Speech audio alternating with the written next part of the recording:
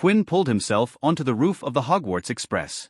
The black metal surface was slick with wind, his robes flaring wildly as the rushing air threatened to unbalance him. With a snap of his fingers, he countered the chaotic winds, stilling the air around him and securing his stance. Above the train, Death Eaters swarmed like a cloud of relentless wasps, their dark robes billowing as they rained spells upon the moving locomotive. Protective enchantments flared to life, intercepting curses and hexes midair, their shimmering barriers pulsing with each deflected attack. A sudden movement caught Quinn's eye, a rope shot up the side of the next coach, and an Auror hoisted himself onto the roof, mirroring Quinn's own ascent. More Aurors followed suit, emerging onto the train's top in strategic positions. A clash erupted instantly, with spells flashing in rapid succession as the defenders engaged the attackers. Quinn remained still, watching intently. He had no intention of interfering unless the train itself was in dire jeopardy. For now, the Aurors held their ground well enough. Should I take a few of them down? He wondered, eyeing the battle between the two factions. His gaze shifted between the Death Eaters and the Aurors, calculating the risk. Ultimately, he decided against intervening. But just as he dismissed the thought, his sharp eyes locked onto an anomaly among the masked figures. An unmasked Death Eater. Unlike the faceless minions who concealed their identities, these were Voldemort's most devoted followers, the ones who had long abandoned the need for secrecy, knowing their escape from Azkaban made them permanently marked men. Bartemius Crouch Jr. Quinn muttered the name as he recognized the infamous patricidal fanatic. Barty Crouch Jr. was no ordinary Death Eater. He was an extremist, a zealot who revered Voldemort to the point of insanity. His sheer devotion made him one of the Dark Lord's most dangerous lieutenants, a man who lived for chaos and destruction. Quinn glanced once more at the Aurors, then lifted his hand, palm steady as he tracked Barty's movement. He waited for the perfect moment, for the Death Eater to dip just within striking range. Then he struck. A silent spell sliced through the air, whistling as it found its mark. The impact sent Barty's broom lurching violently. He teetered, fighting for control, but gravity won. His body pitched sideways, and he plummeted toward the earth below. For a fleeting second, Quinn considered letting him fall. The height was sufficient to make survival a gamble, a brutal game of fate where life and death teetered on probability. But at the last moment, he made his decision. With a flicker of movement, Quinn vanished from the train roof and reappeared beneath Barty's falling form. His magic surged upward, catching the unconscious man midair, suspending him in an invisible grip. Without hesitation, Quinn apparat them both away from the battlefield. They reappeared in the depths of a secluded forest.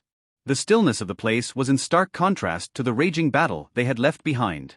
Quinn unceremoniously dropped Barty's limp body onto the cold, damp earth and exhaled a quiet sigh. He knew the Aurors would question what had happened.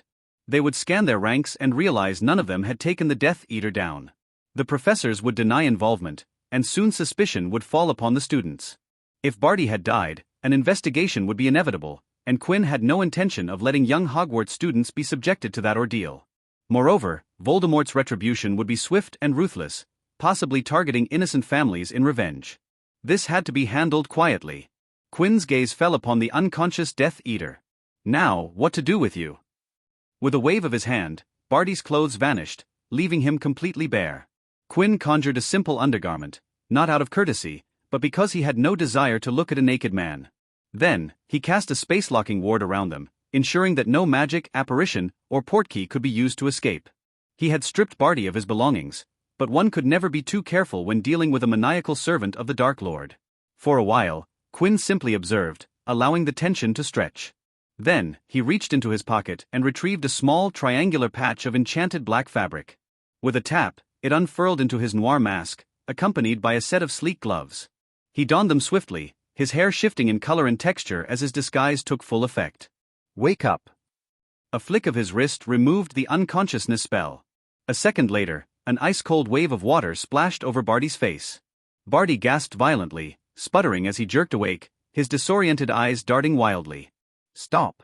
A third strike sent Barty reeling, knocking him back into the dirt. He glared up at Quinn, his breathing ragged, his posture shifting into one of wary vigilance. "You will speak when I allow you to speak," Quinn stated coldly. Barty's hands twitched instinctively, reaching for a wand that wasn't there. His eyes flicked down, realizing his predicament. Bare but for conjured underwear, stripped of all means of resistance. Quinn crouched beside him. "I have questions, and you will answer them. The Dark Lord's condition, how is he faring?" Barty's eyes widened, then narrowed with rage. How do you? Quinn's fingers twitched.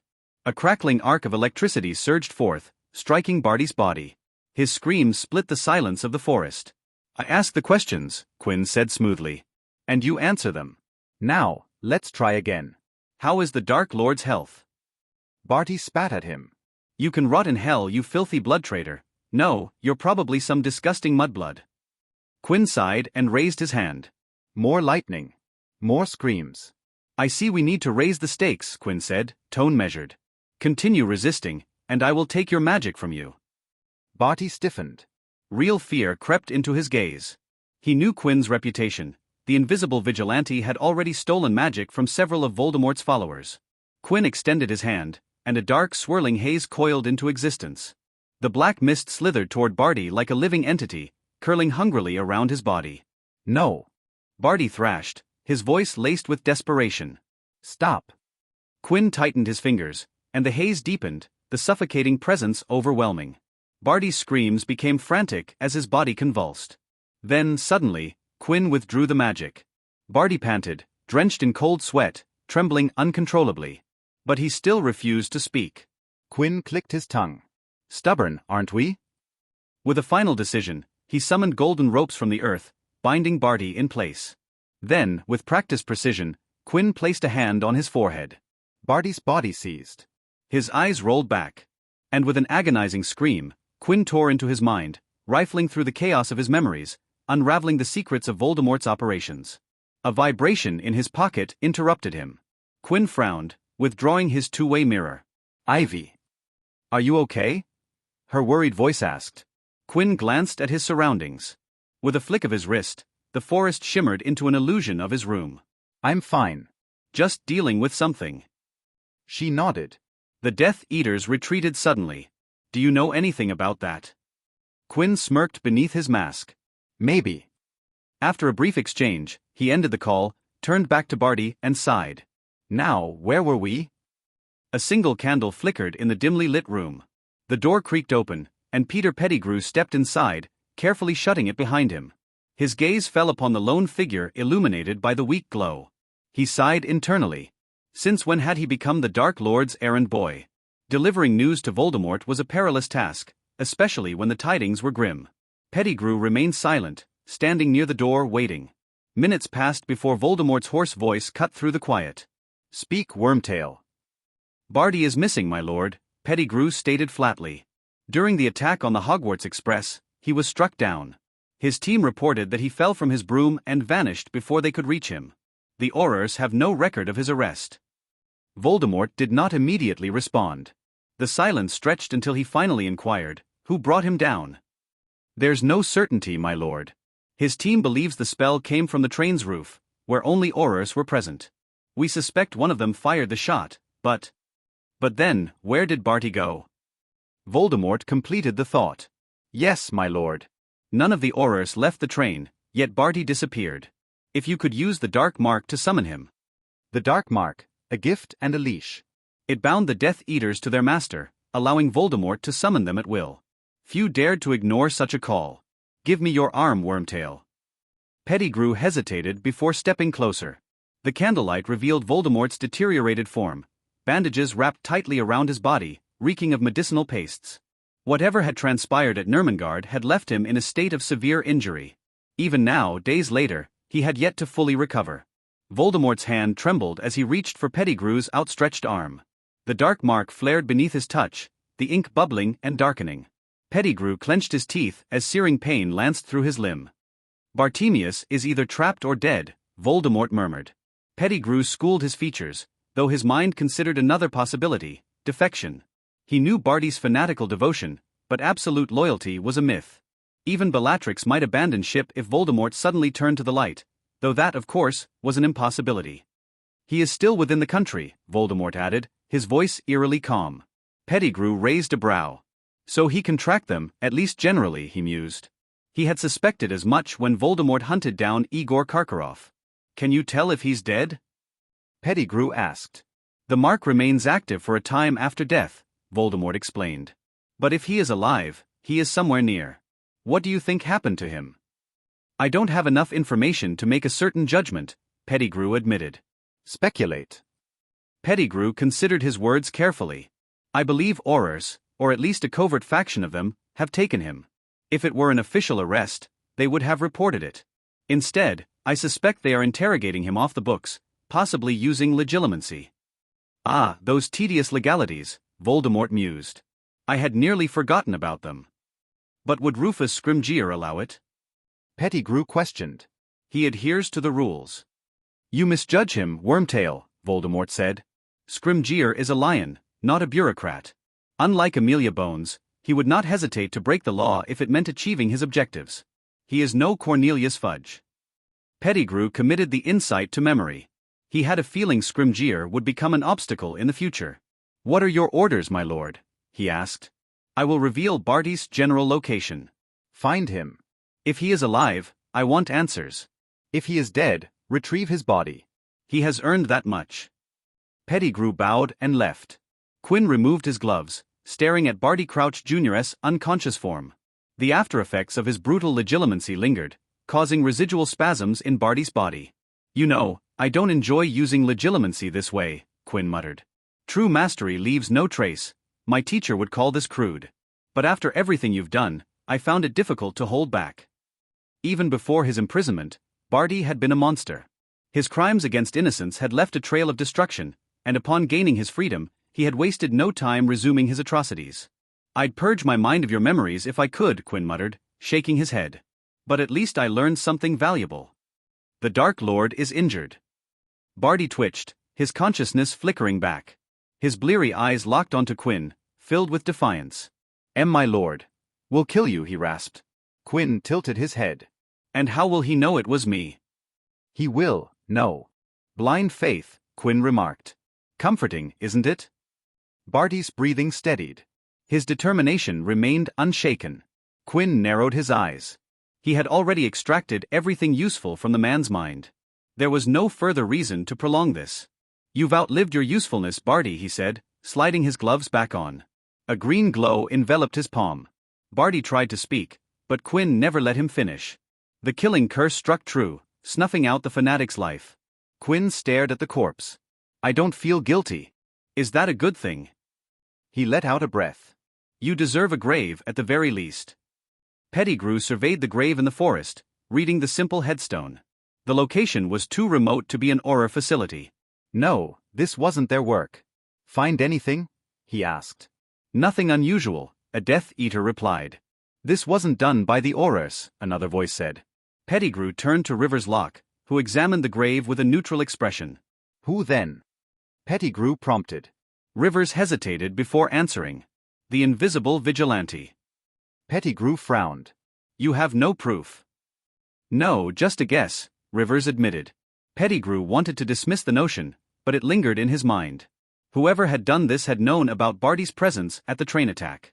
Few outside their ranks could have had that knowledge. What do we tell him? Rivers asked. We don't offer conjectures to the Dark Lord, Pettigrew said firmly.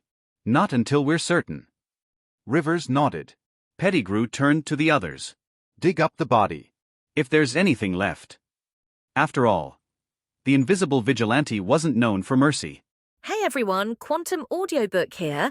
Sorry for interrupting, but if you're enjoying this content, please consider subscribing to the channel. Also, feel free to share your thoughts on this novel in the comments, and don't forget to like the video. We need to find a new place to meet, Sirius sighed as he closed the door to the lounge behind him. You guys can't convene here every time the Death Eaters do, he said to the Order of Phoenix members sitting on his well-curated furniture. What would you all have done if I had a lady at home with me? We would have asked her to leave, said Hestia Jones. Well, you would have. If you think that, it would have been awkward for you and I would have shut the door in your face. Sirius took a seat, dressed in his nightclothes with a glass filled with a golden liquid. I'm not cracking a joke. If I have a lady with me, I'm going to turn you all away, but then he winked at Hestia. But if you want to keep me company, you're always welcome at 12, Grimald Place Hestia. Hestia snorted, not gracing Sirius with a response. Enough mindless chatter, Moody's gruff voice with a knock of his walking stick. He turned to his left and said, get on with it, Albus. We don't have all the time of the day. All eyes turned to Dumbledore, who was sitting at the head of the group. The man was dressed, as always, in his eccentrically bright-colored clothes. In the group of regular clothers, he stuck out like a peacock in a sea of peahens. I'm sure all of you are aware of why we have gathered here, said Dumbledore, his voice disjointed from the reason behind the meeting. Today, the Death Eaters targeted the Hogwarts Express and the students as we expected they would. There was a wave of nods and murmur among the group. Fortunately, both us and the Auror's office expected them to do so and planned safeguards against them. The Hogwarts Express always had a professor or two on board during the trips, but today, the train harbored 5 professors, all expecting Death Eaters to attack. I disliked the idea to run the Hogwarts Express this year, but neither the Ministry nor the Board of Governors wanted the centuries-long practice to break, sighed Dumbledore. I hope they'd be more receptive to my suggestions after today. However, the reason I called all of you is not because of the attack itself, but the unforeseen thing that happened during the attack. Bartimaeus Crouch Jr. unexpectedly disappeared after being hit by a spell. Who cares what happened to Father Killer? Spat Alpheus Doge, Coin. I care, Alpheus. I care, said Dumbledore. He gave a look to Alpheus, which had a smile, but his eyes were nothing but somber. Bartimaeus' disappearance is an anomaly in a situation that is easy to understand. I'm trying to understand how did he disappear, where did he go to, and who or what made him disappear. He swept his eyes to his group as if expecting them to offer something, but none spoke. Then let us start with the Auror's office. Dumbledore turned to James and Kingsley. Was the Auror's office behind the disappearance? No, said James, exchanging a glance with Kingsley. As far as the DMLE is considered, we haven't participated in the disappearance. Kingsley chimed in. I have confirmed with the Hit Wizards. They, too, weren't involved. I can say that this wasn't orchestrated by the Ministry. Moody cut Kingsley off. Don't come to that conclusion yet, Shacklebolt. You might have done so, but that doesn't mean the Department of Mysteries wasn't involved. Those sneaky bastards behind their locked doors might have taken Crouch's kid to study the Dark Mark for one. Everyone's eyes widened, and some sort of realization dawned on them. The Department of Mysteries, a section of the Ministry of Magic that carried out confidential research. Most of its operations were carried out in total secrecy. Few wizards within the Ministry actually knew what was located within this department. Various mysteries of the world were studied there. Wizards who worked in the Department of Mysteries were known as unspeakables because of the confidential nature of their work. Due to the highly classified nature of this department, it was granted a great deal of independence, being the only one within the entire ministry that did not need to answer to the Department of Magical Law Enforcement. Even the Minister for Magic had very little authority over the department's operations, as the 15th Minister's attempt to shut down the branch was ignored by the unspeakables. Did they take Death Eaters during the war? Came as a question from Nymphadora Tonks. Moody grunted, his artificial eye rolling in its socket. Maybe they did, maybe they didn't. Some of the Death Eaters had gone missing during Barty Crouch. Seniors Hunt most assumed that they ran away, but who knows, they might just have been abducted by the unspeakables for experimentation. Last time, little Barty had his daddy, so they couldn't pick him up, but this time he was alone and ripe for picking. What do you say, Albus? Dumbledore shook his head. There's no use in discussing what they did during the war. We have no way to prove it. By saying that, I'm not subtracting the possibility of the Department of Mysteries being involved today. If they did, we might not see Bartimaeus for a very long time, if any time. I do not think the unspeakables were involved. It's not like them to act so publicly. Secrecy is their bread and butter. But the question of who took Barty Crouch away still remained. It remained in everyone's mind. How did he get taken away? Asked Tonks. Apparition, I reckon, said Lily. The train is loud enough to hide the sound. No one raised any opposition to that conjecture. No one saw anything. James turned to Lily. Did the students say something unusual on the train? Because whoever took Barty away was either on the train or following it. Lily shook her head. None of them reported anything unusual. It can be assumed the perpetrator wasn't on the train. Tonks, who listened to everything, kicked her feet forward and stretched back. Death Eaters, an unknown suspect, and an open mystery. I say it is the invisible vigilante. Possible, but just a speculation, said James, and the group parked the choice and moved on. Someone who had his loved ones killed by Crouch. Too broad, but it's an angle we are working on, said Sirius, his glass clinking with ice. The case is assigned to the newest batch of rookies. They'll be looking into the missing Crouch. Roberts didn't assign it a higher priority, asked Dumbledore, peering from the top of his glasses. Sirius shook his head. He doesn't want to waste precious resources looking for a missing Death Eater. It is busy work for our rookies to learn things. And no, he won't change the status even I ask him to. I also don't want the priority status to change. Dumbledore shook his head. What if it was the Death Eaters themselves? Tonks said as if she had a revelation. She yelped the next moment as Moody hit her with a stinging spell. Think before you speak, lass, he rebuked. I was thinking. Think better then. The conversation derailed then. The group began bouncing off ideas and theories about Barty's disappearance. Conspiracies were born. Imaginary plots were weaved. But in the end, the group wasn't able to come to a conclusion about Barty's disappearance. Albus. Dumbledore turned back and saw Moody standing behind him. Everyone was talking in the lounge while he had stepped away to have some quiet thinking time while admiring the old black heritage paintings that Sirius had still kept. How are you feeling, Albus? Where did that come from suddenly? Dumbledore asked with a confused smile. What would be wrong with me? I'm talking about Grindelwald, said Moody bluntly. The man was never one to mince his words. So, avoid it or not, Albus, but that man Dark Lord or not was a big part of your life. You're clearly not feeling well. And why do you say that? You ended up joining the ICW investigation without a single word of objection. They approached, and you gave them what they wanted, knowing well that the investigation is more of a publicity stunt rather than an actual attempt to find the truth. They don't want to find out how a Dark Lord who has been locked away for half a century died. Thank you, Alastair, but I'm fine. As for the ICW investigation, even if it's only half an investigation, I want to be a part of it. Grindelwald's death was sudden and without a hint of prior warning from any sources of any ministerial agency across the globe. So if there's someone searching for an answer, I would like to be kept in the loop. Moody wanted to say something, but he was stopped by Dumbledore. End of discussion, Alastair. But as Dumbledore was about to step away, Moody put his walking cane in Dumbledore's way. Dumbledore looked at the cane and then at Moody. I have some work to do, Alastair. Now is not the time. I hope you know that we need to focus on the current Dark Lord. Chasing an old one isn't on the top of the list right now. I know that better than anyone. Moody pulled his cane back. I hope you do, he grunted before stalking away. Dumbledore watched Moody for a bit before he shook his head. He turned away and eyed Sirius, who was bothering Hestia Jones. Dumbledore called out to him. How may I help you, Dumbledore? Asked Sirius. I have something I'd like to show you. Dumbledore took out a half slip of parchment and handed it to Sirius. What is this? Sirius asked just before his eyes began reading the words. To the Dark Lord. I know I will be dead long before you read this, but I want you to know that it was I who discovered your secret. I have stolen the real horcrux and intend to destroy it as soon as I can. I face death in the hope that when you meet your match, you will be mortal once more. R.A.B. This R.A.B. is he. Regulus Arcturus Black, Sirius uttered. My brother, he often signed his name like that. Dumbledore's eyes flashed. He was right. It was Regulus Black who had written the letter. Where did you find this? Asked Sirius. Regulus had replaced something Voldemort had valued. Dumbledore couldn't bring himself to change the letter, but he wasn't going to be the one who gave out essential information. He deceived Voldemort and replaced it with a fake. I think that something must be here, where he lived. I was wondering if you had his belongings. It was a reach that Sirius would keep his brother's belongings after such a long time period, but he had to try, just in case he did. I have some of his stuff. It is all in his room, said Sirius, his eyes glued to the paper. Dumbledore didn't say anything. He let Sirius process things. Finding that the Death Eater brother, who was the image of everything Sirius stood for, had betrayed Voldemort at Novel bin at. I know this is hard, Sirius. But do know that your brother was a brave who saw the truth of the situation and did his best to remedy the situation. Be proud of him, said Dumbledore. He could wait for a few days longer to search Regulus' belongings. Maybe then he would be able to get his hands on another one of Voldemort's horcruxes. Quinn sat in his favorite cafe with a book in his hand. He neither drank coffee nor tea, but he did like eating cakes, and while Polly and Ms. Rosie made perfectly delicious cakes, this cafe baked delicacies so addicting that Quinn had suspected them of adding drugs as an ingredient. He had gone as far as to check there was anything suspicious, but other than some great quality ingredients, he had failed to find any other strange things. The fork cut a piece of his lemon yogurt cake and floated itself to Quinn's mouth as he continued to read his book. He let out a teeny bit of food moan as the lemony goodness exploded in his mouth. This is so good. He turned to the shop counter and threw a hearty thumbs up to the employee behind the counter, who thumbs-upped back with a smile. He returned to his book with forkfuls of cake gently placed into his mouth. But then suddenly, a man came and sat in front of him, at his table. Quinn didn't look up from his book as he said, "There's an empty table there. If you don't mind, can you vacate my table? That'd be much appreciated." Another forkful of cake landed on his tongue. "I actually meant to sit with you, Mr. Quinn West," said the man.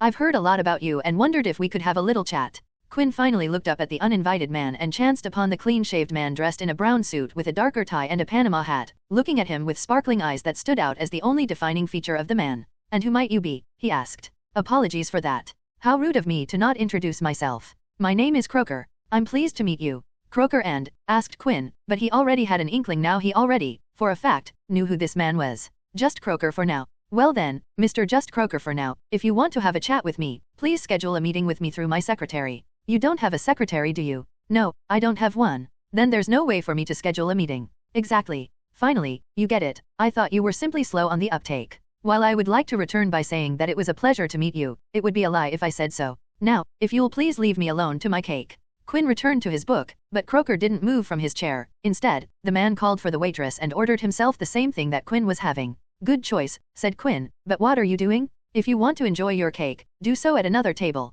If you'd just listen to me, I'm sure you'd be interested in what I have to say." "Not interested." "Would you lose anything if you listen?" "Yes. My incredibly precious time. I have a job offer for you, Mr. Quinn West." "Thank you for the offer, but I'm not interested in entering the working society yet. Have you heard of the Department of Mysteries?" Quinn clicked his tongue and put down his book on the table. "You had to say it, didn't you, Saul Croaker?" "Oh, you know me?" asked Croaker, briefly surprised. "Of course, I do know you, Professor Saul Croaker. You're a premier researcher in the study of time. Have a law named after you," Quinn said to Croaker, who kept smiling.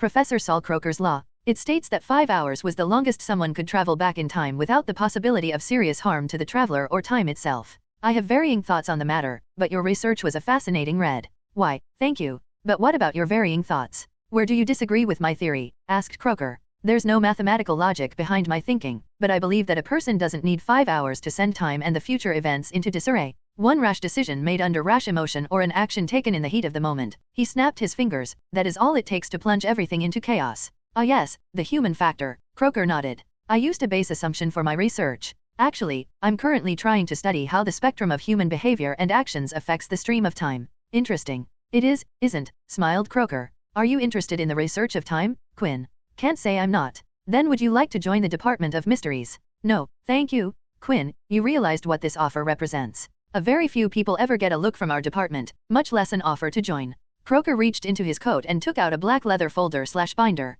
Quinn's eyes lingered on Croker's coat, which shouldn't be able to hold a large folder. It made Quinn think that Croker, or even most unspeakables, had pockets similar to him. Then his eyes went to the black leather folder. It was something he recognized fairly well. A Hogwarts record folder, said Quinn. Room of rewards, the entryway to the Sin Vault, held records of every student that ever studied at Hogwarts, everything from report cards, achievements, professors' recommendations, behavioral accounts, among other various things. Quinn had seen his own black folder, and he was pleased to read what was written there. I have to ask, who gave you this? Quinn pointed at the folder. Who's the one inside Hogwarts who has the in with the departments of Mr. He paused mid-sentence. It is Professor McGonagall. She's the one who recommends students and provides you with black leather folders. Minerva McGonagall, the deputy headmistress of Hogwarts. Except for the magical privileges that Hogwarts bestowed upon the headmaster, she was in control and had access to pretty much everything in Hogwarts. She would be the most likely person to provide the information to the unspeakables. Moreover, it was McGonagall who provided Hermione with the time turner, something strictly controlled by the Department of Mysteries. That one incident was all Quinn needed to form his conjecture.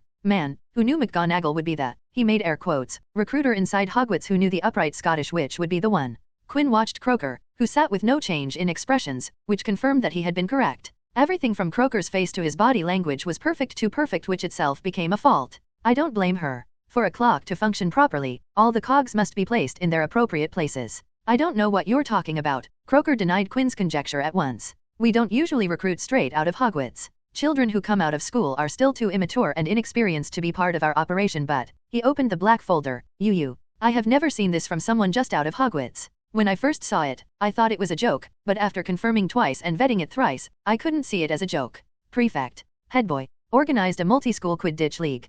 Hosted the Triwizard tournament. Perfect grades, and there's aid in distress or aid. The last one is a shining star on your record. You have done so much in 7 years, Quinn. And the thing that binds everything together, your aptitude for magic. Croker stared at Quinn and continued after a pause. After seeing all of this, I, on behalf of the Department of Mysteries, extend an offer to you to join us as an unspeakable. Quinn breathed out, leaning into his chair. Unspeakable. He knew what power that designation held. It was a department with autonomy within the ministry, so much so that even a ministry of magic couldn't shut down. It was the place where mysteries of magic were studied, with the envelope being pushed forward. With all that, Quinn responded, I appreciate the offer, but I'll have to refuse. Quinn, we're a very exclusive organization and wouldn't extend this offer again. If you chose to refuse this offer now, it'd be gone like sand in the wind. It won't return. Do know what you're missing is something you'd regret missing. We are at the bleeding edge of magic. We have direct sight to the truth at novel been at. So, I'll extend this offer for the second and last time. Join the Department of Mysteries. There was a silence between them. Both sat in the outside area of a cafe with people walking by them, unknowing about the conversation that was happening just a few paces away. That an unspeakable and a member of the wealthiest family in the country were sharing a table beside them. I still refuse, said Quinn. Croker sighed as he closed the folder and put it back. May I know why did you refuse? I won't lie by saying that if I had accepted your offer, I would have gotten access to resources which would be tedious for me to procure, a culture of research and innovation, but all of that would have come with its restriction. I would have lost the freedom that I have right now. Quinn stopped Croker from interjecting. Whatever you say, it is still a ministerial department with a budget, and I'm sure the Department of Mysteries have their own deliverables that they need to meet to maintain that budget, because I'm sure the bureaucrats and politicians would have chewed down the flow of money with how your department operates. I don't want to spend the next decade as a grunt who is stuck with handling those mandatory tasks. I want to learn whatever I want, travel whenever and wherever I want, pursue whatever interest I want to overtake, and if I join you, it will take me a long time, maybe never even, to reach that level. And you're saying that you'll be better off on your own. A smile stretched on Quinn's face that could only be described as self-confident. I'm a West, Mr. Croker. I have no shortage of funds. He pointed at the black folder. What you have in that file is not all of me. It's just one side of me. Yes, I spent 7 years in Hogwarts, but that doesn't mean that Hogwarts was all I did in that time. I'm going to travel and meet people at the very top of their fields, learn from them and improve. Quinn's expression turned to a half-smiling, half-serious. I'm going to recreate the golden age of magic in this era, my era. He then smirked, and about this being the last offer, I don't think so. You'll approach me again. Even if you don't, I'm sure your department and I will be collaborating on some projects. That's some arrogant thinking. The golden age? That's some big talk. It's only arrogance if I'm wrong. As for the big talk, I only aim for the best. Quinn stood up. He had finished his cake, and the discussion had also come to an end. Mr. Croaker, please have anything you want. I have a tab here, ask them to put everything on there. That's nice of you. Quinn smiled and was about to leave when a thought struck him and spoke to Croaker. If you're looking for new blood, I'd suggest that you target Ivy Potter. I'm sure you know who she is. Ask Professor McGonagall for her file. I'm sure she'd be a valuable asset to your organization. Thank you, but you don't need to consider yourself with. I'm just pointing you to a good recommendation. You don't want to have another Augustus Rockwood situation. Croaker's eyes turned sharp as he looked at Quinn, who chuckled. Oh, that hit a nerve. I'm sorry. Quinn didn't wait for a response and walked away with Croaker watching him from his chair. There was a knock on the door. Ivy turned her eyes away from the mouse she was practicing transfiguration. She pulled out Marauder's map and checked who was outside. The map confirmed that the people outside were the people she was expecting. She raised her wand to the door, and the lock clicked open. Come in. The door swung open, and 3 people dressed in green trims entered the empty room. 1 girl and 2 boys, Daphne Greengrass with Blaise Zabinai and Theodore Nod in tow. Ivy's eyes narrowed a fraction at the large rectangle of cloth floating above Daphne's hands. It was apparently known as Recon, a magical map with the functions of the Marauder's map but better, or as Quinn had said. She didn't know something like this existed until it showed up in Daphne's hands. She found out from both Quinn and Daphne that Quinn had created the map early in his Hogwarts years to sneak around. It made sense why Quinn had never been caught outside despite it being an open secret that he broke curfew religiously. Daphne, Zabinai, not. Ivy greeted the 3 Slytherins. Let's get started right away. She looked at her wristwatch. He's going to connect anytime now. What are you doing? Daphne walked to Ivy's table. Trying out Transfiguration from William's compendium. Which one was that? The one Professor McGonagall suggested as extra reading. How is it? Anything new? No. I'm reading this because Quinn had referenced some concepts from here in the one he gave us. I'm just exploring those references. The language is terrible, just as Quinn said it would be. What are you reading these days? I'm alternating between herbology and arithmancy. Yes, I know they're far from each other, but that helps me to put a break when I need one. I heard Luna's already on the 2nd volumes, said Ivy. Daphne pursed her lips. She has an unfair advantage of being with Quinn before us. Moreover, Quinn taught her personally for such a long time. It's not surprising that she's ahead of us. Ivy nodded before turning to the 2 boys who were looking at them. Any idea why he wants to talk with you today? She asked. Zabinai said, we don't know. He sent a letter asking to talk to us. Other than that, he didn't say much. Not nodded the same. Zabinai looked around the room before asking, how will this happen? Is he going to come here? Ivy stood up and walked to the wall where something large stood covered in a blue curtain. She grabbed the fabric and pulled on it to reveal a body-sized mirror. This is how he's going to talk to you. As Ivy said that, the sound of chimes rang in the room. Right on time, she said, and retrieved a big hand mirror. Daphne's eyes followed the mirror as Ivy went and tapped it against the frame of the larger. The mirror shone with a short burst of light, followed by the reflection disappearing away, and what took its place was the image of Quinn sitting on a chair. Good evening, everyone, Quinn smiled. I hope everyone here's doing well and had a great day till now. His eyes turned to where the boys stood and greeted them. Zabinai, not. I hope both of you didn't have any prior commitments that you had to miss to meet with me today. The Slytherin boys shook their heads. Good. Now, that was enough pleasantries. I'm sure both of you're busy, and we can always come back to them afterward if we have time. I will come straight to the reason why I asked to meet you like this. I'm curious as to why didn't you contact me, and seeing that both of you're in Hogwarts makes me further curious about what happened. Zabinai and Nod exchanged looks and then glanced at Ivy and Daphne. It's okay, they can stay and listen. I trust them, so can you?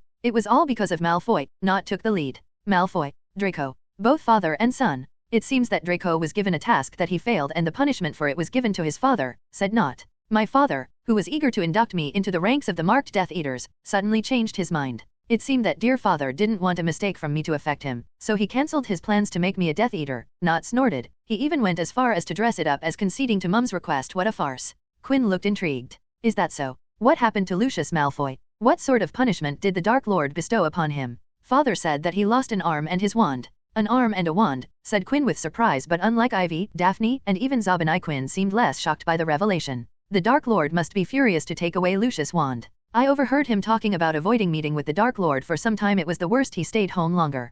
Quinn hummed. He turned to Zabinai and asked, what about you, Zabinai? How were you able to stay at Hogwarts? What's the reason behind why your mother didn't whisk you away from the country? Zabinai sighed heavily. He didn't look like he wanted to talk about it and even glanced at the others in the room, slight unwillingness in his voice. He sighed again. She has found herself a fiancé. Eyebrows in the room and in the mirror were raised. She has moved out of the country for the moment. She wanted to take me with her, but the school isn't as good, and well, she had a talk with Dumbledore. Everyone could see him turn into a tomato, and he assured that I'll be safe as long as I'm in the castle. I still can't believe that I'm still here. Everyone thinks the same, Zabinai, everyone, said Quinn sighing. Which one would this be? 8, 9th, I don't know. Let's hope this one hangs on to his life force. Zabinai snorted as if hearing a joke. The track record of the past husbands didn't help Lady Zabinai's case. It made people. How could she continue to trap more and more people even after such a public record of things not turning out in favor of her partner? Did Dumbledore come to your house, or did your mother approach him? Asked Quinn. I'm not aware of what happened there. Just that one day, my mother decided that she wanted me to continue going to Hogwarts. I, of course, didn't object one bit. Rest is history that I'm not interested in. Does it matter if it was Dumbledore or mother who started the conversation? It was just a personal curiosity, said Quinn with a smile. I'm not going to lie by saying that I'm not disappointed that we weren't able to form a partnership, Zabinai, not, but I'm happy that you're able to attend Hogwarts. For you last year it wouldn't have been a pleasant experience having uprooted for your school of 6 years with just one more going. But if you ever need my help, please feel free to contact me. As you know, I'm always ready to provide to aid those in need of it. The conversation that Quinn had called Zabinai and not for had ended. After he had caught up with them, both exited, leaving only Ivy and Daphne in the room. They gave us strange looks, said Ivy, looking at the door. That is to be expected. Daphne took a seat. It'd seem odd to anyone why you have a way to contact Quinn like this when I'm his girlfriend. She gave a pointing look to Quinn. It's okay. Zabinai and Not are tight-lipped guys. They won't say anything. Quinn seemed carefree. If they do give you some trouble, go visit Astoria. They both owe Aid a favor or two. So, how are you two doing? How's the feeling of being a 7th year? Same as before. Everything's about newts. The first years are tiny. Figured, Quinn smiled. So, I have another question. Who's the new defense against the dark arts professor? I'm assuming that Professor Slughorn is still teaching potions. He is, said Daphne. As for the new professor, it's one of the Weasley brothers, William Weasley. Bill Weasley, added Ivy. The one who works in Gringotts. Quinn quirked his brow and asked Ivy. How did the goblins let him off work to attend Hogwarts? Did he leave his job? He said he's still working with Gringotts and is with Hogwarts for the year. As for how is it possible, I questioned that myself but haven't asked him yet. Maybe Ron will know. I doubt it, Daphne said with a snort. Ivy turned a sharp eye to Daphne. He's not stupid, you know. He's just a little slow to understand his understanding. He makes it up with his other qualities. Those are. All right, let's stop before this derails into a fight, said Quinn, stopping the discussion. I was in that school for 7 years, and now both of you're in your 7th, and in all those years, all of us have seen different teachers every year. It makes me wonder if there's really a curse on the position and if William Weasley, the cursebreaker from Gringotts, is there to purge said curse. Or he's there to be another person for Hogwarts security. Quinn tapped the armrest of his chair. If we're to assume that it was the headmaster who contacted Mrs. Zabinai, then it isn't a stretch to again assume that he's taking steps to fortify the security. It could be any of those, said Daphne. I think it's the latter. Ivy gave her opinion. Quinn quirked his brow. You think? Or Ivy fixed him with a glare that made him end the sentence before it could. Okay, I'll not ask. Both Quinn and Ivy had made an agreement that Quinn wasn't to ask questions involving Order of the Phoenix. The agreement was placed to ensure no awkward conversation would ensue between them. I, too, think that it's the latter, said Quinn. I think Dumbledore is trying to rebuild Hogwarts' image of being safe, which has been damaged in the previous year. Harry's almost abduction, Crouch impersonating Alastor Moody, Umbridge, the Death Eaters. There have been one too many incidents. I've been part of the first 3. I punched Harry's abductor's face in. He ended up in jail. I stunned Crouch, and then kicked him a couple times. He ended up in jail. I filmed Umbridge, capturing her misdeed. She ended up in jail. I had nothing to do with the Death Eaters. Thought. Sending people to jail must be your thing. Ivy smirked. That's not my thing, said Quinn. My thing is magic, resourcefulness, intelligent and playful charm. Of course, it is, said Daphne. I feel you're making fun of me. Rubbish. Daphne smiled before asking, how's your grandfather doing? The load has begun to decrease. The rebuilding in Germany has finally entered a stage where he doesn't feel warranted to be overlooking every single aspect of the operation. I don't think he ever needed to do that. I'm sure he has people to handle something like this. He has, but it turns out that Germany was his personal project when he was coming up, and I guess he feels sentimental enough to get involved. I'm going to try to keep him at home. So you're going to jail him in his own house, said Ivy. Quinn and Daphne looked at Ivy and said in unison. That wasn't funny. Dumbledore stared at the gold and green locket sitting on his table. A beautiful ruby snake was inlaid on the top cover, with its serpentine body forming a red S over the surface. He picked it up, and his fingers fiddled with it distractedly. He knew it was fake. A letter of unauthentication came with it to prove that it was a replica. Dumbledore wasn't happy to find a replica when he had set out to find the original. He had bled for it, drank poison for it, fought in fury while suffering from accursed poison for it, and then had to face a disgruntled student out to kill him, had to come to a hard realization that he had lost a close friend and a closer confidant, and the aftermath that followed was something he would have liked to deal with a clear and not tired mind. And the worst part of it was only after everything that he had only found that the locket was a fake. All of his effort for naught bar one single thing. One thing that he had been able to get out of the entire debacle. He had found a clue to the real horcrux. Voldemort's horcrux. Rab. Regulus Arcturus Black. Scion to the prestigious House of Black. Voldemort's loyal Death Eater, or it had seemed so, as Regulus Black had betrayed Voldemort and had switched the locket when he had realized what it actually was. Meaning, while the horcrux was still there, it was out of Voldemort's reach, and he had no idea that the piece of his soul wasn't the place he had left, under the protection of the various protective and lethal magic. It gave him a chance. As the situation stood now, neither party knew the location, but that was more of a disadvantage to Voldemort, as the horcrux user didn't know if his soul container was still active, if he would still depend on it for keeping himself alive. And if he could find it before Voldemort, it would be a strain on Voldemort's heart. Fortunately for him, he had a clue, while Voldemort didn't. Unfortunately, Dumbledore had followed the clue that came in the form of a letter of powerful spite, but wasn't able to find any lockets in places where one could find Regulus Black would go. Sadly, the looking had turned out to be a dead end, as every place he went, he got opposite to what she accepted. "Where did you hide it, Regulus?" Dumbledore muttered. He had to try to put himself in Regulus' mind, but hadn't gotten much from it. The problem with Regulus Black was that there weren't left who knew the man. His own brother, Sirius, didn't know much about him because of the differences in childhood. Those who knew Regulus, and were still alive, wouldn't talk to Dumbledore. "This isn't getting anywhere," he sighed and pushed the locket away. He popped his favorite lemon pop into his mouth, feeling the pleasant sourness that let the made way for sweetness. He leaned into his chair with thoughts about horcruxes pouring into his mind. 7. The number which held power with magic, and something Dumbledore suspected Voldemort to aim for his horcruxes.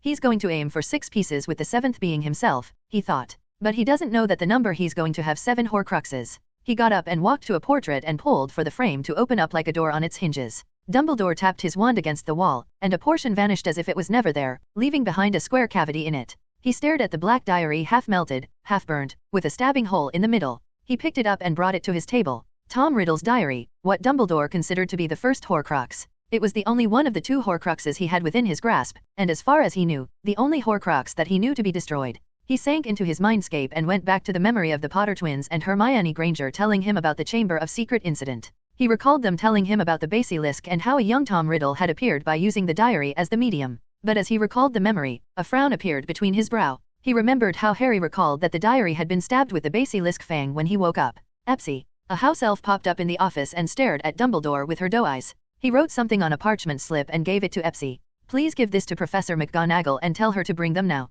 Epsy popped away with the slip and left Dumbledore staring at the burnt diary with a hole in the middle. Scene break. "Why did you want to see us, Headmaster?" asked Ivy as she took a seat in the headmaster's office. She had been playing cards with some of the 5th years when McGonagall came in to tell them that Dumbledore wanted her, Harry, Hermione, and Ron in his office. Harry and Hermione hadn't been pleased to have their snogging session interrupted. On the way, they picked up her mother. Dumbledore retrieved a diary that was well familiar to her and placed it on the table. "About this," he said. Ivy stared at Tom Riddle's diary, or Voldemort's diary. Her pupil shrunk when she recalled the memories of that day inside the Chamber of Secrets. "What about it?" asked Harry with an edge in his voice. "Harry, you told me when you woke up, you found this diary stabbed with the basilisk fang, and it wasn't you who stabbed the diary," said Dumbledore. "I was wondering if you could think back to that day and try to see if there was something else that you might have missed." He turned to Ivy and Hermione. "You two as well. Please try to recall if you remember something from that day before you got petrified." Ivy nodded and tried to remember that day, starting from the morning, but she couldn't find anything odd other than the horrifying yellow eyes.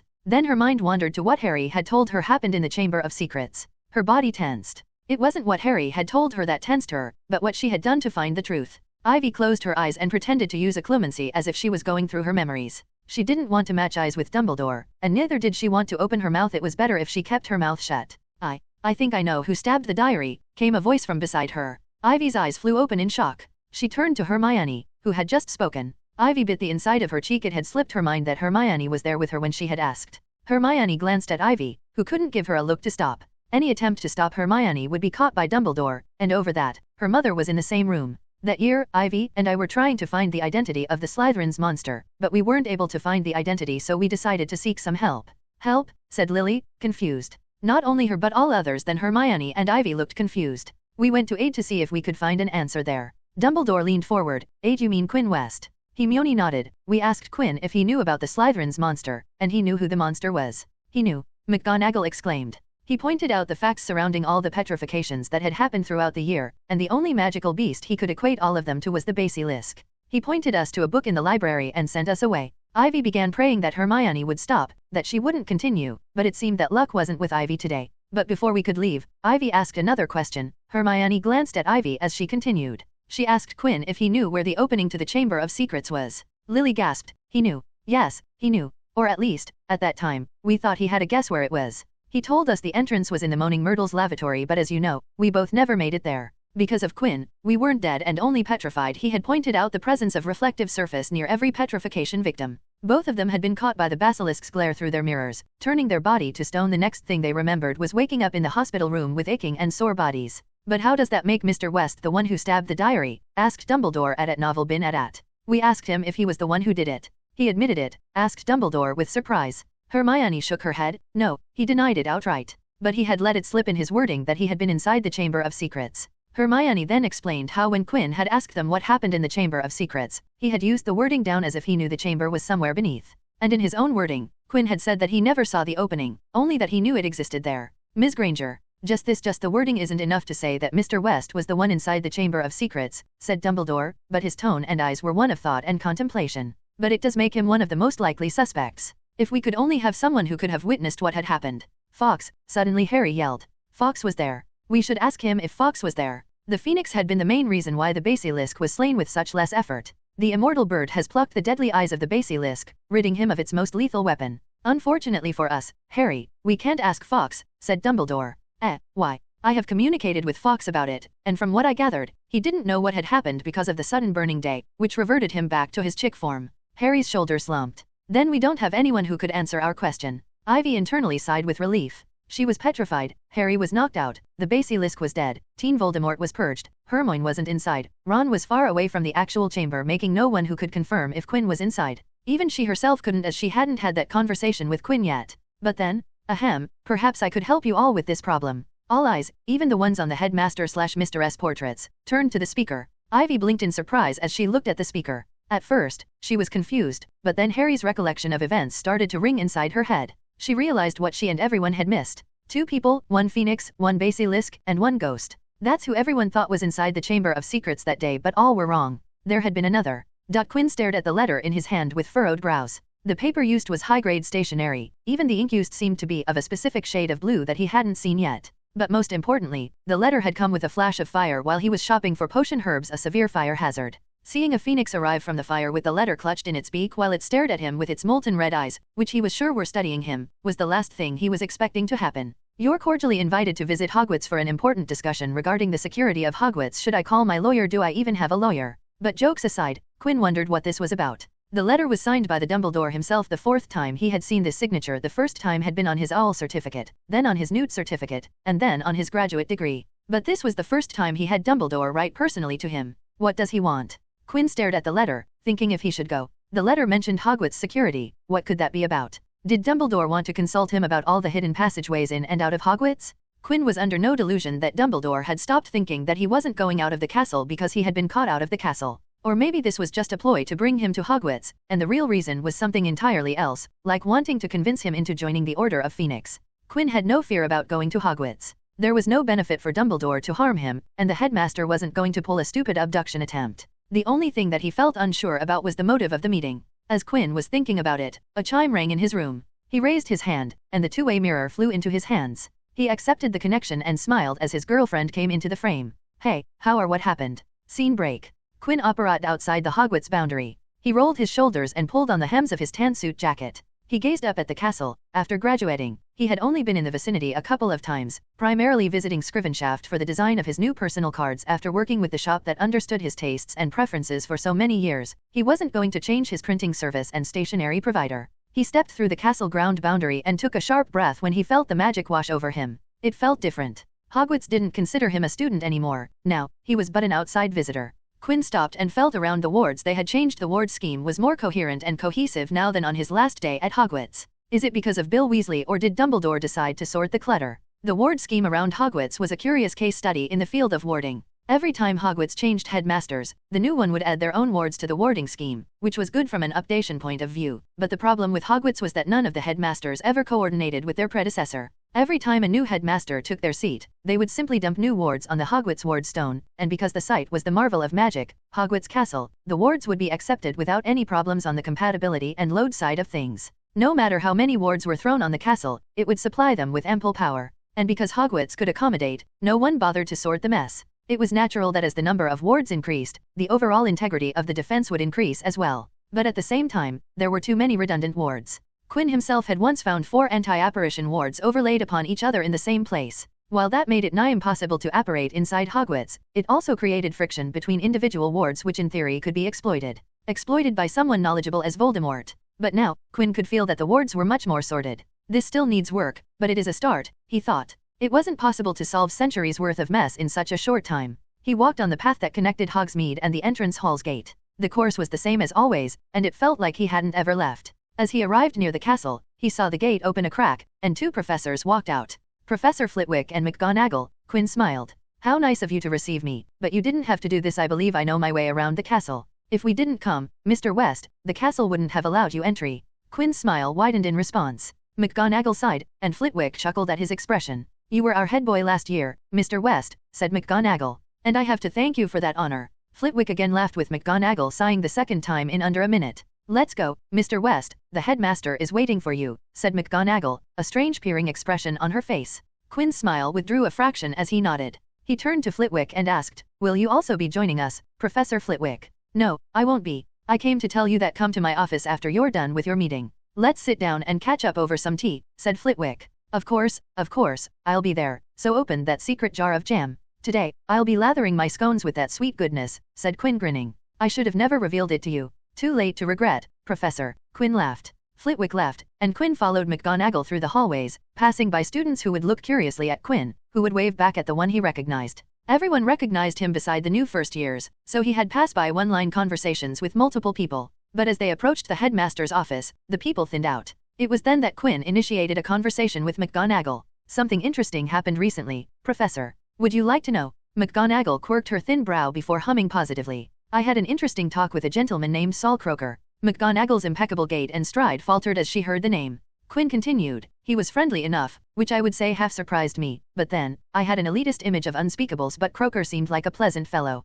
He eyed McGonagall with a fun and mischief in his eyes. Never expected you to have a connection with the Department of Mysteries, Professor. By any chance did they approach for the position of an unspeakable? McGonagall came to a slow stop, making Quinn stop as well and turn back to look at her. He told you, she asked. Of course not. He would never do that. He neither confirmed nor denied essentially, refused to comment. Had a perfectly calm expression and everything. I was sure it was you, and now you confirmed it. You can't tell anyone. I don't want to tell anyone. It does me no good to displease the unspeakables by taking away their Hogwarts recruiter. Why ruin a perfectly good secret, a useful secret? Then don't bring it up. We have reached the office. Quinn turned to the front to look at the gargoyle-guarded gates. McGonagall walked to the stone gargoyles, and they stepped away when she uttered the password.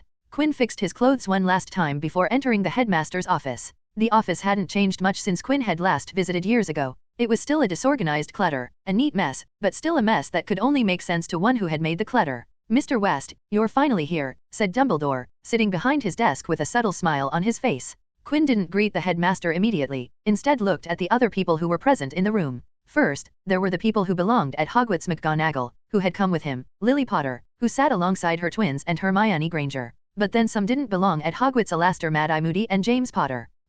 I know the letter said this was about Hogwarts security. I wasn't expecting Aurors to be present. Quinn stepped towards Dumbledore's table. You don't usually like outsiders interfering with Hogwarts matters. It's a pleasure to see you again as well, Mr. West, smiled Dumbledore. As for Alastor and James, they have my complete trust. Quinn unbuttoned the front button of his suit as a comfy chair materialized behind him. He sat down, made himself comfortable, and said, yes, but I don't know offense, gentlemen, and I don't feel comfortable with them being here when I don't know what this meeting is about. This meeting is about why you have lied to everyone, boy, said Moody. Quinn didn't reply to Moody, he didn't even look at the battered man. Dumbledore spoke, it as Alastor says. This meeting is because of your lie. I've lied a lot, Headmaster. You'll have to be more specific about which one we are talking about. You admit to lying. Moody spoke up again. But Quinn remained silent. Are you not going to answer Alastor's questions, Mr. West? Asked Dumbledore. This is not a formal investigation. I don't have to answer any of the questions I don't want to. Dumbledore exchanged glances with Alastor, who didn't look happy but calmed down at Dumbledore's quiet nudging. We are here to talk about the Chamber of Secrets, Mr. West. It's come to our attention that you know about Chamber of Secrets, about the Slytherins monster, and more importantly, you went inside the Chamber of Secrets. I have no idea what you're talking about, said Quinn. You just said that you lie. So what? Said Quinn. Even if I lie, I'm not going to accept when I lie. As for this situation, he turned to Hermione. I didn't go inside the Chamber of Secrets. You didn't refuse to know about the Chamber of Secrets or about the Slytherins monster. I know about them now. The basilisk was pretty much known to everyone who was paying attention. We have proof that you were inside, Mr. West, said Dumbledore, cutting all the chatter. Oh, and what proof that might be? Asked Quinn, but he already knew the proof, and it stung that he had missed it. It was as if everyone had rehearsed for this moment. All eyes in the room turned to one of the shelves upon which a hat. It was battered and ancient, it was patched, frayed, and extremely dirty. In order to speak and sing, a tear along the brim opened like a mouth. As if it could feel all the eyes, the hat spoke up. Ah, Quinn West. I remember your sorting. It was truly what is known as a hat stall in the end. You went where you wanted to go. But I think you would have done better in Slytherin.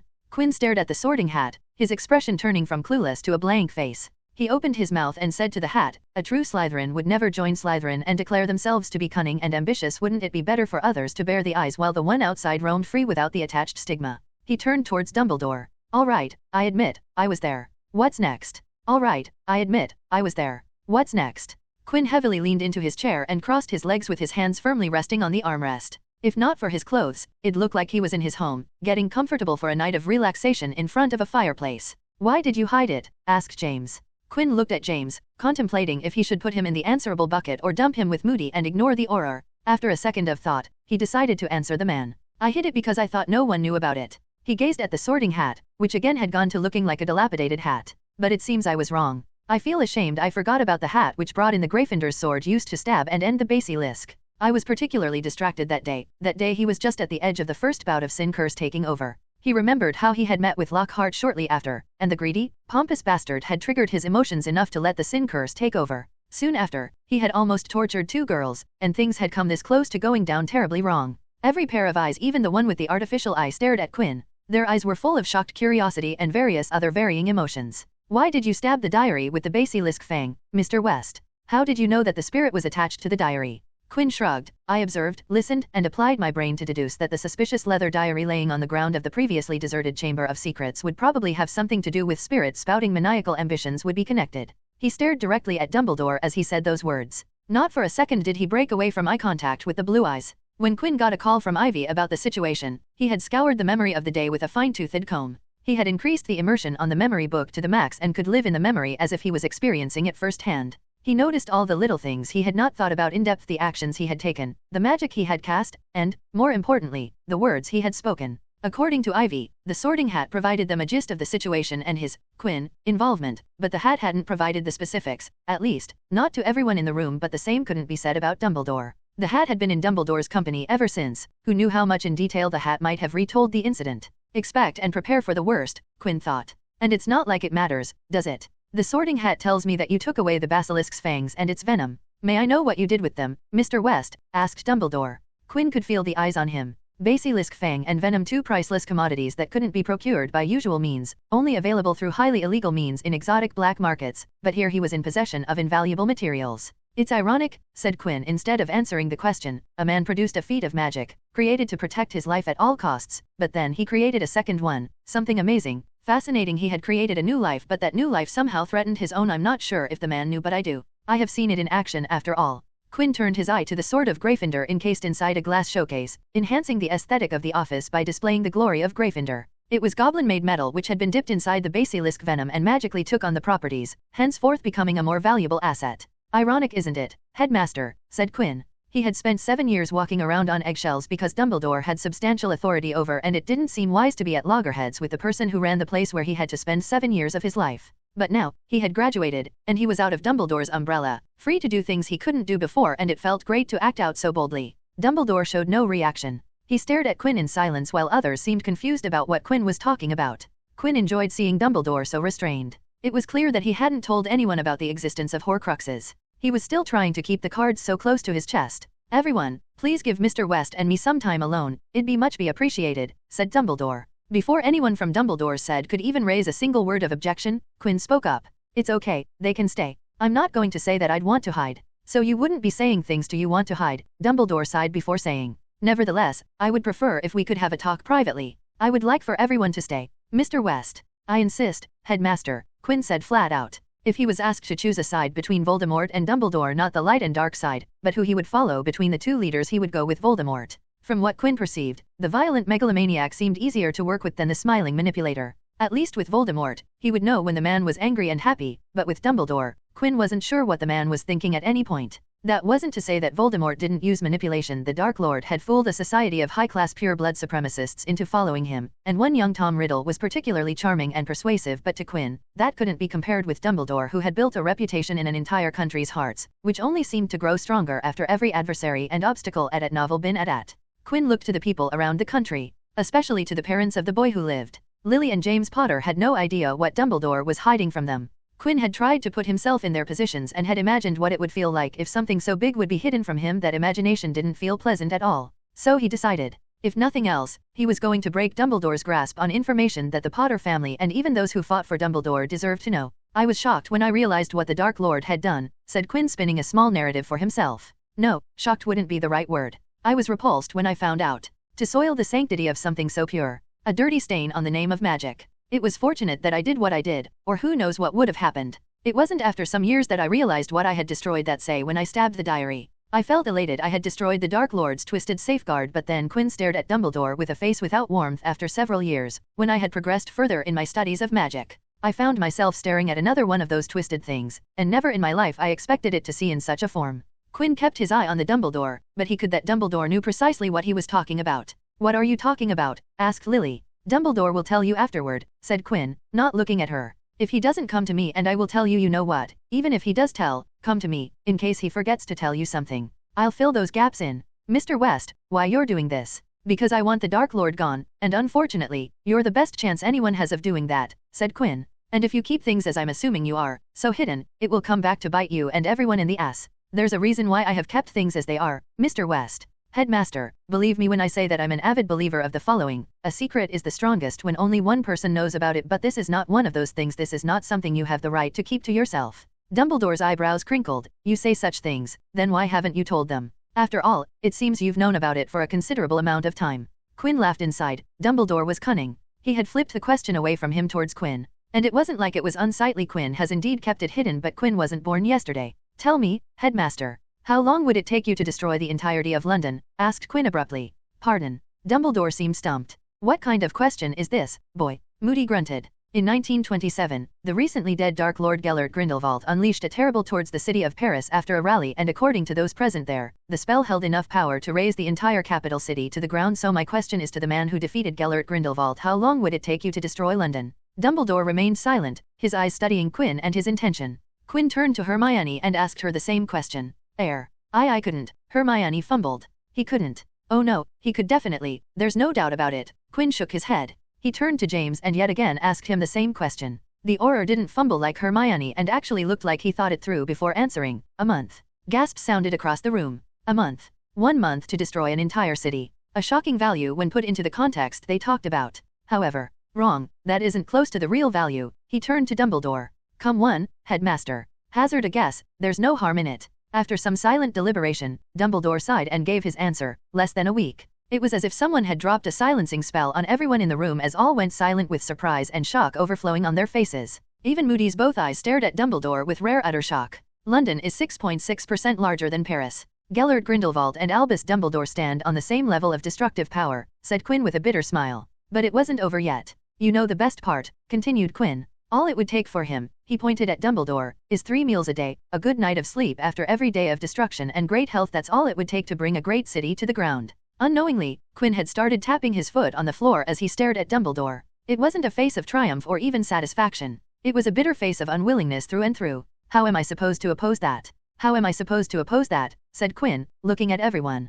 I can't decimate Paris in a day with a single spell or bring London to its knees in a week. The latter one, I think. Is Dumbledore still understating his destructive capabilities, or maybe you've genuinely gotten weaker with your age? I don't know. But the fact remains that people like the Headmaster and Grindelwald have enough power to disregard the norms and rules. He paused, and it seemed like someone had sucked all sound from the room. And the same goes for the Dark Lord. What had started as a conscious effort had now become a habit. The thing I care the most for in this world is my family and friends. Grindelwald is dead, and Headmaster isn't going to attack my loved ones, at least. I hope not, but that can't be said for the Dark Lord. Quinn straight out rudely pointed at Dumbledore.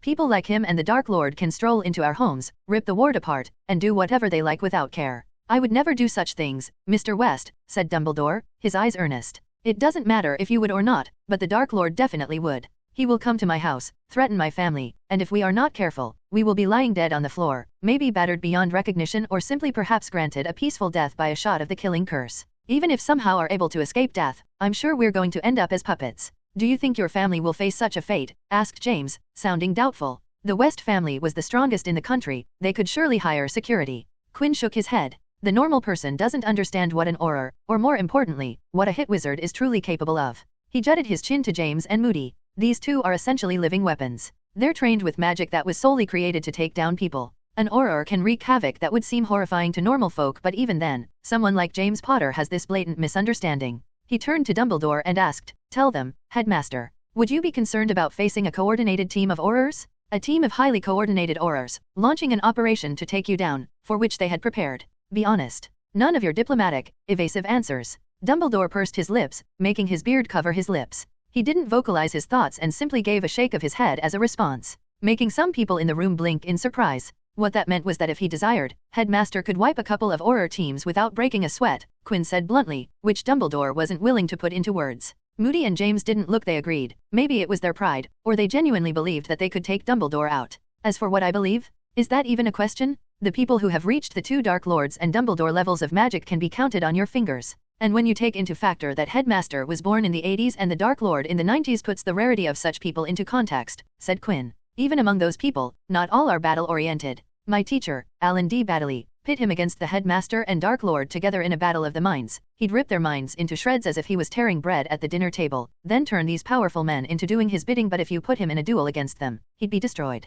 How many of those rare individuals do you think will come to risk facing someone as ruthless as the Dark Lord? Without fail, all of them are accomplished in their lives. They won't come to defend my family for money, they will have plenty of it. Why would they protect my family for something they already have and can earn more by doing much simpler and safer work? All my family can do is make preparations to delay the Dark Lord reaching them so they could escape. Why else do you think did my grandfather flee the country during the war? So yes, to answer that question, I do love my family, said Quinn sarcastically. But now this is out, my family is at risk if it reaches the ears of the Dark Lord. He stared at everyone in the office. I would be very displeased if this somehow got out. I prefer not to have a conversation with my grandfather that we need to leave the country because I put my nose where it doesn't belong. That was a conversation that would come inevitably, but he preferred it to be as late as possible. After all, he knew exactly what his grandfather would ask him the moment he broke the conversation. He was explicitly told to stay away, and it wouldn't matter to George that it was much before they had the stay away conversation. He'd move in and use the chips he held over Quinn. Quinn was done. He leaned comfortably into his chair and looked ahead with a bland expression as if waiting for them to say something or end this meeting.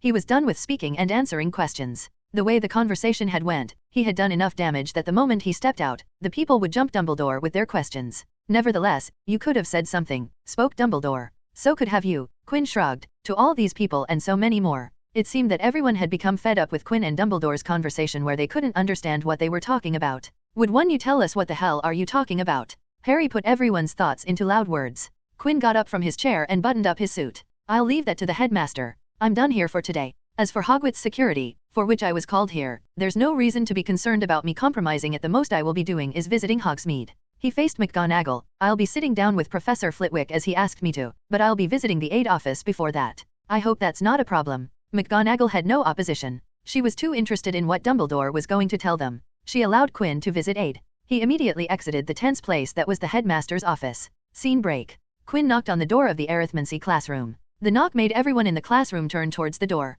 Mr. West, Septima Vector, the arithmancy professor, exclaimed. What are you doing here? Good afternoon, Professor, smiled Quinn. Looks like you're still stringing beautiful magic with numbers. I was visiting Hogwarts on some business with the headmaster. As for your classroom, I'm here to ask if I could borrow one of your students. Vector's smile seemed to indicate that she knew precisely who Quinn was talking about. Of course, you can. Before she could even complete the sentence, a blonde bullet walked past her with the elegance of a floating cloud and arrived beside Quinn, grabbing onto his arm. Take her, Vector chuckled and shook her head. Please return her before her next class. Will do. Quinn turned to the girl beside him and smiled. Shall we? Luna Lovegood nodded with her eyes staring at Quinn. You didn't tell me you were coming, she said. It was a last-minute thing, and I thought I'd give you a surprise. How's 6th year treating you? It's the same as 5th year, which was same as 4th year, same as 3rd year. Really? I thought with me gone, Hogwarts would be less fun. I was the life of the party after all. Luna tilted her head cutely and muttered, "Party." Quinn chuckled before asking in a softer tone, "Has anyone tried to act stupid with you?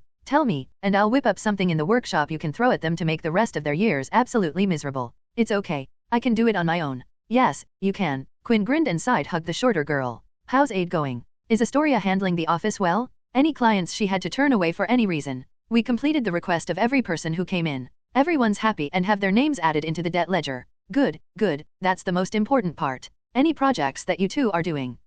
We're in the middle of updating your first year notes." "My notes? Are you adding something?" "Not like that. We're trying to rearrange how the information is presented. As Astoria said, we're making it more digestible. We even did the research for it." "Oh, what did you do?" "Last year, we took one chapter from every notebook of every subject from the first year and made different mock-ups, each with a different design. We showed them to a lot of different first year and second equals year people for feedback. By the end of the year, we had decided upon the final version of the design. Then through the summer break, we slowly worked through all the chapters in all the notebooks for the first year. We're going to review the design one last time, and by the end of the week, we're going to send the new designs to Scrinvenshaft for printing." "Are you going to expand to the other years?" asked Quinn. He hadn't taught Astoria, so he didn't know if the younger Greengrass could handle the educational content from higher years, but he knew Luna, and she could gulp everything taught in the Hogwarts classroom like a thirsty traveler in the desert. "If this is a success, we're going to repeat the process for the second and third year notes and complete the process in the next year. If the updated notes fail, we're going to put the project on long-term development to see what went wrong."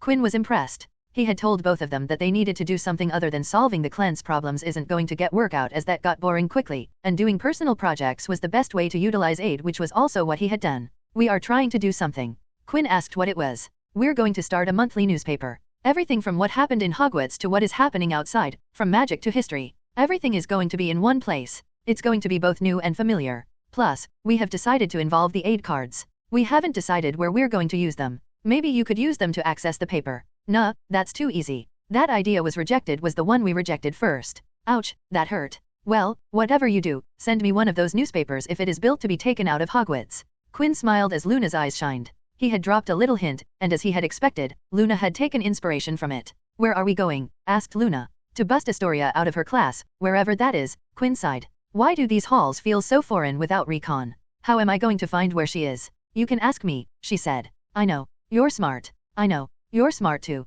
"Thank you." Scrivenshaft's Quill Shop.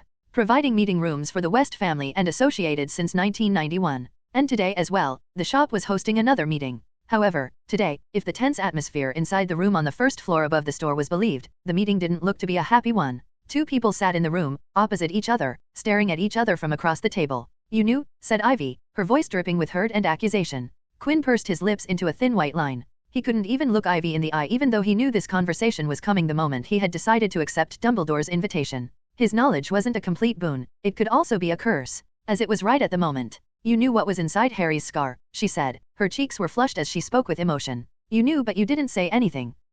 Why didn't you say anything?" I couldn't say. I had to be sure about if it." "Horcrux." "Yes, a horcrux. I had to be sure that there was a horcrux in his scar, and with magic so ancient, there isn't much about them out there. Even though I had suspicions, I couldn't grab your brother to confirm, and even that wouldn't have made any difference." 2 days ago, he had the meeting with Dumbledore, and today, after total silence from Ivy, he had received a short Magi fax wanting to meet him. It was clear that Dumbledore had fessed up everything he knew to at least the Potter family. The well-kept secret about Harry's scar storing a horcrux had finally been opened to people other than Dumbledore. And Ivy, who had listened to Quinn and Dumbledore's conversation, had realized that it was not only Dumbledore who had kept a secret. "You seem pretty sure when you were talking with Dumbledore," she spat.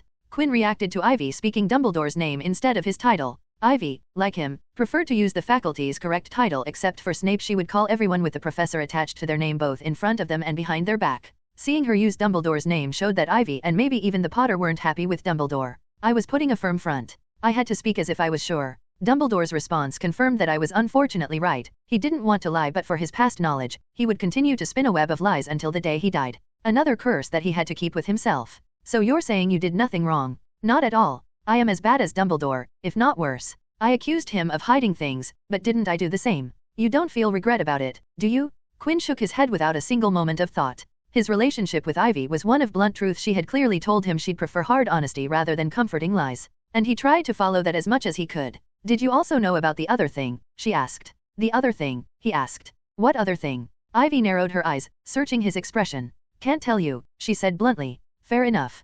Quinn thought about what it might be and realized that it was probably about the prophecy. It made him think if maybe Dumbledore had been completely transparent about it. I'm tired, she sighed, slumping in her chair. She covered her eyes with her arm. Harry has a piece of Voldemort stuck to him. Dumbledore doesn't know how to remove it, and without it, Voldemort isn't going to dot. She stopped mid-sentence and started to breathe heavily as if she was about to break down. Quinn got up, walked to Ivy, and hugged her from behind. Everything will be fine. Harry will be fine. It's magic. We are going to find a way to get that piece of the Dark Lord's soul out of his scar. I've been looking into horcruxes. Ever since I realized what they were, I've been diving deep into the magic, soul magic, trying to see how it works. It's coming along. I'm making progress with the magic. He saw expectations rising in her eyes. Stop, don't look at me like that. Don't keep any expectations, there's no telling how things will turn out. Yeah, she sighed. I just feel useless. You probably are the least useless person in the current situation. I appreciate that, but I can't do anything useful right now. That's your misconception. Harry has spent his entire life being looked at differently by everyone because of his boy who lived situation. His only solace has been the people close to him. But now, those same people have been told something quite unnerving. It's inevitable that people will look at him differently, and maybe for the first time, he will feel foreign among those he's supposed to feel safe. And if you, his twin sister, who has been with him since he was born, act differently, who else can he expect to feel normal with? You need to treat him as if nothing is different. Also, nothing is other, actually. It's not like the horcrux popped up when Dumbledore spoke about it. The soul was always there, it's just now you know about it. You need to be normal with him. That's what Harry needs the most. Mentality was going to be crucial for Harry. There was a connection between Harry and Voldemort, and if Harry began feeling distressed, the Dark Lord would be able to sense it, and he wasn't going to let such an open opportunity pass by. Even if Harry was militant with his occlumency, his mental status would still be affected, and a slight weakness was all the Dark Lord needed. This was why it was important that Harry felt as comfortable as one could be after knowing that they had their nemesis soul stuck to their forehead. It was crucial that Harry Potter wasn't harmed. The boy who lived was a beacon of hope in the hearts of the people. There was already a turmoil that Dark Lord was already back, and if something happened to that figurehead of hope, things would turn ugly and depressing really quickly. He needs you and his friends the most, said Quinn comfortingly. Ivy sighed and leaned back into Quinn. I'm still furious at you for not telling me about Harry. Would that have brought anything other than worry? Having no knowledge is better than half knowledge, which brings nothing but problems. I won't lie to you by saying that I was thinking about you when I decided to hide it, but the fact stands that it would have changed much. I don't want to believe that, said Ivy bluntly. I'm sure we would have some progress. If you had told us, we could have brought it up with Dumbledore sooner, and with more people looking into it, we could have at least found. Ivy held her tongue. Never mind if you had told us earlier, some progress would definitely have been made. Same thing as before, asked Quinn, questioning what Ivy had clearly held back. Can't. Mum, Dad, and Dumbledore made everyone promise to not divulge anything that Dumbledore told us, she said. Quinn sighed. A promise is a promise. Feel no pressure from my side. He knew it was most probably about the multiple horcrux problem. If he didn't have the inside knowledge, he would have at least tried to press or scope for an answer. And here I was thinking my 7th year would be carefree.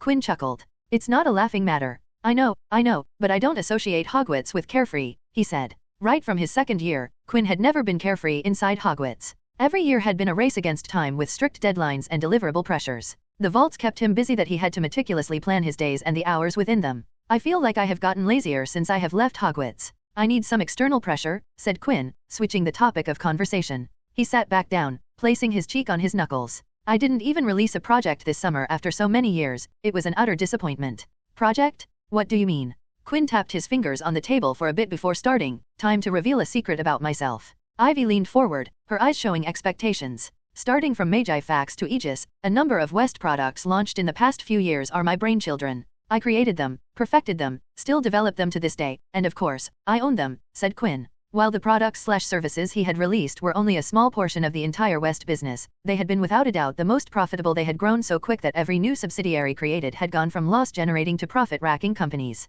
You made Magi Facts. Ivy gasped. But if that, how old were you? I was 11 when I was developing it. I pitched it when I was almost 12. I was 13 when the product was released to the mainstream, Quinn shrugged. Magi Facts was my first pitch ever. Coincidentally, it is the product over which I have the least control. I'm only involved in its development. Maybe I will go take a look at the development offices. Ivy, on the other hand, still had her eyes widened. She opened her mouth a couple times before finally uttering, why you were 11 when you created Magi Facts. How? I mean how? The first model wasn't that hard to create. He still remembered how Magi Facts hadn't used a single new piece of innovation in its creation. I just needed the spark of inspiration, which I, fortunately, had gotten from the non-magical world. Believe me, when I say this, the non-magical world is a huge source of inspiration. They're much larger than our world, and with so many people, it is almost inevitable they would end up thinking different and more things than us. You created Magi Fax at 11. You're still on that.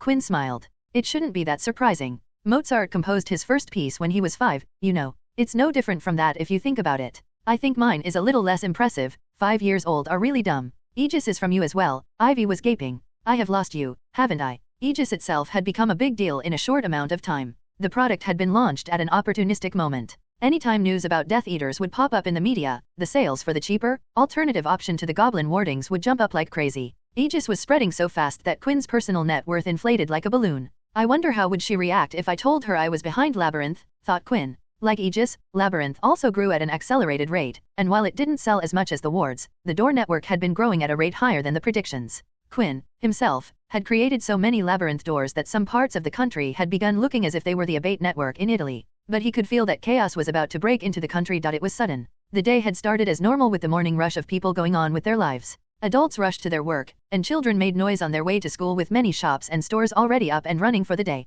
Boom! A whip-like shock wave jolted everything in its path, followed by the sound of the blast. There was a burst of fire, followed by a plume of smoke rising up in the sky from an old, dilapidated building that looked as if it had been abandoned for ages. Eyes turned to the building with people halting in their ways to look at the accident that seemed to turn more horrible by the second. The fires grew higher and hotter, and the building began to crumble brick by brick. The sound of harsh but familiar sounds of sirens followed after. The fire trucks had arrived to extinguish the fire before it spread to the neighboring buildings. It's not going down, yelled a firefighter from behind his face shield. We need more people and trucks down here. They're on their way, barked back another firefighter. The burly man turned towards the building when he thought he heard cars backfiring. Did you hear that? What? The pops? No, look, the fire's going down. The fire that didn't seem to want to go down suddenly looked like it couldn't wait to be extinguished, as if it was working on unpaid overtime and wanted to leave work as soon as possible. In mere minutes, the fire died down, leaving behind a badly burnt building. The firefighters entered the building to sift through the debris to find the cause behind the fire, and what they found horrified many of the brave men inside.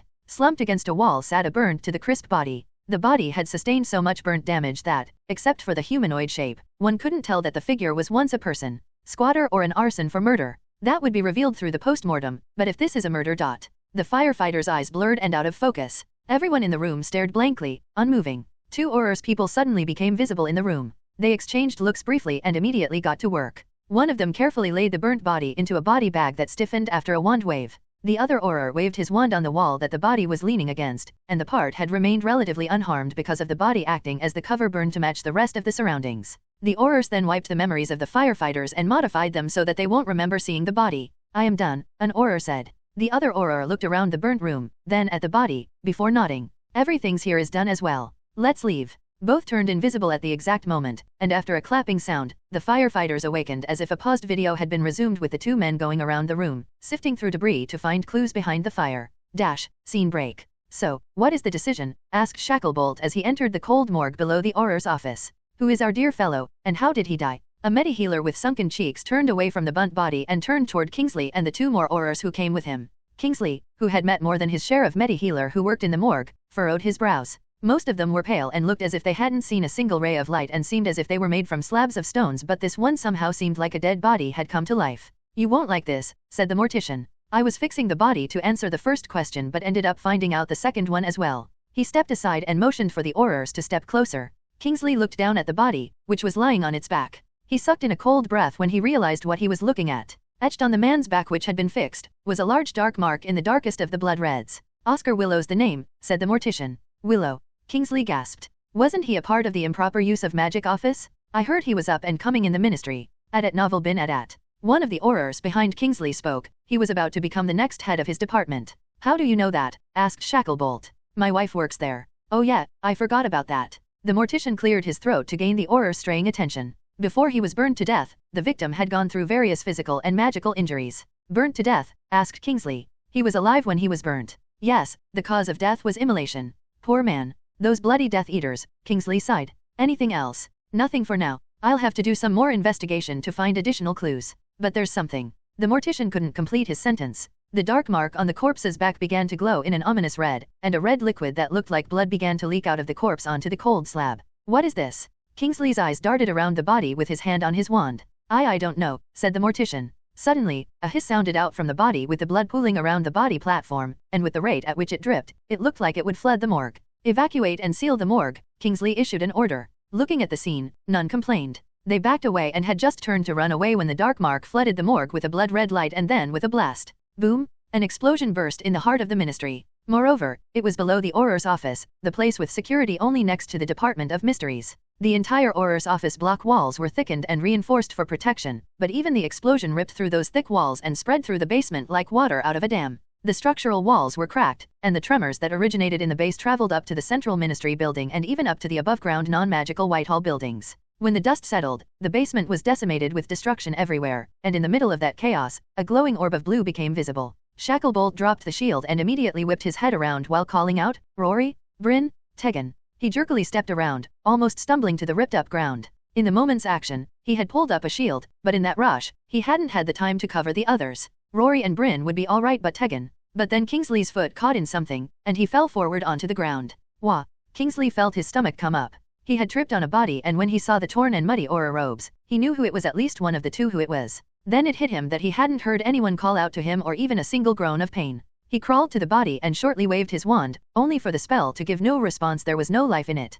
Kingsley shot up and waved his wand in a flurry. All the rubble in his view rose and was strongly pushed towards the walls, leaving behind a navigatable space. But it also made him what he was hoping not to see. Just a few steps away, there laid two bodies. Kingsley's breathing grew labored when he saw that there weren't two bodies. He could only see one and a half bodies, the half body being the lower part. No, no, no, no. He began muttering as he rushed to the complete body, which he could identify as the mortician from the clothes. He tested for life, but again, it came out as negative. Kingsley collapsed on the floor with his ears ringing and eyes swarming, but it was only for a second as instinct took over, making him stand up.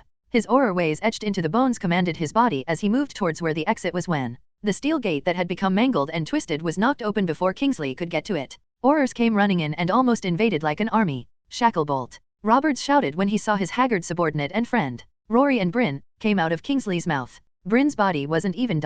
Shacklebolt's body slumped against Roberts as he muttered with labored breath. Roberts supported Kingsley, and while the man didn't seem like he wanted to ask, the question came out of his mouth. What happened here, Kingsley? Dead body from arson had a dark mark on the back. It was some sort of explosion. Took out everything. Kingsley's eyes widened as he stood straight and stared at Roberts. Basement. What happened outside of the morgue? We don't know yet. Roberts pursed his lips. But it doesn't look good. The blast spread out of the morgue coming down here. The picture was similar. The possibility of casualties is large. Kingsley closed his eyes shut to hide his pain. It was a trap, he said with anguish. The Death Eaters set a trap. He couldn't speak up as the effects of blocking the blast had sucked a lot of magic out of him in a very short time. I understand. No need to speak anymore. Rest up, said Roberts. The head Auror carefully shied Kingsley's to other Aurors who led him out. He turned, and naturally, with Kingsley's clean-up, he saw the three bodies lying on the ground. Robard closed his pain-filled eyes for a moment, and when he opened them, there was hard steel reflecting them. Sing, he commanded, and a senior Auror stepped up. I want every part of the bobby-trapped body gathered and bagged up. Then I need the morticians, Rory's, Bryn's bodies handled carefully with the utmost respect. He turned to another senior Auror. Give me a statistic of the casualties, injured, and damages. I need to be updated regularly. Another order came up to another senior Auror. Get the juniors ready. We're going to patch the damage by ourselves without any external help. I want everything cleaned and repaired as soon as possible. Finally, he turned to the team presents and declared, I don't care what Scrimgeour says. I don't care if Bones comes down against us. From today, this moment onwards, the Auror's office is at war with the Dark Lord and the Death Eaters. They took 2 of our people today. I'm going to drag every single one of those fucking degenerates out in the open and have them answer with blood. The Aurors present were stunned for a moment when they heard the always stern, by-the-book head Auror Gawain Roberts speak so vehemently with such burning anger. But when they saw the bodies, something inside them screamed out in the agreement. They clenched their fist and stared at Roberts with matching emotions. It was final. The Auror's office was at war. Quinn closed the newspaper with a severe expression on his face. Explosion in the heart of the ministry. An attack on the Auror office, a place that most terrorists wouldn't even dream about attacking, but here it was in the paper. The Death Eaters had blown up the bomb inside ministry. How they did do it. The article didn't speak much about what exactly had happened inside the ministry. The entire front page, which was covered in the blast incident, was filled with expert speculations of what could have happened inside the ministry building. His eyes wandered to the article's byline, where Rita Skeeter was written in the place of the journalist's name. That shocked him more. The water beetle, who wrote really concise articles, even though they were mostly bogus, had written such a vague story, which meant that the Aurors had locked the premises and information so tightly that the master in the business couldn't get a peep out. What happened inside? Quinn started to tap on the armrest. The Auror office was strict in their information flow to the media and public, but this level of lockdown on such a public incident was unprecedented in Quinn's experience in this country. But one thing was clear. The fragile calmness that had been at the risk of exploding had finally blown up. The Death Eaters had attacked something that shouldn't have been targeted if it was the canon timeline with weak leadership. Quinn wouldn't have batted an eye, but the current administration was what Quinn considered formidable. Gawain Roberts was a strict man who ruled the Auror office with respect and strong ethics. The man was from a magical household without any affluential influence in the family. He had gone through the standard Auror pipeline from the academy to every level of the Auror hierarchy with utter hard-working excellence. When the leadership was as militant as Roberts, it was bound to bleed down to the grassroots of the department. It was inevitable that Auror's office would pivot towards a culture that would benefit from Roberts' influence. Then there was the man who ran the entire Department of Magical Law Enforcement. Rufus Scrimgeour was a veteran in both the field and politics. The lion-like man understood how the internals of his department worked and knew how to play the external politics to get his way. Quinn hadn't personally witnessed how Bartemius Crouch Sr. ran DMLE, but from what he had heard, it seemed the ex-DMLE head's work was similar to how Rufus Scrimgeour handled business. Then there was Minister Amelia Bones. In comparison to someone like Rufus Scrimgeour, she seemed tame, but that was when someone from the outside looked at it. Amelia Bones had started her career as an entry-level clerk in the ministry in DMLE and had risen up to the head of the Department of Magical Law Enforcement without being either an Auror or a hit wizard, but had somehow managed to keep all the ambitious ones like Rufus Scrimgeour under her heel for a long and successful career before ascending to her current position. All three of the most influential people in the ministry originated from DMLE, and that origin base of theirs had been attacked. In no way were these bigwigs going to twiddle their thumbs and do nothing at such disrespectful discretion against them. They were going to retaliate. And Quinn needed to be on top of those things to ensure he knew things as they happened to get the most out of them. He had to know what had happened inside and what was the vibe inside DMLE to understand how to map his next moves. He got up from his chair and shouted that he wasn't going to have lunch before leaving West Manor to get some answers. Rita Skeeter had just entered her go-to-diner/cafe for lunch when she heard a voice call out to her. "Miss Skeeter." Skeeter paused in her heels, took a shallow breath, put on her best smile, and turned towards the source, thinking it was a fan who wanted her autograph, but inside she was already cursing the person who she hadn't even seen yet. The reason she chose to eat this place was that she could eat in peace without getting noticed by pesky dung flies. But when the dung fly entered her vision, her plastic smile froze on her face. Sitting in front of her was one of the people she disliked most in her life. "Quinn West," she all but whispered. Quinn raised his glass of rose soda sherbet towards Skeeter with a smile, and even though he didn't ask her to join, she walked to Quinn's table and sat down opposite him. Quinn waited till the waitress took Skeeter's order before snapping his finger and isolating every single vibration of sound from going outside. "What a coincidence, Ms. Skeeter," smiled Quinn. "Who knew I would end up running into you at the quaint little cafe I decided to try out today? It was as if we were supposed to meet today." Skeeter fake polite chuckled. "I never thought you'd believe in such things, Quinn." "What can I say? They can be fun at times," said Quinn. He sipped his refreshing drink before asking, "I have to say, I was surprised reading your article today, Ms. Skeeter. It's much different from what you usually write." "You read my articles, Quinn? I was under the assumption that you weren't interested in such things." "Rubbish. Why wouldn't I be interested in the news? It's critical to be aware of what's happening in the world, and Daily Prophet's good writers and editors do an excellent job of telling a side of the story." Quinn laughed. "Speaking of, I am genuinely interested in the piece you published today, and I have a few questions about it." Skeeter's smile faltered for a split moment before coming back full force.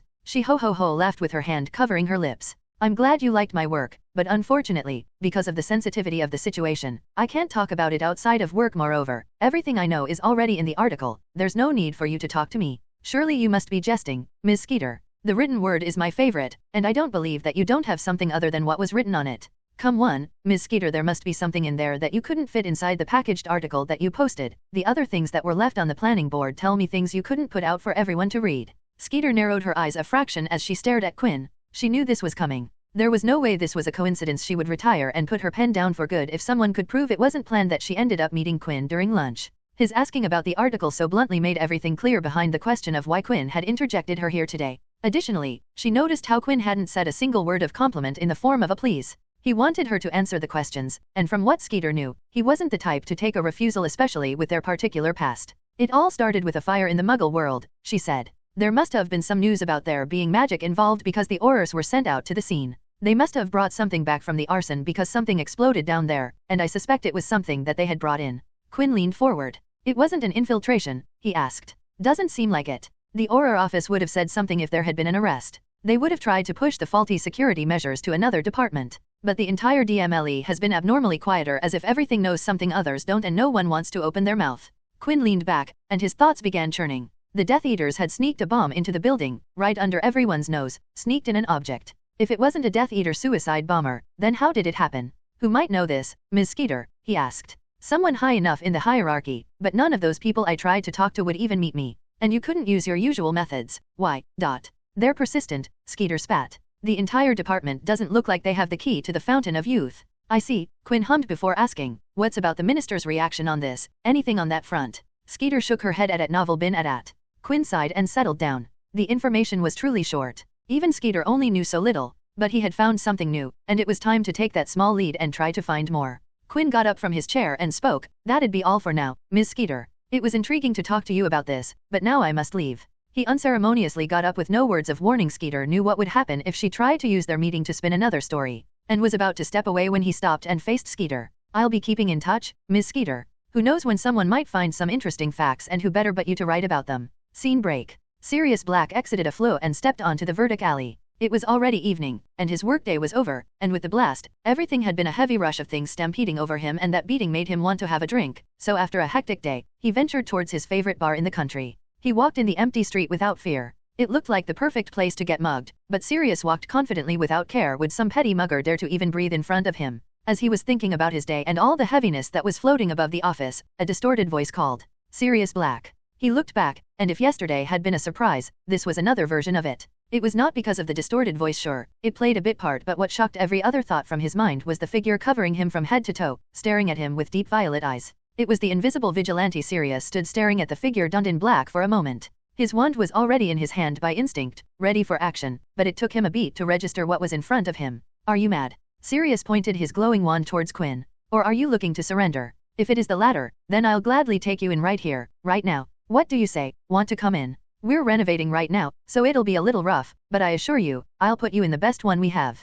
Quinn would have good-heartedly laughed if he wasn't under his mask. But Noir wouldn't laugh in any situation, so he went straight to the point, about the attack in the ministry. What is the Auror office's stand on it? How will you and your people handle the Death Eaters now? Sirius scoffed, taking one step closer to Quinn. What are you, a journalist? Why would I tell you a single thing to a criminal like you? I want to know the ministry's stance on criminals like Death Eaters. Is the Auror office going to stay still like cowards after the Death Eaters came into your house and bombed it? If so, I will lose all the respect I have for your occupation. Cowards. Sirius' voice went as cold as a grave. You're calling us cowards when you're the one who hides behind that mask? How dare you say that, you fucking nobody? Unlike the rest of my peers back in the office, I respected you for rescuing Amelia from Voldemort, but to think I was giving respect to someone who doesn't respect it.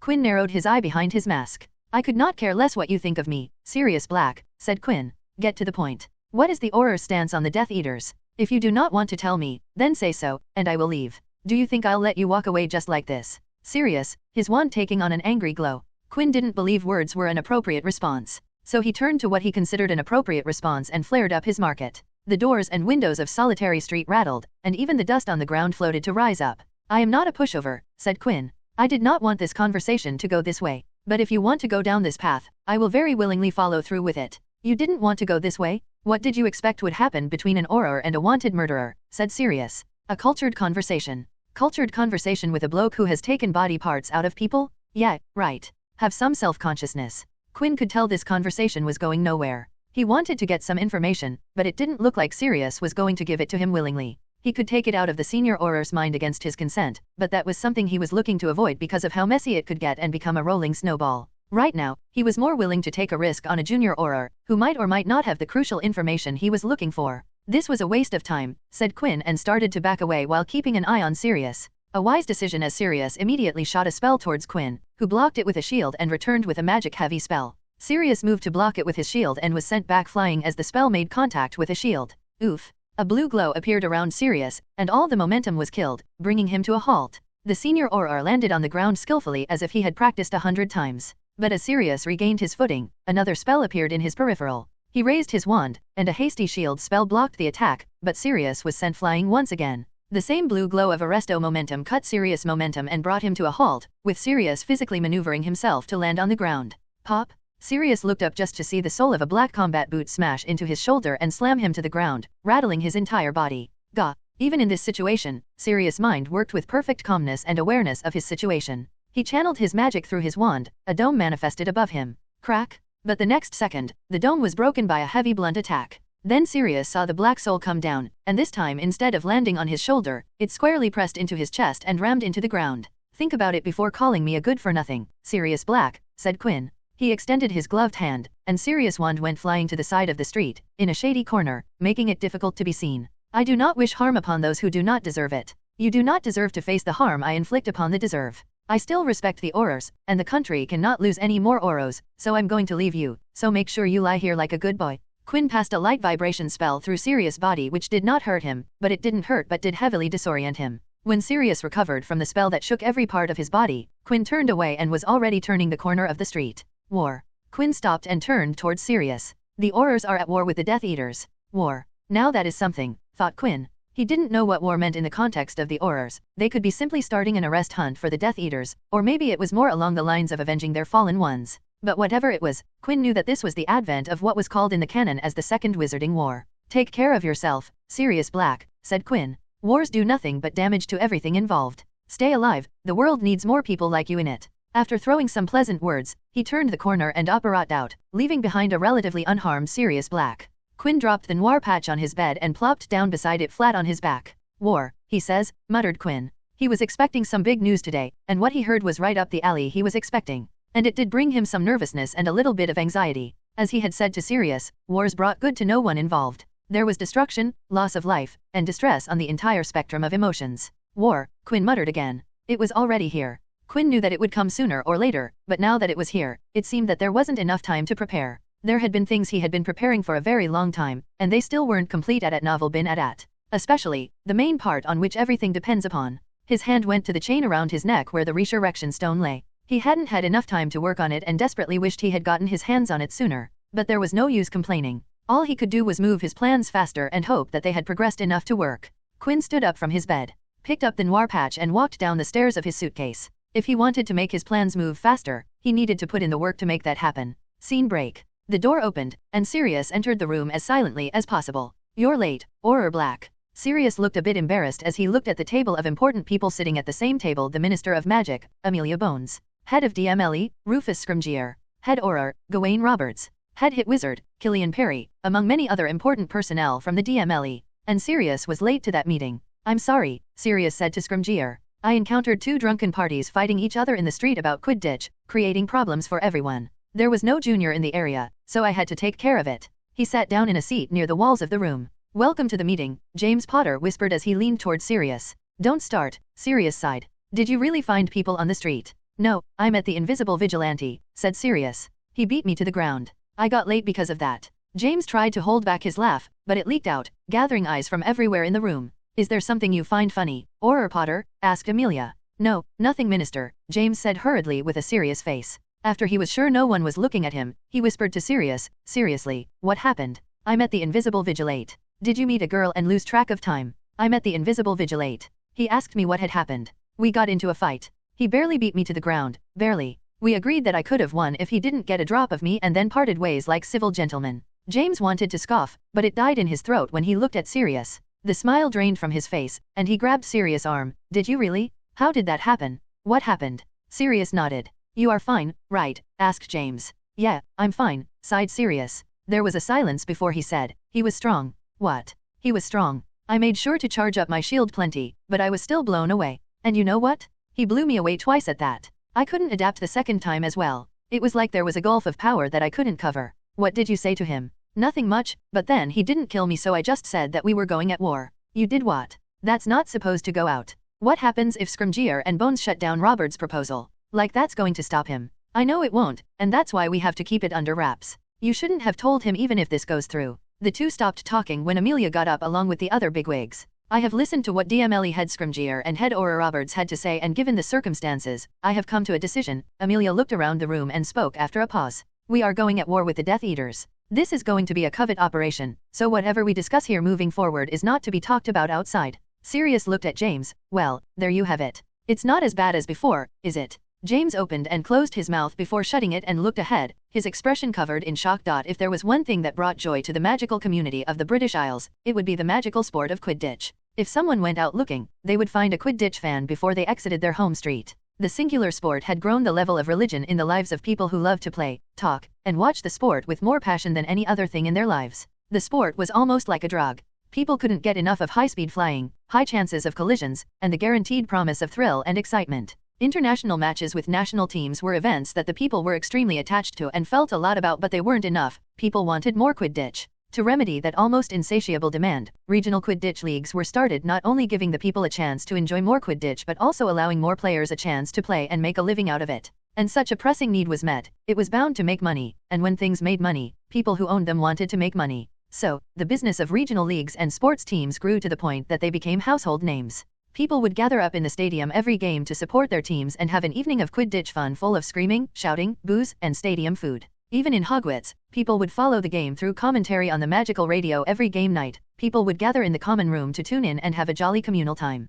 And today, Quinn had come to one such game. He sat down at his chair in the VIP box situated inside the stadium's prime location with his big glass of iced tea. He was at the optimal height and could see the action without straining his neck. Unlike most people in this country, Quinn wasn't a big fan of the game. He had only been to a couple games in his life, and while the energy of the people in the stadium was enjoyable and a unique experience when using legilimency on the people, the game itself didn't excite Quinn. But today was a special occasion. Today, at the British and Irish Quidditch League, Puddlemore United vs Appleby Arrows, Eddie Carmichael was making his professional debut as part of the Puddlemore United, flying since 1163, the oldest club in the existence of English Quidditch. Quinn couldn't keep the smile off his face. Eddie wasn't supposed to debut today. A young athlete like Eddie, who didn't have any prior professional experience, wouldn't play in the top league. Instead, they build up experience in a secondary league playing in a junior team owned by the club. When he showed results, he would be called up to play on the big scene. But Eddie was Eddie. Quinn didn't know what he did, but Eddie had somehow convinced the management to let him play in a game. In a sport where a team only had 7 players, it was a considerable risk to replace one regular out with a fresh out-of-school rookie.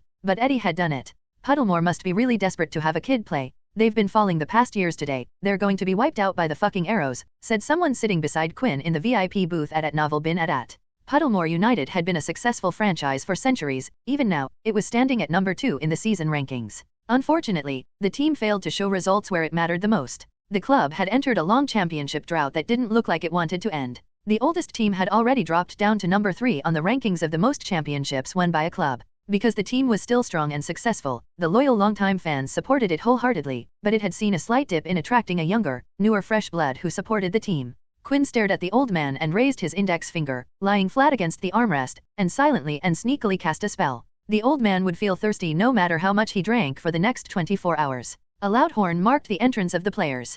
Quinn got up and leaned against the railings to see as Puddlemore United came flying out, dressed in navy blues emblazoned with 2 crossed golden bulrushes. His smile turned toothy when he spotted Eddie, flying behind everyone else but was applying what he had learned to create a positive first impression. Or the version of the positive first impression that Eddie believed in, as just after the first whistle of the game, he showed another team's chaser in an attempt to get to the quaffle. Well, that's the image he wants, smiled Quinn. Quinn felt someone take a seat beside him. He looked away from the game to glance at the man briefly. For a second, his mind didn't pick up who he was looking at, and he turned back to the game, but then it hit, and he turned to look at the man properly. The man seemed to notice Quinn's gaze and look at him. Good evening, said the man and then introduced himself. Rufus Scrimgeour, Auror, and an Arrows fan. I think they're going to beat Puddlemore today. Quinn shook Scrimgeour's hand as he replied, Quinn West, Puddlemore fan. It's a pleasure to meet you, Mr. Scrimgeour. I disagree with you, I think Puddlemore will run Arrows down. Oh, why is that? Because my friend is playing in the game, and he's very talented. Your friend, Eddie Carmichael, the young chaser making his debut? You think a rookie will be good enough to meaningfully contribute to the game? A rookie maybe not. But Eddie is the perfect mixture of talent and hard work. He's special. Give him a couple years, and he would be outscoring every other team in the league and beyond. And today's going to mark the start of it. Even if your friend stays in the secondary league for a couple years, he will still need a couple more to come up to speed with the top talent, and if he is what you say he is, it will be a couple more years before he gets to the summit. Secondary league. Quinn smirked. There's no way Eddie will go down to a secondary league. He pointed at the field. He is having the taste of what the top professional scene is, and after that taste, he will refuse to have anything inferior. This chance he created for himself, he will grab onto it and never let go. Above the field, Eddie flew with the ball and threw it past the goalkeeper's fingertips into the goal hoops, marking Eddie's first professional goal. So, Mr. West, Scrimgeour continued the conversation, but on a different note. How are you doing these days? Have you been fine after your abduction event? Quinn sipped on his iced tea through the straw before speaking. Thank you for asking, Mr. Scrimgeour. I'm thankfully fine. There was no use hiding that he didn't know who Scrimgeour was. I have to thank you for bringing my abductors to justice. Your department did a very swift job handling my case. We strive to handle every case with care and urgency. I heard your grandfather is busy these days. How is he doing these days? And I heard that you guys are going to war with the Death Eaters. Why don't you tell me how's the going on? Scrimgeour slowly turned to Quinn and gave him a slow stern observing look. How did you know that? People at my status are privy to some privileges, Mr. Scrimgeour. But I have to say, I'm loving the direction all of you're going. It brings me great confidence in the ability of DMLE to protect us. Scrimgeour dropped the look and sighed, it's not complete yet. You mean the lethal sanctions? Yes, the lethal sanctions. The Minister of Magic and DMLE couldn't just sanction lethal actions against a specific group of people. Such measures had to go through Wisengamot for approval. The last time lethal sanctions were ordered, it was on Death Eaters during the previous wars, spearheaded by Barty Crouch Sr. Do you think you can replicate what Barty Crouch Sr. achieved? Asked Quinn. Right now, I wish nothing more than that to happen. You will need support for that. The Dark faction will oppose you. A portion of the Light faction will oppose you. The Grey faction may or may not support you. If you want this to happen in the current political landscape, you will need a lot of support. Are you implying something? The crowd screamed in cheers, and the two seekers chased after the snitch. Quinn and Scrimgeour watched the game for a bit before returning to the conversation. I might be. I can help you gain the support you need. I suppose you can. Yes, I can. I can give access to my grandfather, and something tells me that he will be interested in listening to what you have to say. Will George West really support our action? That depends on you. If you can keep your point in front of him clearly and convincingly, there's no reason he won't support you, but don't expect anything other than political support. If you try overreach for stuff, he will shut you down, so be careful what you ask for. I will keep that in mind. I'm glad that you understand, said Quinn with his eyes on the game. Things will turn much worse from here on out, won't it? It will, who knows, this might be the last Quidditch game we get to see in person. Quinn sighed, Eddie will be pissed if that happens. That's what you take from that. That's what I take from it. Now, Mr. Scrimgeour, I would love to talk to you, but I would like to watch the game. It's the reason I came here. No small talk from me. I would also like that.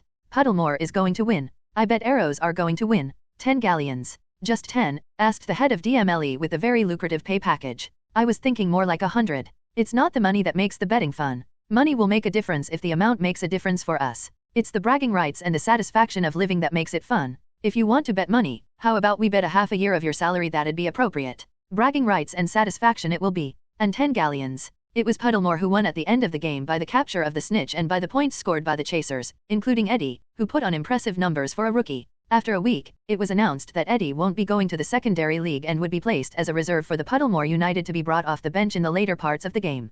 Quinn won his 10 galleons and the bragging rights of beating the head of DMLE in a bet. Though Scrimgeour was the one who left with the most gain that day. Like many magical household buildings owned by old pureblood families, the Crouch House was situated in the countryside, away from the nearest non-magical villages, built on privately owned vast lands by those families, keeping them away from what they deemed unwanted. Voldemort stared outside at the property's front yard from one of the windows, which had twin gardens on the sides of a paved footpath that stretched from the manor's doors and the estate's gate. When he had arrived at the estate, the gardens were lush with vibrant flowers and rich grass spread, well maintained thanks to the house elf whose name he couldn't bother to ask, but now, the same garden had wilted away after the caretaker's death. The door behind him creaked open, but he didn't look away from the window. Is everything ready, Augustus? He asked. Yes, my lord, said Augustus Rockwood. The preparations are done, the teams are ready to move at your order. Voldemort hummed. Have you prepared well for today, Rockwood? Your role is going to be very important today. You might end up meeting old friends. Please be assured, my old friends won't be creating a problem today. Most of them don't know how to wield a wand in a duel.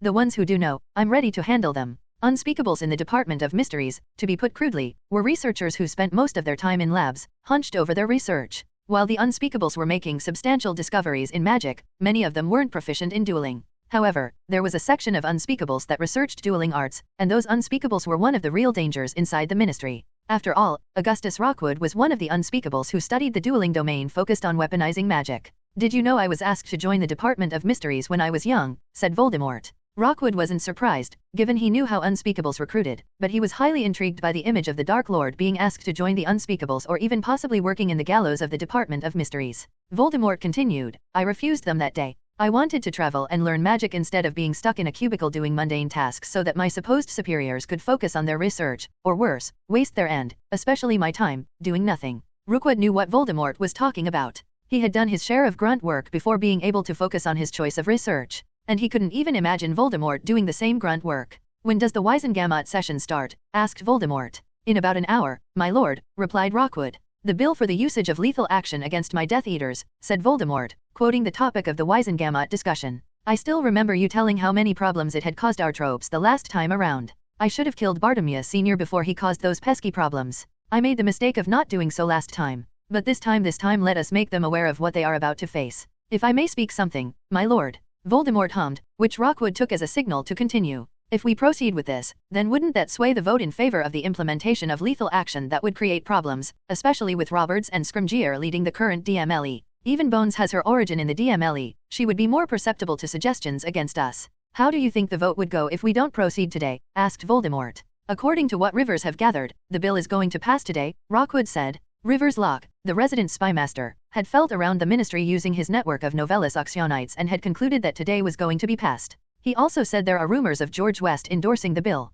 Then you should realize that whatever we do today isn't going to make a difference. And if there isn't going to be any difference, why not make the best out of the situation? Voldemort turned to Rockwood and continued, gather everyone, I'll address them before we leave. If everyone else wants war, let us give them one. Scene break. If everyone could take their seats, we can get started with this meeting, said Dumbledore, the chief warlock of the Wizengamot. He roamed his eye over the circular room, looking at those who had inherited their family seats, those who had been elected, and those who had received them as part of their ministerial designations. He looked at those people divided into the three major factions dark, light, and grey and one minor faction of the Minister's Circle. Dumbledore's eyes stayed with the Minister's Circle. It wasn't common in the Wizengamot and the British Isles political scene that the ministers had their own faction. Almost every time, the minister was backed by one or two major factions, representing part of the nation's populace. The last minister, Cornelius Fudge, was first supported by the Light faction in his first term and the Dark faction in his second. But Amelia Bones was an outlier in the way that she didn't belong to any of the factions. She had support from parts of both Light and Grey factions but didn't exclusively support either.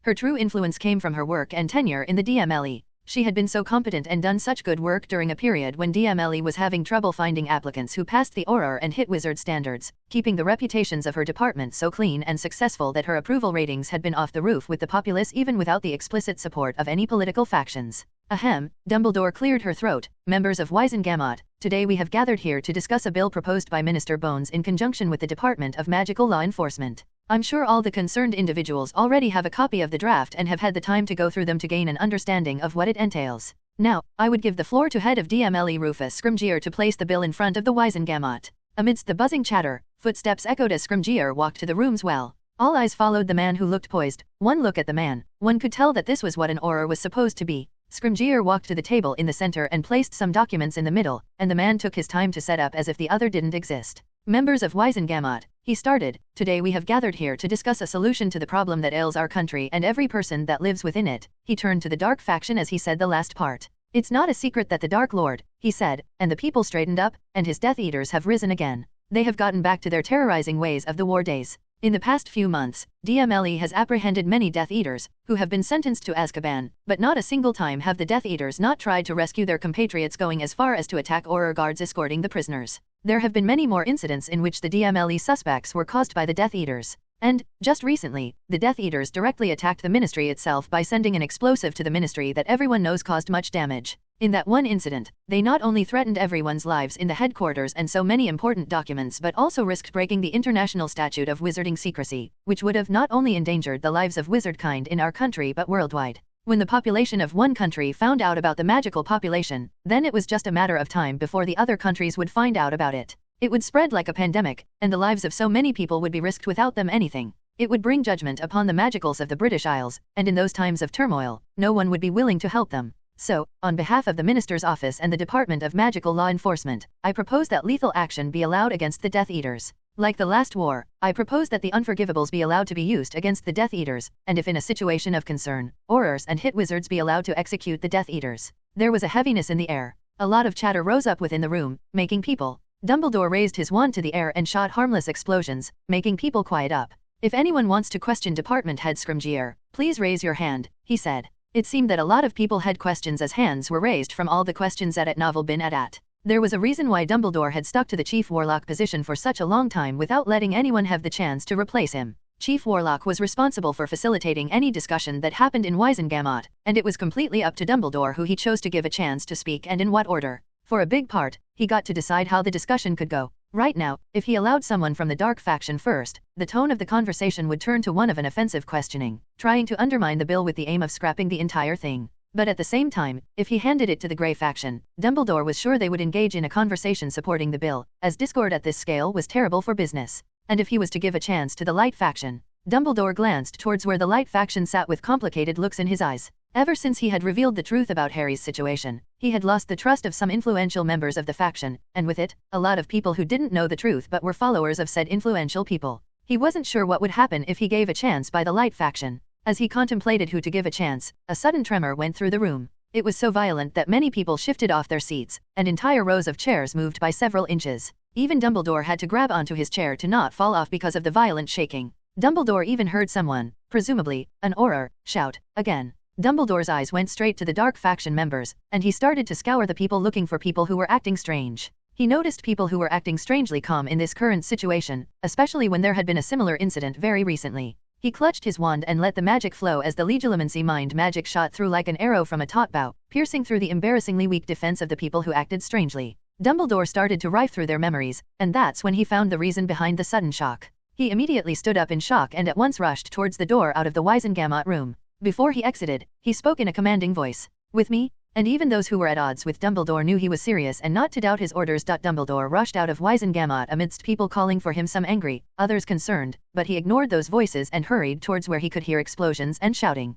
What he had seen inside the mines was mere a glimpse. Just a little conversation between people talking about the gossip they had heard from their peers in the Death Eater circle, but it was enough to send alarms blaring in his mind, and as the explosions got louder, the heavy feeling in the bottom of his heart started to become heavier by the second. He could hear the footsteps of multiple people behind him. Among those, James Potter rushed to his side. Dumbledore? What is happening? Said the man he had been having a difficult time with. Death Eaters are attacking the Ministry, said Dumbledore somberly. They're doing what? Came another voice that Dumbledore identified as Sirius Black. Why would they do that? Isn't it obvious? James scoffed. Because of today's bill. Dumbledore turned to glance back for a moment to glance at the number of people who had followed him out of Wizengamot. Many from the Light faction, most of them from the Order of Phoenix, had followed him. And hearing the short exchange between them made his thoughts turn momentarily complicated. A substantial part of the Light faction supported today's bill and wanted lethal action against the Death Eater. He himself didn't oppose such actions knowing it was the necessity of the war, but he also knew that many were awaiting these sanctions with zealous eyes. That worried him.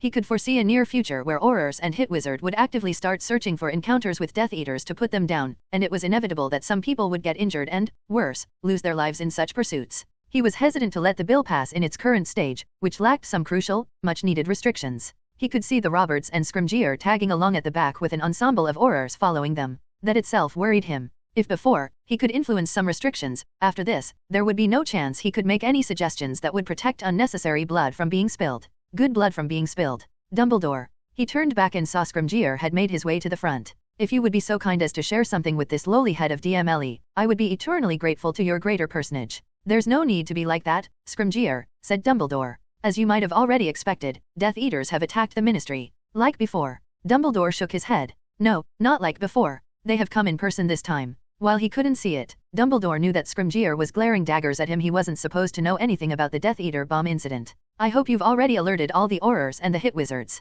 I have called for backup, said Scrimgeour, but Dumbledore heard Scrimgeour speak something to an Auror beside him, who moved away from the group. Is the situation really that severe? Finished Scrimgeour. It is. They're in the main atrium with innocent people in danger. They must have taken hostages, so it is imperative that we proceed with caution. At novel bin at. We will. I'll have a team of Aurors trained in hostage situations ready to be deployed. They'll ensure that the hostages make it out safe without giving the Death Eaters a chance to move a finger. No, I'll handle it. Your people can come in after me. Scrimgeour's eyes turned cold. Dumbledore, don't overstep your bounds. If it was any other situation, I would have not suggested something like this, but this is the best course of action in this situation. And why is that? Because Voldemort himself out there. Everyone who was following Dumbledore froze up as if every single one of them had been hit with a body bind spell. All faltered to a pause and fell multiple steps behind Dumbledore, who didn't give them a look back. Some of you were there during the last war and know the danger of such situations where life and death are separated by a very fine line. A single mistake and everything could come to an end. But let me warn you.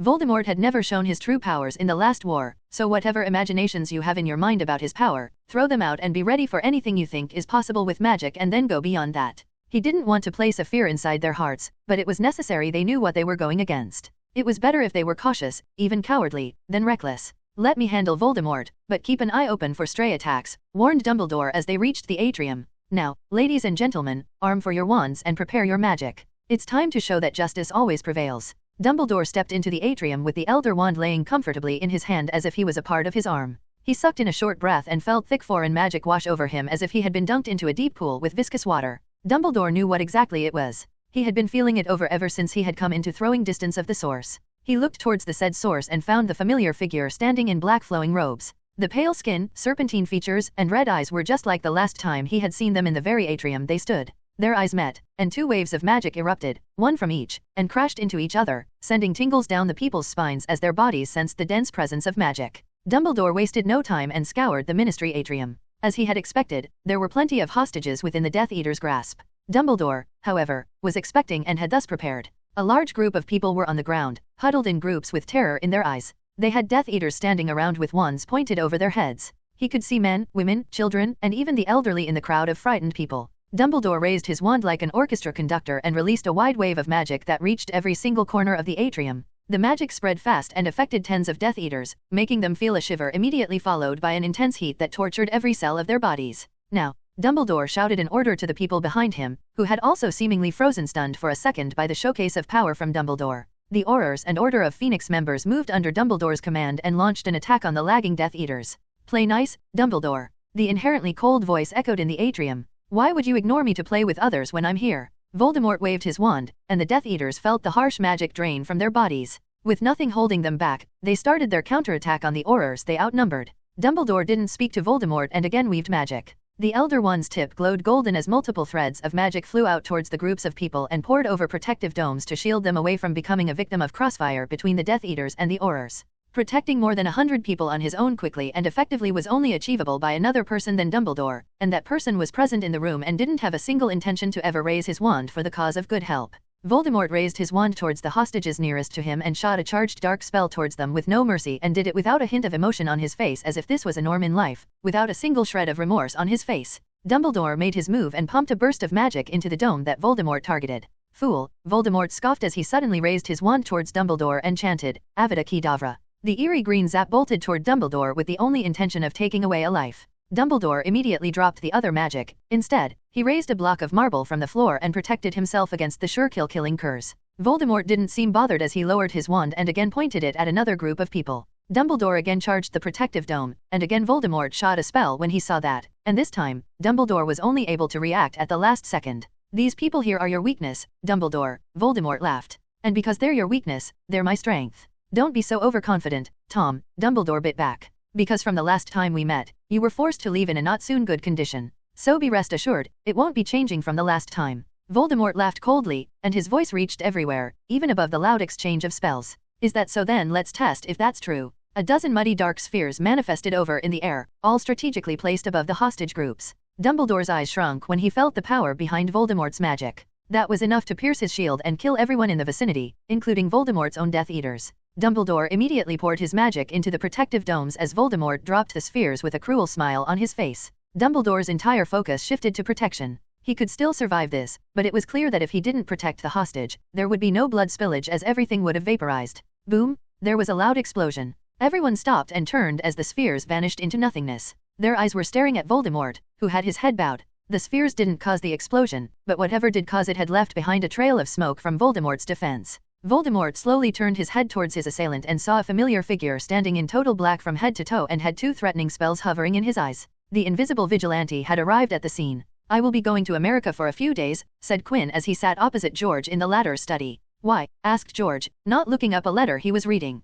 "I need to meet the broker regarding my investment. He has been sending me regular reports, and I think it is time that I have a sit-down with him to figure out my next moves." "Why America? Call him to Basel. It would be much easier for you for everyone to keep Helena Berenberg a part of the meeting. I will be meeting broker's team this time. He's in charge of a lot of my money, so it is only natural that I get to know the people who are handling it. And taking his entire team from America to Switzerland is going to cost a lot of money in Portkaya that neither he nor I are willing to pay. It is better that I go to their offices." George hummed. "When are you going?" he asked. "As soon as my travel arrangements are made." "Have you talked to Elliot?" "I'm going to today." "How long are you going to stay?" 3 days. George nodded and opened another letter. Quinn took the lack of opposition as a sign of affirmation, so he got up and walked outside, leaving George to his work. Scene break.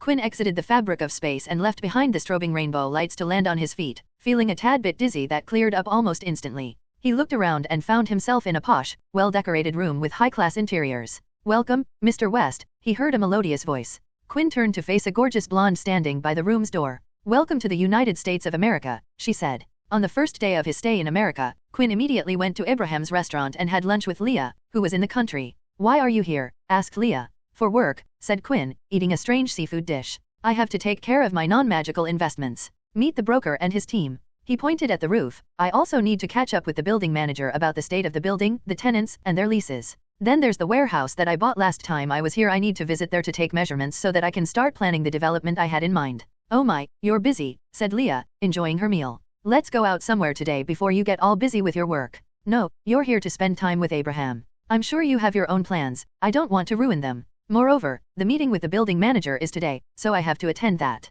I don't know how long I will spend with Broker and his team tomorrow, so I'm going to go visit the warehouse today itself. But you're here for 3 days, correct? What are you going to do on the last day? Enjoy myself in the country of dreams, of course. On the second day of his stay in America, Quinn woke up early and got ready to visit the broker in his office. Quinn. He turned to see the loud man. Hair set with wax, a finely groomed beard, a natural tan skin tone, a tailored blue suit on his body, and an expensive watch on his wrist. The man strolled inside the meeting/conference room and gave Quinn a hearty hug. Welcome to my office, smiled the broker, Jerome Walker. My team and I have been eagerly waiting for you to arrive. I'm looking forward to this meeting as well. Quinn smiled similarly. The broker led Quinn through his office, which seemed like an office of a startup. The place didn't give a formal vibe with how it was designed. There was a turf area in the middle of the office with real grass, and Quinn noticed the picnic blankets on the green grass. There was even a set of wide swings with manila work folders sitting on them. We are a small team, but I handpicked every one of them carefully. Every single one of them is skilled and competent in what they do and are half the reason behind my success, said the broker.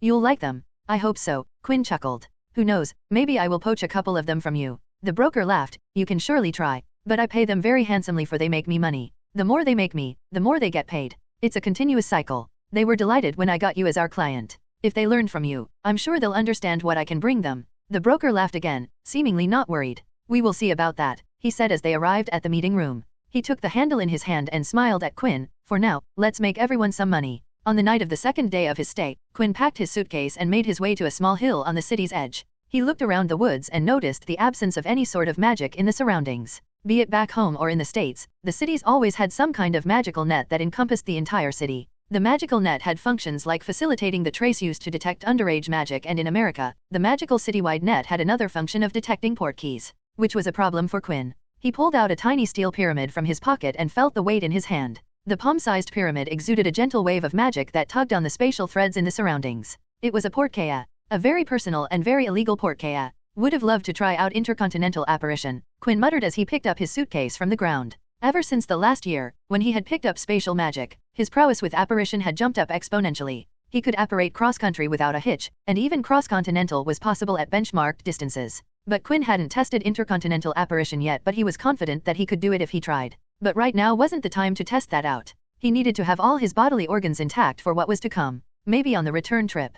Quinn clenched the steel pyramid and triggered the magic that whisked him away across the ocean to the small island nation where he came from. On the early morning of the third day of his supposed stay, Quinn stepped out of his suitcase dressed in all black of the noir suit from head to toe. He stretched his arms, looking at the sunlight as it filtered through the leaves of the forest canopy. He had woken up from a very pleasant sleep. His mind, body, and soul were in tip-top shape, something he could be needing a lot today. He took out his pocket watch and checked the time. It was time to go. He patted the chest portion and the noir suit, and it turned into a suit made from a lower quality material that usually Quinn wouldn't touch, much less put on, but for today he had to put it on. Because while Quinn wouldn't put it, John wore exactly that kind of suit. Quinn's muscles all over his body began to twitch and spasm as the bones, muscle structure, the properties of his skin all began to change, and soon, Quinn was gone, and in his place stood someone named John. Only John. John stood in the line to enter the ministry atrium. He slowly moved up the queue and finally arrived at the front of the queue. He faced a dotted speaker on the wall with a slot beneath it. A female monotone greeted him, name and purpose of visit.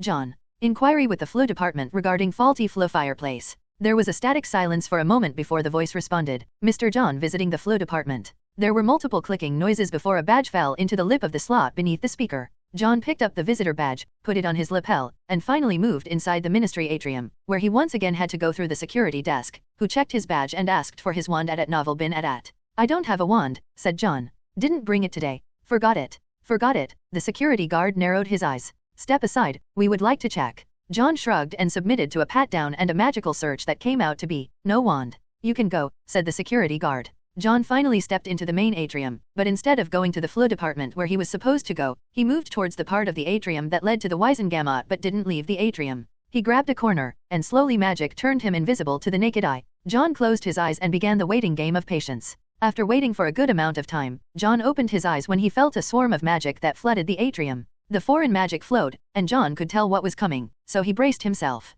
Boom! It was as if an earthquake had struck the country and the ministry atrium was the epicenter. If he hadn't braced himself, he would be lying on the ground with his legs trembling like a newborn calf's. John looked to the source of everything sudden that had happened in the last few seconds and saw the Dark Lord standing in his full glory as his Death Eaters filed in from behind him with their wands shooting stunning spells at the people as they shouted everyone to get on the ground. One of the Death Eaters shot a killing curse in the air, which had a great effect as people dropped to their knees and even laid flat stomach side down on the marble flooring. John hid behind a pillar that blocked him from Voldemort's eyes. While still invisible, he slowly moved around Voldemort while keeping a vigilant eye on the Dark Lord. It would be a problem if he got found out now. Don't make any sudden moves, said one of the Death Eaters as John reached halfway through, but he was too slow because of the fear of being spotted by Voldemort. But then help arrived. Dumbledore and Aurors barged into the scene, with Dumbledore engaging Voldemort in battle. John patted his chest, and the cheap Cit transformed into the noir suit with the mask in his that he slipped on his face. With that, John was gone, and Quinn was not coming out. All that was left was noir. When spheres of magical doom came down on the victims with Dumbledore trying to stop Voldemort, that was when Quinn decided that it was the best opportunity.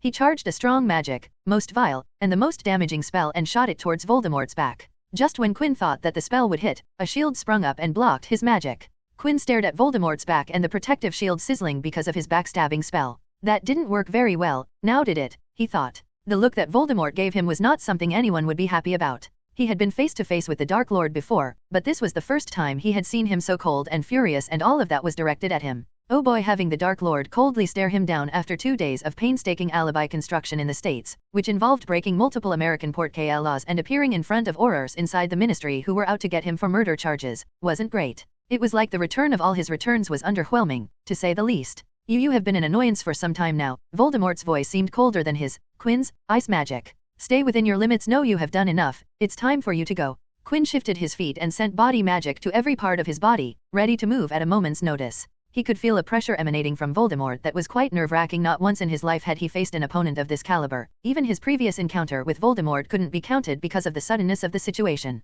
Voldemort didn't raise his wand. He didn't need to, as the wand was a focus, and when appropriately skilled, there was no need to point and shoot. Quinn heard a crackle. He looked up to find himself staring as a yellow lightning bolt manifested. His eyes blew up behind his mask. The magical lightning jolted down towards Quinn's head as he raised a shield to block it. Gah! The shield blocked most of the bolt, but some of the lightning ripped through the magical cover and struck Quinn. He felt as if thousands of electric snakes coursed through every muscle fabric in his body. Everything spasmed out of control. He felt his body heat up several degrees in the short span of seconds. Quinn's breathing hitched as his magic retaliated and purged the foreign magic invading his body. His breathing returned to normal when all of Voldemort's magic was purged. Shit. Quinn cursed inside. The curse was dark magic. If he had let it stay inside his body longer, it would have done damage that'd have taken years of treatment from highest-grade doctors to fix. Even now, he could feel pain throughout his body. That was just one spell. Quinn turned invisible immediately and started to move slowly. But then he saw Voldemort's eyes following him and his heart skipped a beat. A dark mass of magic bubbled in front of Voldemort and zapped towards Quinn with a shrill whistling sound. Quinn raised another shield many times stronger than the last time, and it worked partially. The black mass collided with the shield spell and bounced off it into the ground, exploding the floor like a full grenade. Quinn felt an intense explosion of heat as the black mass ballooned from a tennis ball to a gym ball in a blink of an eye. It stopped expanding just before it could touch Quinn's shield and shrunk rapidly. The black mass was the only thing in Quinn's eyes as he saw it turn into an angry red explosion that sent out a force strong enough to shift his organs, and doing it while he was behind a shield. He was sent back flying from the force. Quinn fought through the disorienting impact and cast a resto momentum to cut all of his momenta and smoothly twisted to help him land on the ground battle ready. As his feet touched the ground, he raised his eyes once again, locked onto Voldemort, and there was a green spell of death zipping towards him. He felt his entire body do one thing. It was instinct. The instinct to move. The instinct to live. Crackle! Another small explosion burst out. A white plume of smoke/fog spread into the surroundings until it cleared up, leaving behind Quinn with a broke piece of the shield made from a huge block of ice. The room's temperature dropped as a thin sheen of frosty ice grew on every surface of the room. The high roof of the atrium developed stalagmite-like protrusion. Quinn stared at Voldemort with his eyes glowing in purple. His finger twitched, and a couple hundred ice spears manifested in the air. Another twitch and the clear ice gained a green tinge as Quinn applied a curse on every spike. The final twitch and the spikes shot toward Voldemort with the sole aim of piercing through his body. Voldemort lazily swept his arm across, and all ice spears slowed down. But before they could completely stop, Voldemort's eyes widened as he hastily moved his wand wrist and conjured a shield behind himself. A huge spray of fire assaulted Voldemort at his back, and the intensity of the flames only seemed to grow stronger. Dumbledore! Voldemort barked, feeling the heat on his back, and the tongues of fire just separated them. He was about to turn towards Dumbledore when he noticed Quinn wasn't there anymore. He immediately sent out probes, and Voldemort looked around to spot Quinn. Voldemort looked up and saw dozens of glowing red rods with electric current dancing around them. The moment the rods dropped, Voldemort conjured a protective cover above and turned towards Dumbledore. He pulled down the shield that held back the fire, plunged a sudden and continuous supply of his magic into the flames, and started to fight back. The rods dropped over his head and tortured the cover over Voldemort's head. It shook and rippled wildly, but not a single rod passed through. Just when Voldemort thought he could concentrate on Dumbledore's flames, his eye shrunk as Quinn became visible in his peripheral vision. Quinn raised his leg and front-kicked the Dark Lord's side with an intense quantity of body magic. Quinn followed up by sending out Empyrean chains with blades weaved with curses on end after Voldemort, but the Dark Lord's magic thwarted and crushed the chains before they could reach him. But it wasn't over as Dumbledore shot what seemed like an absurdly charged, modified reducto even though it wasn't directed towards Quinn. He felt enough danger that he jumped away from Voldemort. Voldemort again blocked, but his shield was ripped as if it was paper. But Voldemort wasn't just the Dark Lord in name as he countered Dumbledore's offensive spell with an offensive spell of his own. The explosion was so impactful that it sent waves across the atrium. Quinn observed from the side, thinking of his next move, when a spell suddenly came from his side. He looked towards it with furrowed brows as it fizzled away because of his magic. He looked up and saw a Death Eater with his wand raised towards him. Quinn raised his hand, and the Death Eater's leg bones cracked, making him fall in pain. He returned back to Voldemort. 2 fiery orbs of eerie mustard-colored fire sparked above his palms. He pointed them at Voldemort, who battled against Dumbledore. Quinn's eyes flashed purple as hot rows of flame scorched towards Voldemort's back. The Dark Lord, facing fire from both sides, flicked his wrist of the hand holding his wand, and bought on terror. Maybe Voldemort had heard of the saying fire with fire because, in response, he let out a frightening fire. It looked cold and ghastly, but it was anything but. It was so hot that the marble on the floor melted away into a blob of molten stone. Quinn's concentration on assaulting Voldemort snapped. He took several steps back away from the fire because he recognized what the fire precisely was. It was not a normal fire. The flames seemed like they were alive, sentient, intent upon killing everything in their path. The fire was mutating, forming a gigantic pack of fiery beasts. Flaming serpents, chimeras, and dragons rose and fell and rose again. Fiend fire? Why the fucking hell would he do that? We're indoors? Indoors. Fiend fire was one of the magics that Quinn had tread lightly around. There wasn't really a place he could safely practice it without risking the quasi-sentient fire from getting out of control and leaking out to cause a hazard. He only knew one place that could hold the fire from getting out, the Room of Requirements. The room wasn't really on the 7th floor despite the location of its entrance. It was connected to the 7th floor through spatial magic, and just a command of disconnecting the entrance made the room a place perfect for practicing fiend fire, bar the fact the caster could die if things got out of control. And Quinn had at times taken advantage of the fact and practiced fiend fire. The prevailing supposition around Fiendire was that seemingly wild flames could only be hoped to be tamed by the most skilled of practitioners, and not every caster could actually control the spell. But in his experimentation with fiend fire, he had found out how the fire could be controlled. The answer was legilimency. The mind arts were how fiend fire could be bent to one's will. Quinn, even with his legilimency skills, could only control the flames shabbily, but I can make some of them touch Voldemort gently. Quinn gently reached out to the flames. He had to be careful as they could backfire and burn his mindscape. He extended his mind to a wisp of mind, and immediately a connection was made as if the flame was eager for the link. Ah, I forget this took magic. Fiend fire was incredibly magic extensive, and even with the slightest of the links, it sucked magic like a sponge. Let's see if you like the taste of your own medicine. Quinn roughly targeted the area near Voldemort and caused an explosion, hoping that would hurt Voldemort, as that amount of control was all he was capable of. The fire snake near Voldemort exploded. Voldemort flicked his wand, and the exploding snake returned to its serpentine form as if time had been reversed. Quinn could see Voldemort turn cautious as the quantity of fiend fire immediately lessened. Shit. Quinn cursed internally as he dodged a fiend fire dragon's breath. Thankfully, Voldemort seemed to focus on Dumbledore and was only sending stray fire wisps toward Quinn. Maybe it was because Voldemort gave Dumbledore priority, or perhaps it was because he could only maintain one target. Whatever it was, it gave Quinn some room to operate. Okay, one more time. If I can just get him a little, it would weaken him for long, maybe then. Quinn's eyes turned purple. An absurd amount of magic was fed to the flames. Quinn focused on the fire, and everything other than the flames stopped existing for him. He connected with the fiend fire, and he could feel an overwhelming pressure descend on his mind. It was like he was hung upside down, and all the blood was rushing to his head. He could around the entire body of the fire, but it was so violent that Quinn was scared that any wrong move he made could burn through his mind like a dry pile of leaves waiting to be burned in a forest. This is going to work, he thought, and chose an area of the fire. But as Quinn was about to trigger an explosion near Voldemort, he felt something to his side. He distractedly looked to the side just to have a spell hit him. Quinn felt the magic course through his body and an overwhelming force that blew his body up from the floor into the nearest pillar. When Quinn slid down the pillar and had left behind a crack in the marble because of the force. For a moment, he couldn't see anything but a swarming mess, and all he could hear was a ringing noise. When his vision and hearing finally cleared up, he saw the source of the spell staring right at him as he thwarted the onslaught of fiend fire. "What do you think you're doing?" A voice clearly delivered through magic echoed in his ear. He recognized the voice well. He had heard it for 7 years. Dumbledore had attacked him. "What do you think you're doing?" Dumbledore's voice echoed in Quinn's ear.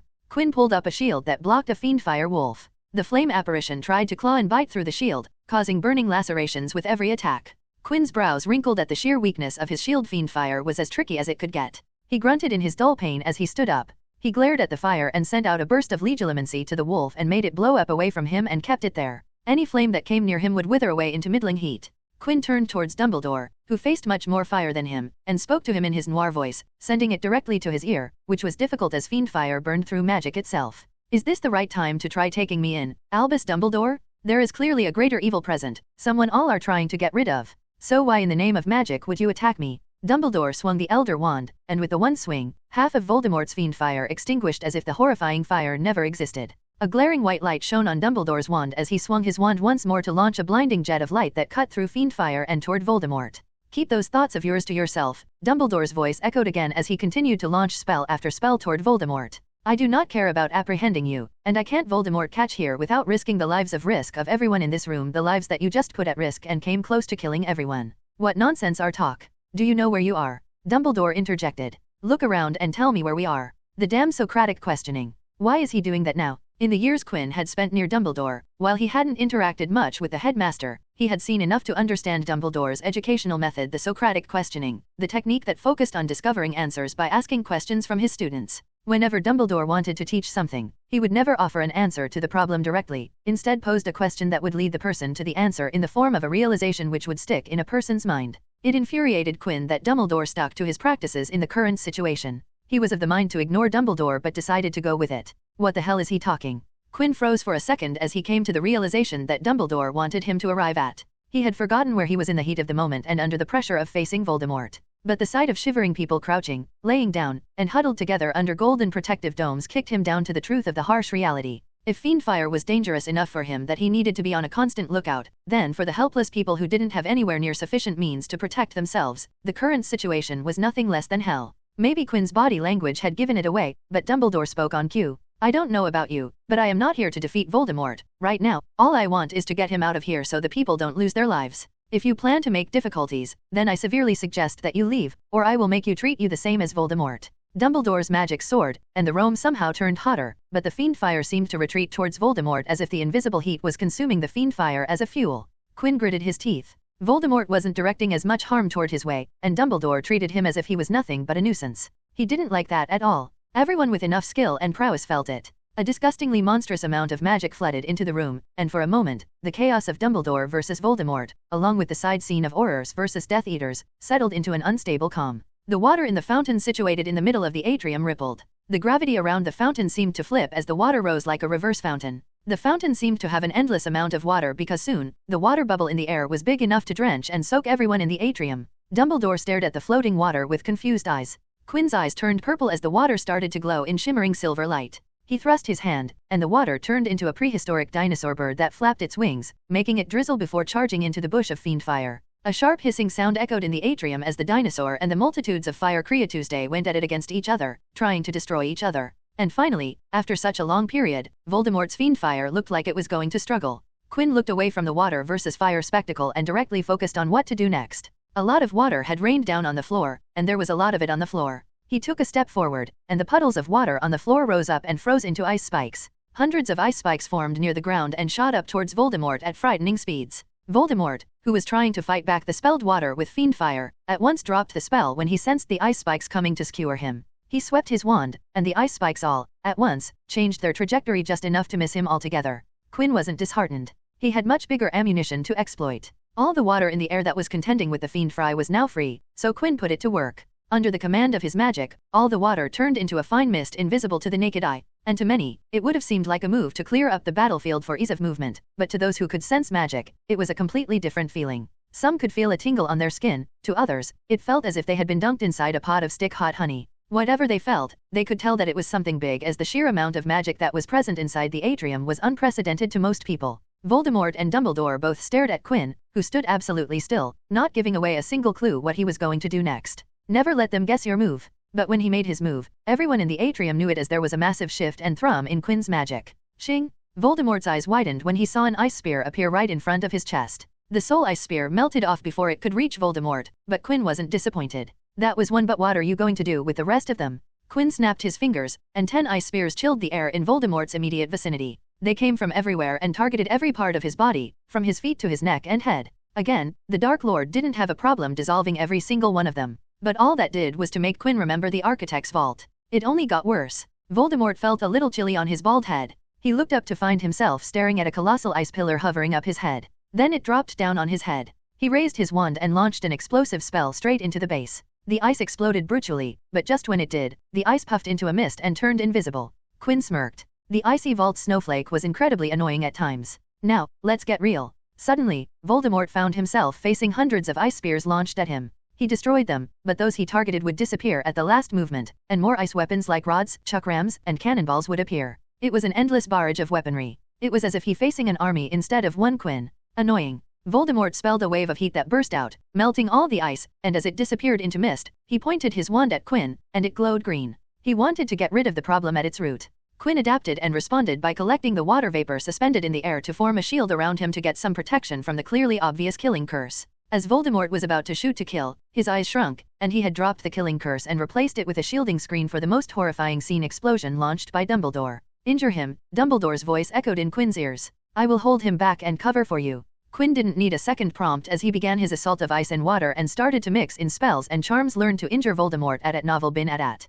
Quinn began to walk toward Voldemort, and horrifying attacks were made against him today. His heat bounced up in his chest as he approached Voldemort as the Dark Lord struggled with a two-prong attack with Dumbledore pressuring Voldemort in an intense duel while Quinn continued to pressure with his ice weapon barrage. A small Empyrean knife appeared in Quinn's hand. He held it by its blade, took aim, chose an opening, and finally threw it. Ah! Voldemort screamed in pain as he clutched his face. As one would expect from someone titled Dark Lord, Voldemort didn't falter completely and, despite the seemingly intense pain, he still continued to barely hold back both Dumbledore and Quinn. Quinn wildly smiled behind his mask. In the 5th year, during the 3rd task of the Triwizard Tournament, he had lost an eye. Voldemort had clearly done something to get rid of his artificial eye drone and had manipulated his creation to target his real eye, and today he had taken revenge. Voldemort's hand covered the left side of his face with blood streaming down. The pleasure from that sight was incredible. Moreover, the Empyrean knife had a curse weaved into it, which was going to create problems when healing. But he got sober soon as Voldemort glared daggers at him and immediately shot multiple killing curses at him.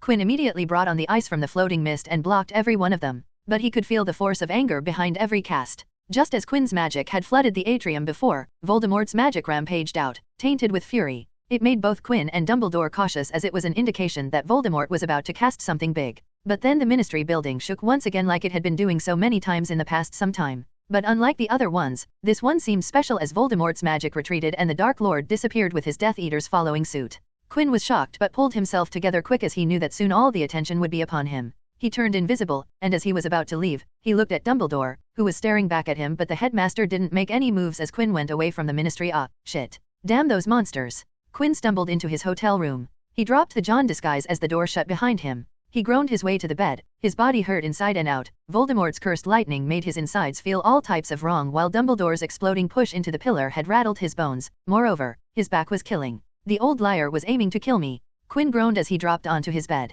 I was using body magic for magic's sake. Now as he thought about Quinn was sure that Dumbledore was trying to injure him to the point he couldn't move. Not caring about me, my ass. He was trying to have at least one lawbreaker today. Quinn grunted as he got up and dragged his feet into the hotel suite's bathroom. He stripped down naked and sat himself down in the tub. With one flick, the water tap began to pour into the empty tub. He closed his eyes and felt the water level rising, and as it did, Quinn gently injected magic into every drop. Soon everything below his neck was submerged in shimmering water. It wasn't as good as the calm water in the last room of the aquatic vault, but it did help soothe the pain from the beating he had taken. He had gone into the aquatic vault a fair number of times to fasten the recovery from injuries suffered during experimentation that he couldn't show Madame Pomfrey or when he was feeling particularly fatigued and needed a place to relax. Enjoying the room's healing properties had made Quinn, of course, want to replicate it outside the aquatic vault, marking it as one of the long-time projects he had going on. He hadn't been able to make a strong healing room like the aquatic vault, but he knew enough to create a diluted portable version in any body of water he wanted. As the aching dulled, Quinn thought back to what had happened in the Ministry.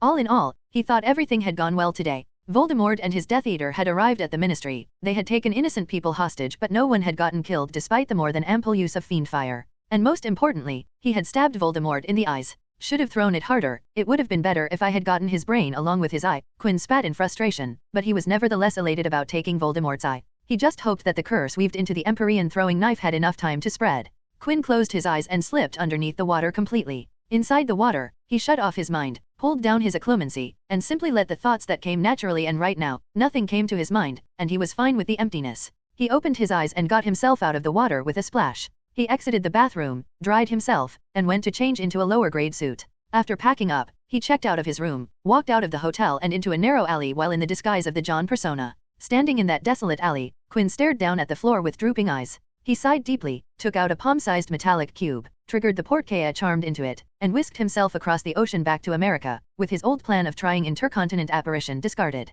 Quinn walked to the study table inside his West-owned suite in America. There sat a small wooden case resting on the table. He waved his hand over it, and the locks on the box glowed blue as the interlocked latches snapped open. A small wooden, beautifully engraved card rested inside the box with the wording specifying the details of the pot home. Quinn picked up his suitcase and grabbed the card before triggering the portkaya weaved in to exit the States and thus end the 3-day farce that he had woven for something that had lasted than 10 minutes. How was the trip? Quinn sat down on the sofa in the West Manners lounge, where George who sat in front of him and asked him a question in greeting. It went well, said Quinn at a sedated pace. Went to the broker, met Leah, talked about the building repairs with the building manager, and even went to the far countryside away from literally everything to look at a piece of land that I'll be buying soon. Quinn looked at George. The extensive alibi planning he had done by going to America, somewhere far away from the British Isles, was done in part to keep his identity as the invisible vigilante hidden from the prying eyes who were looking for the outlaw. But, as far as he knew, no one was actually looking for him as a suspect for the invisible vigilante. Thus, him going to America and taking the risk of getting caught using illegal portkaya to avoid getting seen as the invisible vigilante was massively overdoing it. The only reason he had done something so extreme was the man sitting in front of him. George was the reason why Quinn had to go to such lengths. He couldn't use his usual excuse of going to the non-magical world and get away with it without gaining suspicion. To ensure that his grandfather, who was already suspicious about him trying to go after Death Eaters, didn't get suspicious, Quinn needed to go the extra mile or the extra thousands that he actually went. It was tiring. He had done so many things in the first 2 days. He had gone to meet with the broker to talk about his investments while having Voldemort occupying his brain. He had paid half attention to the people there who knew if he had paid more attention, he could have formed more substantial connections with the team and the broker himself. Not only that, because a majority of his wealth was invested in the non-magical world, broker had deserved and earned his full attention, but Quinn had not given him so. By doing so, he had put his future at risk, as the money he was making now was going to be used to fund his research in the future. He had spent time with Leah, whom he met so scarcely these days, but again, there was a part of his mind thinking what would happen if Voldemort decided to attack a day earlier. What if he was attacking the Ministry right as he talked to Leah? For Quinn, who set his personal life apart from his professional and secret life, it was a massive violation to be distracted while talking to Leah. He had to meet the management staff who ran the building, and while he acted polite enough, it would have been better if he had communicated with them better. He had bought a costly building in a prime real estate location. While the purchase was emotional, who knew how many years Abraham would keep his restaurant in the building, he needed to get a return on his money. The only way to get returns on that building was the rent he got, and if the building manager didn't work well with tenants, he would be losing money. For the past 1 week, his time had gone living with Voldemort in the back and forefront of his head. Did you hear about what happened at the Ministry? Asked George. Quinn pursed his lips. I heard about it. The Dark Lord and his minions have been getting bold lately. First the blast in the Auror's office and now this. I fear this is a resurgence of the war. What do you think? He hadn't experienced the war firsthand, but he could imagine that infiltration of the central governing body's headquarters couldn't be anything but a declaration of war. It was already a war when they blasted the Auror's office. The bill supposed to be voted upon today was the declaration of war, said George. If Bones doesn't declare war on you-know-who, then I and everyone would lose faith in the Ministry. Wisengamot will convene again soon for the bill, and it will be passed this time. Those who will vote against will be voting themselves supporters of the Dark Lord. I can see it, a full vote in favor of the bill. Or, people shedding their facades and publicly declaring themselves as supporters. Why would they do that? Asked Quinn. It serves them better to hold on to their positions. Yes, it is better, but you-know-who might just not care. Last time, he wanted to usurp the Ministry and exert total control over it. If he's going to do that, then the ones in Wisengamot and influential positions right now won't matter. But declaring themselves as Death Eaters or their supporters will be a sufficient proof of loyalty in the eyes of the Dark Lord. Quinn further slumped into the chair as he hummed in agreement. You seem tired, asked George. Did something happen? Quinn shook his head and put on a fake smirking smile. I haven't slept for the past 3 days. Went out experiencing the nightlife all night long. Let me tell you, drunk American college students say a lot of interesting stuff if you ignore all the stupid gibberish. It is different from the interesting stuff that drunk Oxford and Cambridge guys, though the stupid gibberish is the same. It wasn't a complete lie. He had gone out at night with Alan the last time he was in America. The mind magic master's idea of fun was running some tests on drunk people, and Quinn, who tagged along, heard a lot of strange things. When did you go out at night here? You don't need to do that. Quinn stood up. I wish to sleep now. I bought some gifts for you. I will have Polly send them over. There's some cool non-magical stuff in there. Try to figure it out until I wake up. As Quinn turned away, George called out, Are you sure you are all right? Quinn didn't stop as he replied, I'm fine. Just dead tired. There were these two old dudes who went hard, and I ended up following them because they were exciting. The two old dudes, one who tried to kill him while the other tried to break his bones so the Aurors could apprehend him. I can't imagine anyone your age who will spend time will do that. Yeah, I know others my age would get destroyed by those two old dudes, said Quinn as he exited the lounge with a last whisper, damned monsters. Quinn walked to his room and changed his clothes to go to sleep. But as he was about to go to sleep, Quinn felt something, and he looked around with furrowed brows. Was that a magical fluctuation? He wondered, but it was just his usual room. He looked towards his walk-in closet, where his suitcase was stored, and wondered if something had happened there at novel been at. After heaving an exasperated sigh, he went inside the suitcase to check if any of his experiments were the source of the fluctuation, but after a search, there was nothing odd. I haven't been this tired in such a long time, sighed Quinn as he dropped onto his bed, filling the whole thing as something he imagined. When Quinn slept that day, he didn't wake up until the following day. He slept like a log, finally relieved as he didn't have to worry about a terrorist attack on the ministry. But the next morning, he would wake up to something strange, and it would be only a little while after that that he would realize that the weird feeling wasn't his tired imagination at all. Quinn groggily opened his eyes to a glowing orb of light on his side table. It was a magical light orb that produced artificial sunlight that slowly warmed up and turned brighter as the time clicked forward. He sat up like a broken marionette doll and weakly snapped his finger to shut down the artificial light orb that was created as experimentation with light magic despite him having a gleaming window with a clear view of the sun. Turning to the side table again, Quinn picked up his trusty ball of lead that had been with him for nearly a decade and slipped it inside his pocket. There were a few things that had stuck with him through his magical journey: his fake wand, his suitcase, recon. He still carried his fake wand, but he had now begun showcasing his true skills. His suitcase was as trusty as ever. However, recon, his first creation, had already been passed on to Daphne, but even among those things, the lead ball was, without doubt, the object credited most for his growth in magic. The golf-sized ball would stay with him from the moment he got off the bed and stay with him until he returned to bed at night. The ball was made of lead with strategically added impurities that made it resistant to change with magic. The impurities added to the lead made it such that a larger quantity of magic would be required to successfully perform magic on the impure lead than on pure lead.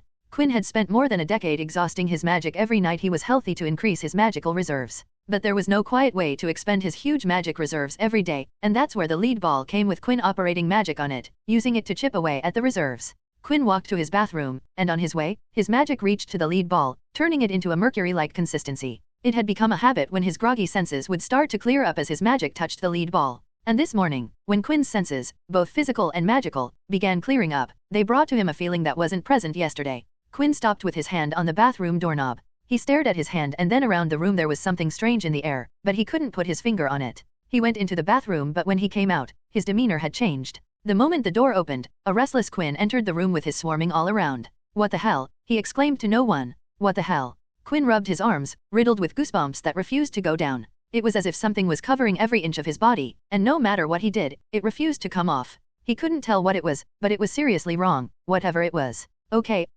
calm down, think about this. Quinn vocalized his thoughts to calm down the restlessness he was feeling. I think I felt this last night, meaning that this thing has been here for at least 6 hours. But what it? Quinn stilled. He stayed perfectly still as if someone had pressed the pause button on him. He raised his arm up, and the space around his hand twisted. Quinn observed the distortion with eyes full of solemn intent. Oh shit, oh shit, oh shit, he did it. Quinn stopped using spatial magic to run the test and began pacing around the room with his hands in his hair. His eyes darted to his room's door, but the moment after, he calmed down. No one in the family called Voldemort by his name. Quinn used Dark Lord, George and Elliot used you-know-who, Ms. Rosie used he who must not be named, and Polly, like him, used Dark Lord. They activated the demmed taboo, sighed Quinn, and the inside of his throat seemed scratchy. The taboo was a powerful jinx which designated a word as a key to revealing the speaker's location. The magic had been used in the First Wizarding War to target those who dared to say Voldemort's name, and from that day, the practice of using you-know-who, he who must not be named, and the Dark Lord instead of Voldemort was born. The name had been used as a taboo and then used to target those who spoke of it until it instilled enough fear that no one dared to speak the taboo.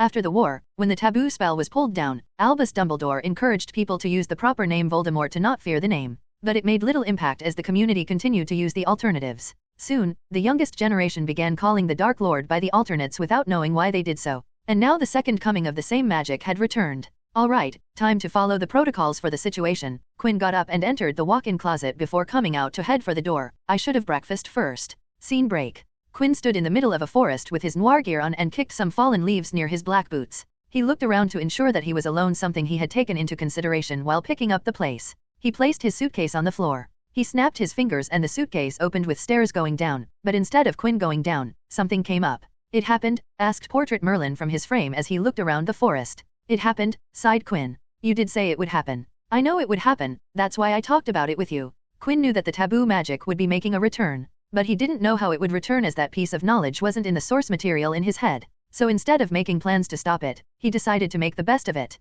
So, how did it happen? Asked Merlin. Quinn shook his head. I cannot say for sure, but I think I know how it happened. Oh, you told me for the taboo magic to work, it needs a power source to operate. I mean, for magic of this magnitude and scale to work, it must be drawing on a ward stone. Or this Dark Lord of yours powered it through his own magic. I have heard about him in the past 2 decades, and from what you have told me, he is powerful enough to power the curse himself. What makes you think he used a magic source? I would have thought the same, but the timing of it is what makes me think he used a magical power source. Timing. Yes, timing. You see, yesterday, why am I being humble? I definitely stabbed the Dark Lord in the eye. You did? Congratulations? How was it? Thank you. It was fine. Created a knife, threw it well, and landed it right in the eye. Oh, stop it. There's no need to be so humble. Okay, I mean, it was quite fantastic. I was battered and beaten, but you know me, what separates good from the best is performing under pressure, and I perform best when I'm under pressure. The curse I weaved was some of my best work, and I'm not much of a thrower, but that knife throw was legendary. Good, good, I wish I could have seen it. If today goes well, I can show my recollection of the event on a light projection. Then I certainly hope it does. But back to the original question. Ah yes, about that. Because I stabbed the Dark Lord in the eye, I doubt he used the time he could have spent healing on the taboo magic. And because the curse came alive yesterday, I'm sure it definitely wasn't the Dark Lord and a power source. I see. What are you going to do exactly here? I'm going to try out a test. It's early, and I might invite some nasty people, which I'm not sure if I want or not, but whatever be the case, this seems to be a time as good as any. You're going to trigger the taboo magic. Merlin quirked his brow. Well, I spent a good amount of time researching it. Not triggering it would be a pity. The reason I called you here is for a question. What question? Can you charm the taboo magic to trigger differently based on the term that is spoken? A skillful enough wizard can do so. Quinn hummed. Then it is better if I go with the mainstream version. Going personal might offend the big guy enough.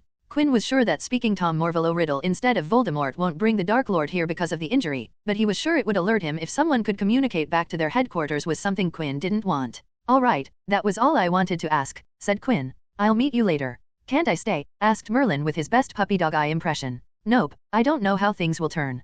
Quinn didn't listen to Merlin's counter and directly sent the portrait into the suitcase. He knew how it was going to turn out, but why risk something that could possibly be traced back to him, though he didn't see how that would happen, but again, why take the risk? Quinn put on his mask, and the forest went quiet. The leaves stopped shaking, and the winds came to a halting still. He once again gave the surroundings a look to confirm that he was alone. He took in a deep breath before a distorted voice emanated from behind the mask. Voldemort. There was a thrum around him, and while it was barely visible to the eye, Quinn could feel the spatial distortions around him. This is the first one? The first one? I can't believe we got a fool so quickly, came a rasping voice through the trees. How dare you speak the Dark Lord's name? We know you're in there? You've got half a dozen wands pointing at you, and we don't care who we curse. He heard footsteps in the fallen leaves, and then they stopped.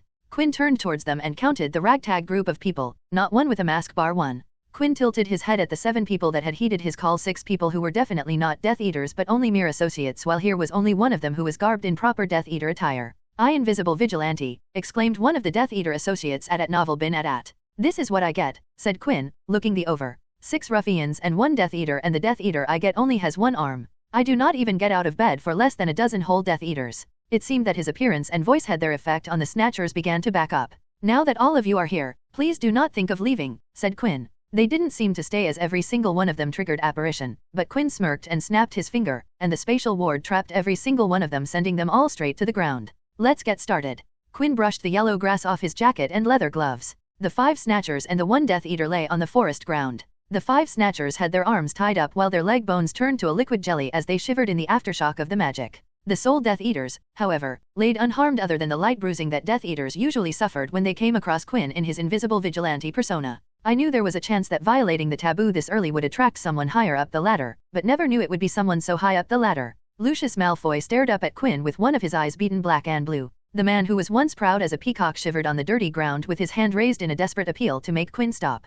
Why would someone like you, Lucius Malfoy, be part of a field group accompanying these nobodies? He glanced at the ruffians. I always assumed you were the indoors type, sitting behind your fancy desk, pulling the strings, but here you are. His eyes went to Malfoy's empty sleeve. And you don't have an arm. How did that happen? He already knew Lucius Malfoy didn't have an arm. He had seen the thing happen in Barty Crouch Jr.'s memories, one of the deranged man's most prominent recent memories, making pieces of information he had seen on the Death Eaters. Alas, like Quinn, the invisible vigilante wanted to keep the fact he was a legilimency secret. Please, spare me, said Lucius, his tone knitted with begging. I will give you anything. Quinn's pupil narrowed as he gave Lucius a stare down. There is nothing precious than your life, Lucius Malfoy, and I would love nothing more than to reap that precious life of yours and rid the Dark Lord of one of his precious assets. Instead of begging more, Lucius laid flat down on the floor. It was as if all the life and struggle to survive had left him because of Quinn's few words. He let out a weak scoff. Then off with it. I'm no asset to the Dark Lord. He raised his empty sleeve.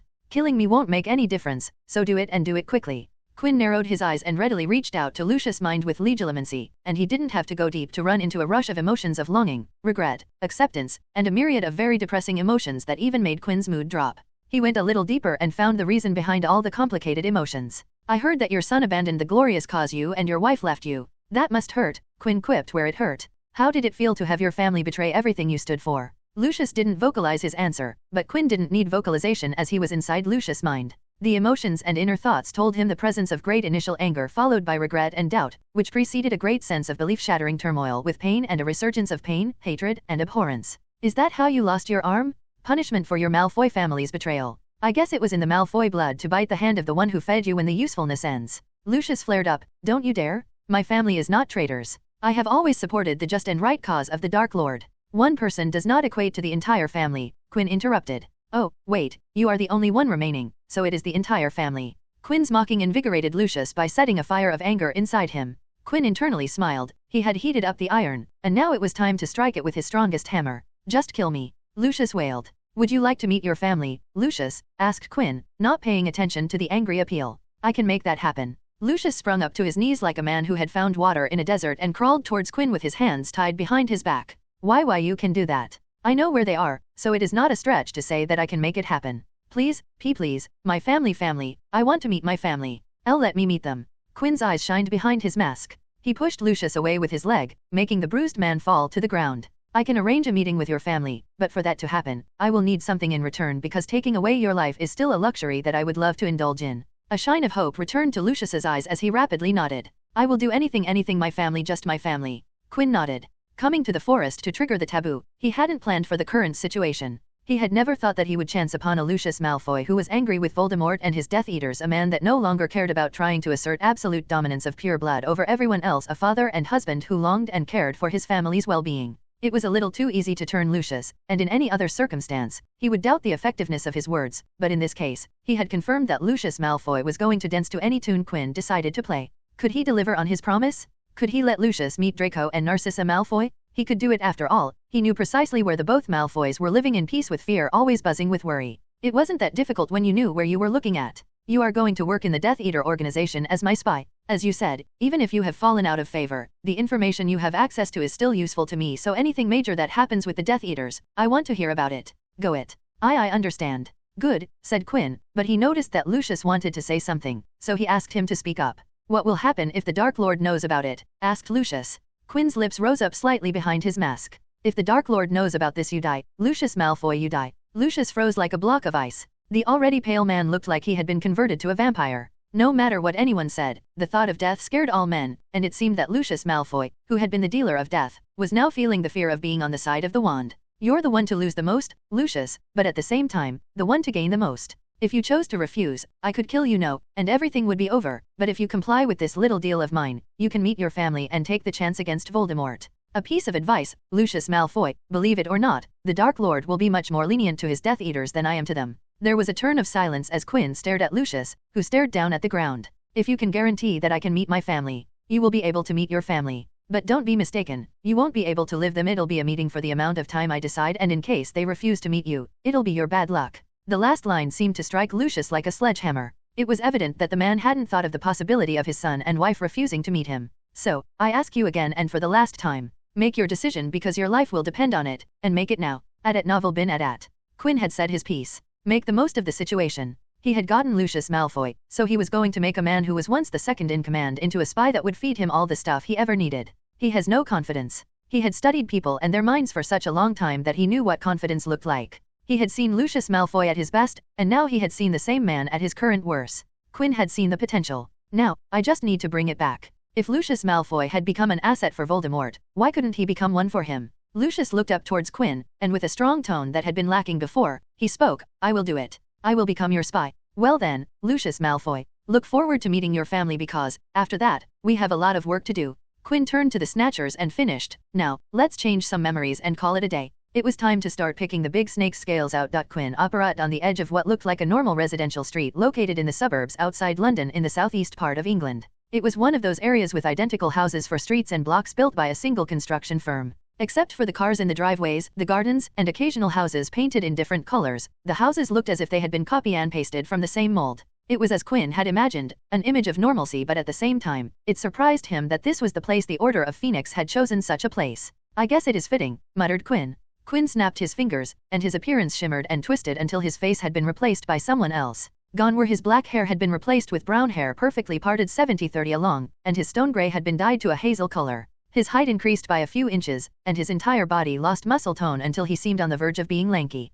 He rolled his shoulders, and his emerald green three-piece suit morphed into a salaryman's brown work suit with a thick tie. The new face put on a smile and clenched his fist around a conjured work suitcase. He walked to a house with a trimmed garden with a bed of weather-appropriate lush flowers. Everything in the garden was just good enough that it won't arise complaints from the neighbors, but not good enough that they would come looking for tips. As he stepped on the empty drive, he felt a tingle travel down his back. He took in a shallow but sharp breath as the magic in the ward scanned him. In a fraction of a second, he devised the motive behind the scan. It was looking if he possessed magic. He smiled and countered the ward with counter magic, which made it seem that he didn't possess a drop of magic in his veins. Even if they didn't want goblin wards in here, they should have at least put up Aegis. Well, good, less work for me, he thought, noticing that the warding around the house wasn't from either of the top two best in the business. I don't know if I should feel appreciated or insulted at them trying to copy Aegis. Quick response alert. The ward was clearly going to alert people, and they would arrive here to surround him as soon as possible. He kept his eye on the front door and didn't look at the invisible guard sitting on the yard chair as he stunned him unconscious.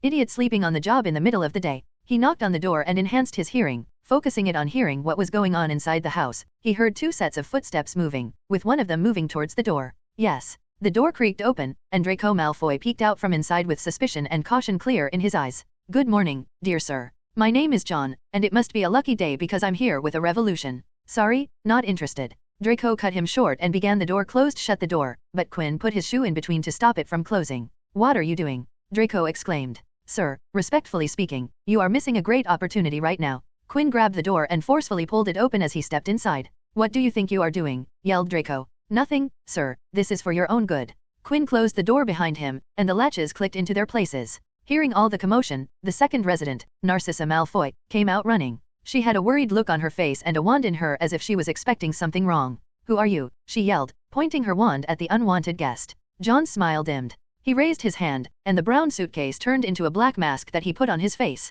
The Malfoys watched as the hazel eyes and brown hair both turned black. As their minds tried to understand what was happening, he gave them a push to make it crystal clear. He patted his suit, and the brown work suit turned into an outfit that covered head to toe in black. Why you? Draco stepped back as realization dawned on him. Good day, Malfoys, said Quinn in his distorted noir voice. I have heard a lot about both of you. It's nice to meet you in person. Narcissa pulled Draco behind her and raised her wand to Quinn. Why are you here? If it is about the Dark Lord and Death Eaters, we are no longer part of that world. Please leave us alone. Quinn raised both his hands up, showing that he had no wand, and then flicked his finger slightly, sending Narcissa's wand flying to the ceiling.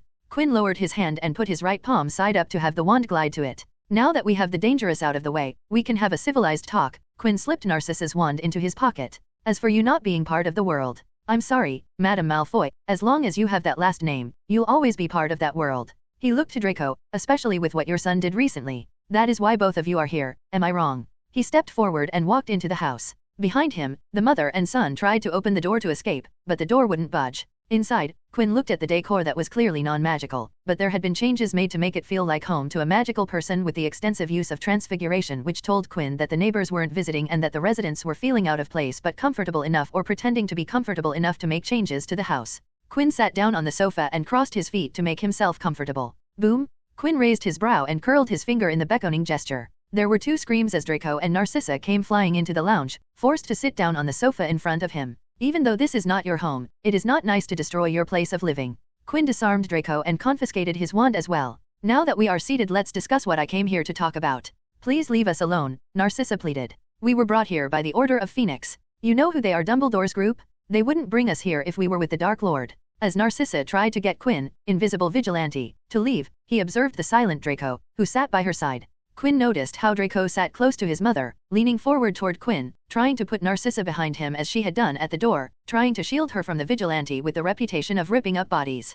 Quinn gathered magic in his voice box and exuded it, weaved it in his words. I would like it very much if both of you could calm down. As long as you cooperate with me here, I have no desire to hurt both of you. So if we can have a calm discussion without raising our voices. What do you want? Asked Draco testily. I am here on the behalf. Can you remove that from voice? Said Draco, even as Narcissa tightly clutched his arm. It is hard to understand.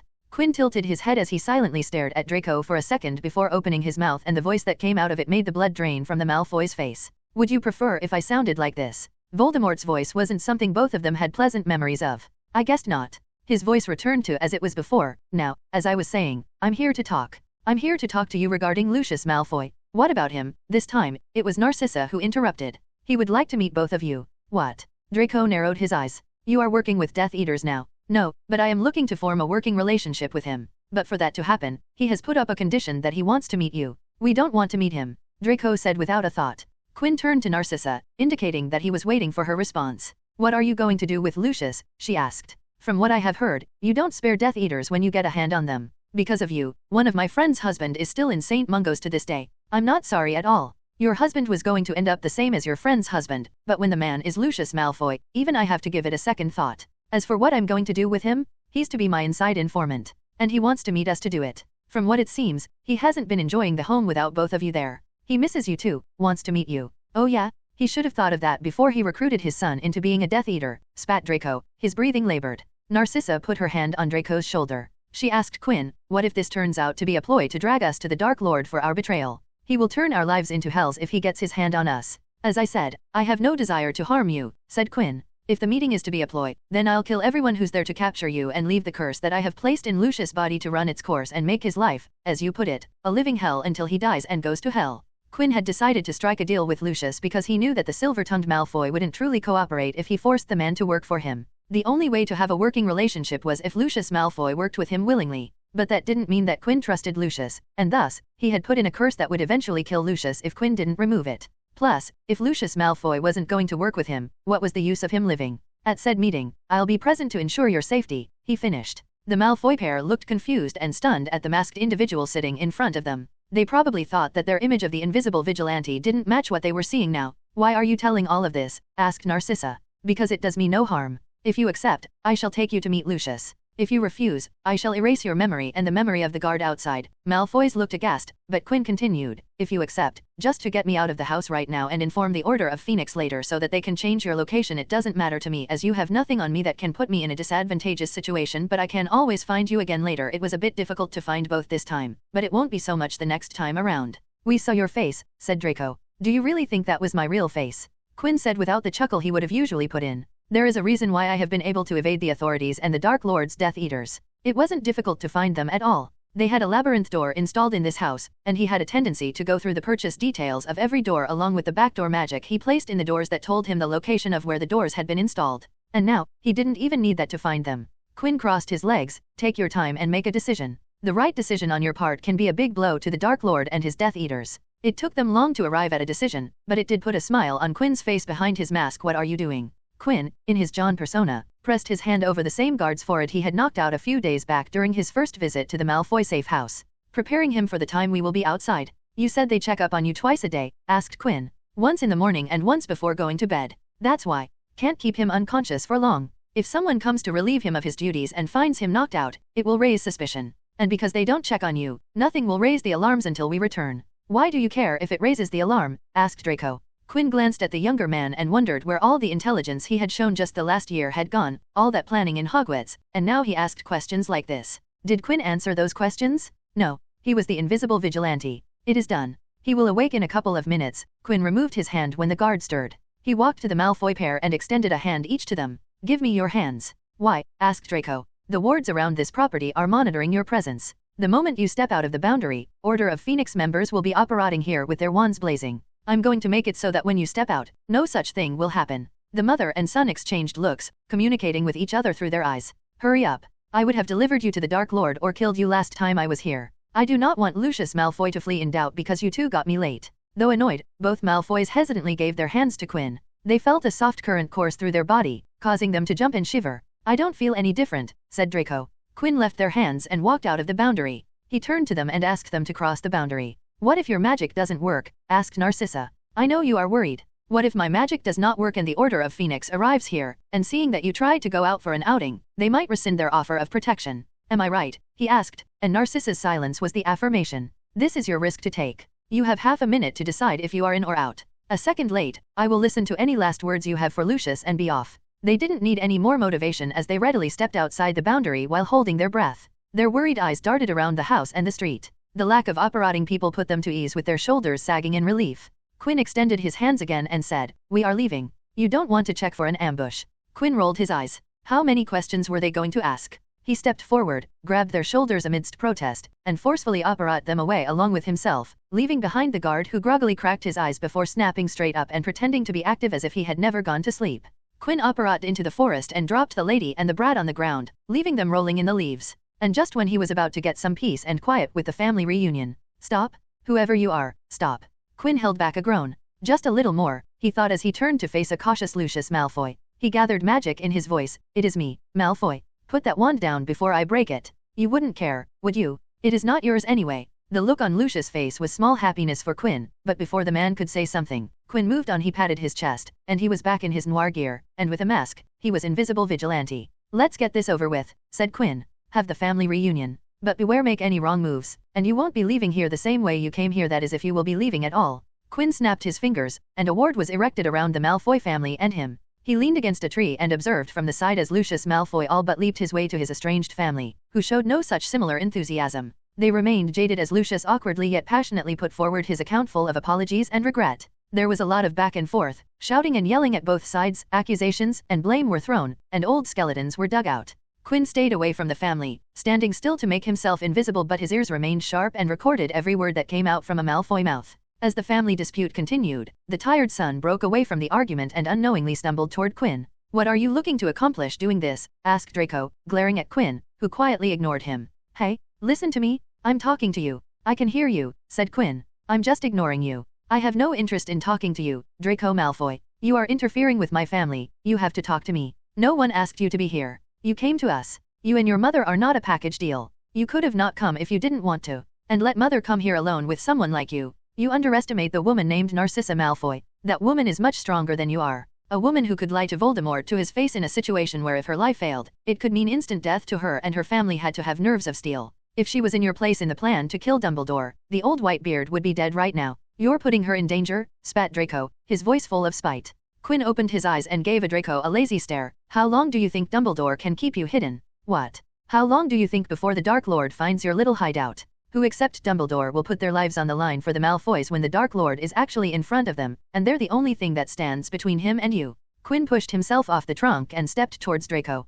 One day, you'll be in that little prison of yours, sharing a meal with your mother. Maybe it will be the only good thing about your stifling days, or maybe you'll be sleeping peacefully in your bed, and that's when he will coming tearing on the roof of that non-magical house you don't like. If you're lucky, he will kill you in one shot with a killing curse, but if you're not lucky, he will torture her in front of you, and her dead face will be the last living memory you will have. I'm trying to prevent that from happening, you naive moron. I want to rid the world of a Dark Lord, and your father working for me is going to make that easier. Quinn backed away to enjoy the startled look on Draco's face. He wished he could have forced the image of his words into Draco's mind using legilimency to get a more satisfying reaction, but that was just his sadistic speaking out of place. So go stand by mommy and daddy as they sort things out. This is not a place for children to interfere. Now bugger off. With that, Quinn closed his hand but kept his sense keen in case Draco tried to do something stupid with his wand. I'm not an idiot, said Draco, his tone laced with faint defiance. I never said that you were. You didn't need to. The way you spoke to me said it all. And you did call me a naive moron.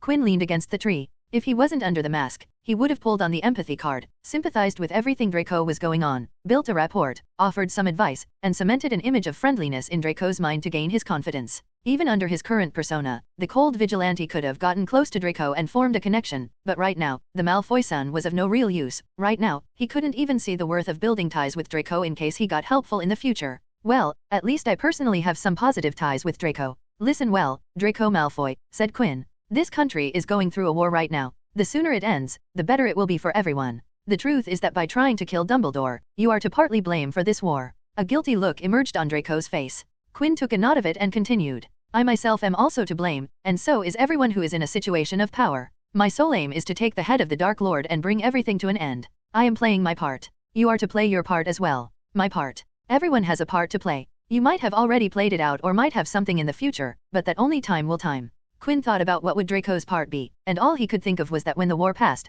the Malfoys would still hold plenty of wealth and even influence that could be put to good use. You think you can kill you-know-who? Asked Draco. I believe so I can. Just a few moons back, I took his eye, a highlight of his career as the invisible vigilante, if he was to say himself. I had done this mask with that intention, and I will remove it when my motive is achieved. Quinn closed his eye and ended the conversation. He didn't want to speak to Draco anymore, who himself didn't continue. After a while, the Malfoy family conversations ended, and Lucius and Narcissa stepped to Quinn. I agree to work with you, said Lucius. A good decision, said Quinn solemnly. I will provide you with the information on the Dark Lord, but other than that, I don't think I can provide you with much. Information is gold, Malfoy. While I have no need of your wand, I do think you will be able to provide me with plenty of things, said Quinn, staring at Lucius with gears turning behind his eyes. There were a couple of more things he wanted Lucius to do, which he thought would prove to be the correct choice. Just keep my family out of it. Quinn nodded. He glanced at the mother-son and speculated if he could make them do something from their safe house of theirs. They could do something, but that was a thought for another day. Well then, Lucius Malfoy, let's bring down the Dark Lord. I don't like this. Amelia Bones slammed a thick manila folder on the long conference table. We had more than a dozen reported cases just this week. Reported cases? We don't even know how many went unreported. She fixed a look on the people sitting around the table that clearly told them she was greatly displeased. We have had an explosion in the Auror's office. Then the Dark Lord dared to barge into the ministry, took hostages, put lives at risk, and it took 2 outsiders to repel him away, and one of them is a wanted criminal. Does anyone of you realize how that looks to the public? That the ministry can't do anything without Albus Dumbledore's help. An absolute disgrace. Some of the biggest names in the ministry: head of DMLE Rufus Scrimgeour, head Auror Gawain Roberts, head hit wizard Cylin Perry, retired Captain Auror and defense consultant Alastair Moody, among many others, listened to the minister in silence. She picked up the newspaper and opened it to read the article. Every ministry employee ranging from office heads to the Minister of Magic herself have a bounty on their heads that can be collected in the seedy world of Nocturne Alley, dotted with connections to the Death Eaters. Amelia pushed the newspaper away as she dumped herself in the head chair, and with her fingers massaging her temple, she asked, "What is the situation with these snatchers?" Roberts leaned towards the table and patted a folder in front of him twice but didn't open it. "We have caught 7 of them this month. Another 7 resisted arrest, and unfortunately, they lost their lives." The new law regarding lethal action against Death Eaters included a section that allowed an extension against groups like the Snatchers. "What are the ones in custody saying?" she asked. "N at novel bin at. Nothing, those dimwits know nothing. They're just trying to earn gold by rounding up muggleborns and blood traitors. It is a hassle to clean up after them and their mess. Some of them made a ruckus right in the middle of a muggle public square. At least the marked Death Eaters are careful about where they let the magic out. How are we supposed to handle the root of the problem if we are busy chasing after the fools?" "That is your job to figure out," Amelia sighed. She turned to Scrimgeour and spoke. "You're coming with me to the Muggle Prime Minister's office. The Auror in charge of his protection has been sending memos after memos saying he wants to meet. It's on this Friday evening." Even the ever-serious Rufus Scrimgeour had a twitch when he heard the words Friday evening in the work context. "Understood," said Scrimgeour. He glanced towards the door once before turning to Amelia. "I still don't think it is good to get outsiders involved. DMLE is more than capable of handling this situation on our own. Whether you like it or not, he and his group are a substantial effort against the Dark Lord. In this situation, it is better to coordinate with them for information." Amelia turned to Moody. "Isn't that right, Alastair?" Moody grunted, which to those who know him was a grunt of affirmation. "But, Amelia, you just talked about how you didn't like Dumbledore's involvement in the Dark Lord incident," said Scrimgeour. "No, I didn't like it," said Amelia bluntly, "but that doesn't mean I didn't appreciate it. If he wasn't there that day, many innocent lives could have been lost. And this time, I'm inviting Dumbledore and his Order of Phoenix up front." And she narrowed her eyes. "You can't talk about outsider involvement after your meeting with George West. We need potions and their ingredients at a cheaper rate," defended Scrimgeour. "West can deliver us with that. We can even get green grass to sell us at a discount through West. I'm not complaining." Scrimgeour sighed and rested his complaint. He looked at his wristwatch and frowned. "He is late. This is an important meeting. If he expects us to work together, then he must be on time. The meeting hall's door opened, and Albus Dumbledore, dressed in his starry-patterned robes, entered the room with a smile beneath his beard and a shine in his eyes as if he was delighted to see everyone in the room. My apologies, everyone. I was caught up gazing at a bird I thought I had never seen before. Turns out someone had colored a magpie in some fascinating shades. I suspect they came from the mind and hands of a brilliant child. Dumbledore sat down on an empty chair right between Rufus Scrimgeour and Silan Perry, smiling at both heads as if it was a Hogwarts reunion. If I missed something, I would request if someone could catch me up quickly, said the headmaster of Hogwarts. You missed nothing, said Amelia and moved forward without wasting any time. I want an update on the taboo curse. How could the Dark Lord cast such magic in the country? I thought we had taken away the means he had used to cast the taboo curse the last time. All eyes turned to the person sitting on the other head of the table, who hadn't spoken a single word since his arrival. Saul Croaker, an unspeakable from the Department of Mysterious, tapped his fingers on the table for a moment before speaking up. On the day Voldemort. Are you mad? Why are you taking his name? Cried Perry. Croaker sighed. Do you think the Snatchers will come barging into the Ministry? He will know someone spoke his name inside the Ministry. Speaking his name carelessly might become your downfall. Unspeakable, scoffed Perry. I can say Voldemort, Croaker said, and people in the room frowned. As many times I want, wherever I want, and the taboo won't get triggered.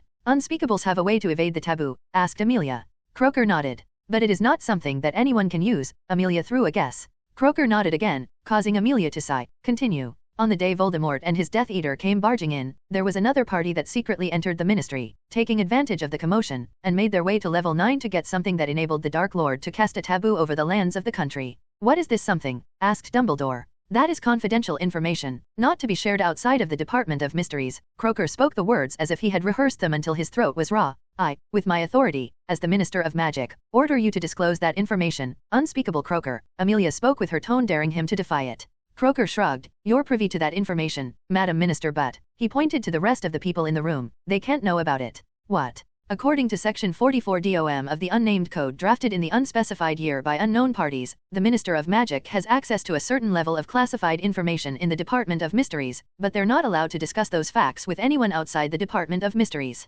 That is bullshit. The crude language didn't make a single eye twitch. There's a subsection in the law where with an internal vote inside the Department of Mysteries can lead the classified status to be revoked, or select people can be given temporary clearance status to the information, but other than that, the Department of Mysteries holds the rights to the information produced by us, Croaker answered with a straight face. As for this specific piece of information, there's no need to go through the procedure. It's not something that would make a difference if more people knew it. I'm shocked how your department isn't overrun with corruption, Scrimgeour said with derision. We have our ways to keep everyone in check, said Croaker, smiling mysteriously. And who knows, we might be teeming with corruption. Whatever, the work's been going on well, so no complaints. The way he said that was so potentially serious with such a light tone made people stare at him for a good second. I am assuming it was Augustus Rockwood who led that other party. Dumbledore continued the conversation along. Yes, Augustus Rockwood, an ex-unspeakable, Croaker said that term as if he had tasted something bitter. He looked to Amelia. You know we don't have that. Ex-unspeakable. We have retired unspeakables, and they don't have to be oldies who don't work another day in their lives. We have plenty of young guys who leave us to pursue other interests, but not a single ex-unspeakable, that is, until Augustus Rockwood came along and the Ministry had to make everything a media spectacle. We couldn't deal with Rockwood as we usually do with others in his position. If this time around, we find another Death Eater unspeakable, we did a thorough check this time, but still, if we do, please make sure that we get to deal with them this time. If we dealt with him back then, we wouldn't have this situation today. We will see to that. Let's get back to where we were before. In the case of Ministry headquarters being compromised, like it came close becoming, the protocol for the Department of Mysteries is to pack up everything important and leave the premises. Even down at the 9th, people were in a hurry packing their respective inventory, and what was used in the taboo magic is really specific and not useful for a lot of other magic, so it was down the list of priority packing. It was somewhere in there that Rockwood and his group came in, took the stuff they needed, stunned the poor boy in charge of the area before leaving. Stunned, not killed? Asked Roberts. Rockwood knew better than to kill an unspeakable. He might have been one of our more battle-oriented members, but he knows that he wasn't the only one and the trouble it would bring him if he did kill in his old workspace. The smile on Croaker's face was simple, but at the same time, it lacked the humor it was trying to portray. Can you stop the taboo? Asked Perry. We can. Destroy the anchor to which the magic is tied or kill the caster. But I doubt we can either do that easily. Dumbledore said, in the last war, unspeakables were working on another method that would forcefully eradicate the magic. Are you working on something similar this time? You know too much, Dumbledore. We need to do something about that? Croaker stared at Dumbledore in silence for a moment before speaking. Yes, we are working on something. But because the approach to casting the magic is different than the last time, we are working up from the ground up. So, you don't know until when it will be ready, commented Dumbledore with a twinkle in his eye. No, we don't. Voldemort will. Unspeakables can speak his name, Dumbledore, that doesn't extend to you, said Croaker. I understand it doesn't extend to me, but who said I can't cast something similar on my own? Croaker's eyes observed Dumbledore. You have found a way to dodge the taboo magic. Of course, it was easy enough to figure it out the last time around Voldemort cast it. Dumbledore smiled and then Croaker smiled. The two smiled at each other like the best of a friend until the door swung open, and a hit wizard came barging with a labored breath and hurry in his eyes. What is the meaning of this, Rust? Asked Perry. Sir, a group of snatchers tied together were suddenly dropped at our backdoor entry and their hands sir, their hands are crippled sir. As soon as everyone in the room heard about crippled hands, they got up as all brains pointed in the same direction. It's the invisible vigilante, sir. For the past week, the smell of leaves and forest had become a mainstay in Quinn's life. I should have chosen a beach or something, said Quinn looking around the trees. Green is overrated anyway, but then he remembered his girlfriend and shelved that thought in the recycle bin. He canvassed the surrounding area for a bit before tapping his chest for the casual clothing to change into the noir gear, but it was in a forest camouflage shade rather than the usual black. All right, let's do it. Quinn did some stretches, including some vocal warm-ups. He waved his hand in front of his face for a mask to appear, and then the distorted voice said in a smiling tone, Voldemort. There was a rustle in the leaves as Quinn pulled on his gloves and clenched his fists at the sound of some laughter. He turned as the footsteps halted abruptly, and when he saw the group of people with wands out, their smiles drained as they recognized him. Snatchers, you have done well to heed my call, he said, but it is regretful that you did so as this will not be pleasant. The Snatchers didn't try to raise their wands to him, not a single spell was fired, instead, they immediately tried to apparate away with the entire area twisting in spatial movement. But the next moment, the spatial fabric of the area froze up, and all the Snatchers were thrown to the ground. Please do not be in a rush to leave, you will be leaving, but not now. He had plans for them. The Snatchers pushed themselves away from him, crawling on the ground with their shaking wands pointed at Quinn as he sedately walked towards them.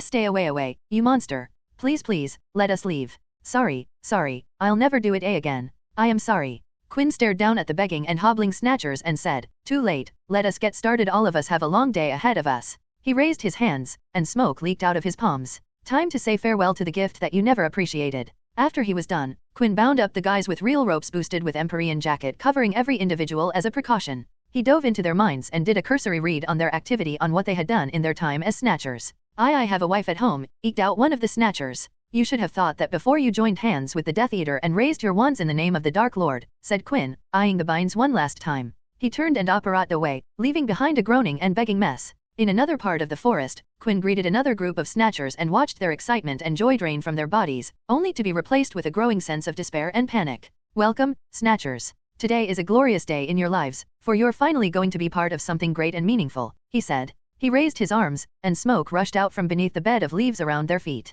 Say your goodbyes, you're going to experience what it feels to be like the muggles you all hunted for sport. Again, after he was done taking away the nerve activity in their hands, Quinn bound them up and again operated to yet another part of the same forest. Speak to me, Snatchers, how much price do your Death Eater lords have put on my head? Asked Quinn to the group of prone Snatchers as the haze of soot of tetany nervum inched towards them. He had already done this a few times, and repeating the same operation so many times while listening to the same pleas of begging had gone boring and irritating. What? Snatchers are rewarded in gold for their captures. The minister has a bounty, Dumbledore has a bounty, even the boy who lived has gotten a bounty. So I wonder, how much gold does the Dark Lord deem my life to be of? I don't know. Is that so? Quinn looked at all the Snatchers. A thought formed in his mind. He asked, does anyone know the bounty on my head? The one who answers will get a reward. A reward that every one of you will want. As he spoke, the hazy smoke stopped just before the Snatchers' feet. Speak to me, Snatchers, who wants the reward? But be cautious, tell a lie, and I shall take your legs as well. In any normal situation, someone would attempt to lie in the desperation situation, but this was out of the norm. None in the country hadn't heard of his work with Death Eaters. But it also meant that the Snatchers were scared to even speak a single word, until... I know. Quinn turned to the Snatcher at the very back. He instinctively put on a friendly face behind his mask and asked him to tell. The reward is why your weight in gold. My weight in gold. Quinn jerked back in surprise. The reason he had asked the question was only partly due to boredom and because his cursory glances had only given him the bounty of people the Snatchers had bothered to look up: Muggleborns, blood traders, ministry officials, famous personalities, but no one he had met had bothered to look him up. He hadn't checked this group yet. My weight in gold, he made quick calculations in his head, that will be more than you will get for either the Minister of Magic or Dumbledore. You had a chance to reap enough reward to have lasted all of you and several of your upcoming generations. But that is a far-off hypothetical. He got up from the wood log and said, you have done well, Snatcher. I will keep my promise and give you your reward. As he said that, the Snatcher's fearful face gave way to hope, which twisted in a showcase of betrayal as Quinn stunned him unconscious. Quinn turned to the other Snatchers and said, the reward was mercy. This magic, the smoke of Tentani nervum inched forward, is quite painful. At least, now he isn't going to go through it awake but for you. Poor folk, get ready to familiarize yourself with pain. And no, please, please, God, help us. Quinn shook his head. God won't be coming today, only pain. He turned to gather rope as the haze overtook the Snatchers to finish the work that had been delayed due to boredom. Scene break. Amelia Bones, surrounded by full protection of hit wizards, looked at the group of battered men who looked as if they had been dangled at the edges of hell just to be pulled back just before hellfire got to them from behind a window. What is he muttering about? She asked Scrimgeour. The head of DMLE leaned in to say, they're repeating to stop it over and over again. Some victims of his magic are known to show such behaviors. Because of the pain. That and the feeling of not being able to feel their arms and legs can be quite overwhelming. Amelia cleared her throat before asking, are we sure this is him? Yes, it is him. Everything from the abnormal magic traces that don't match with one's and the magic itself resembles the previous samples we got from his confirmed victims. It is, without a doubt, him. Why is he doing this? I don't know. The door behind them swung open and slammed into the wall, with a young Auror entering with a huff in his breath. He gulped and straightened when he felt the eyes of his superiors many times superior on him. What is it? Asked Scrimgeour.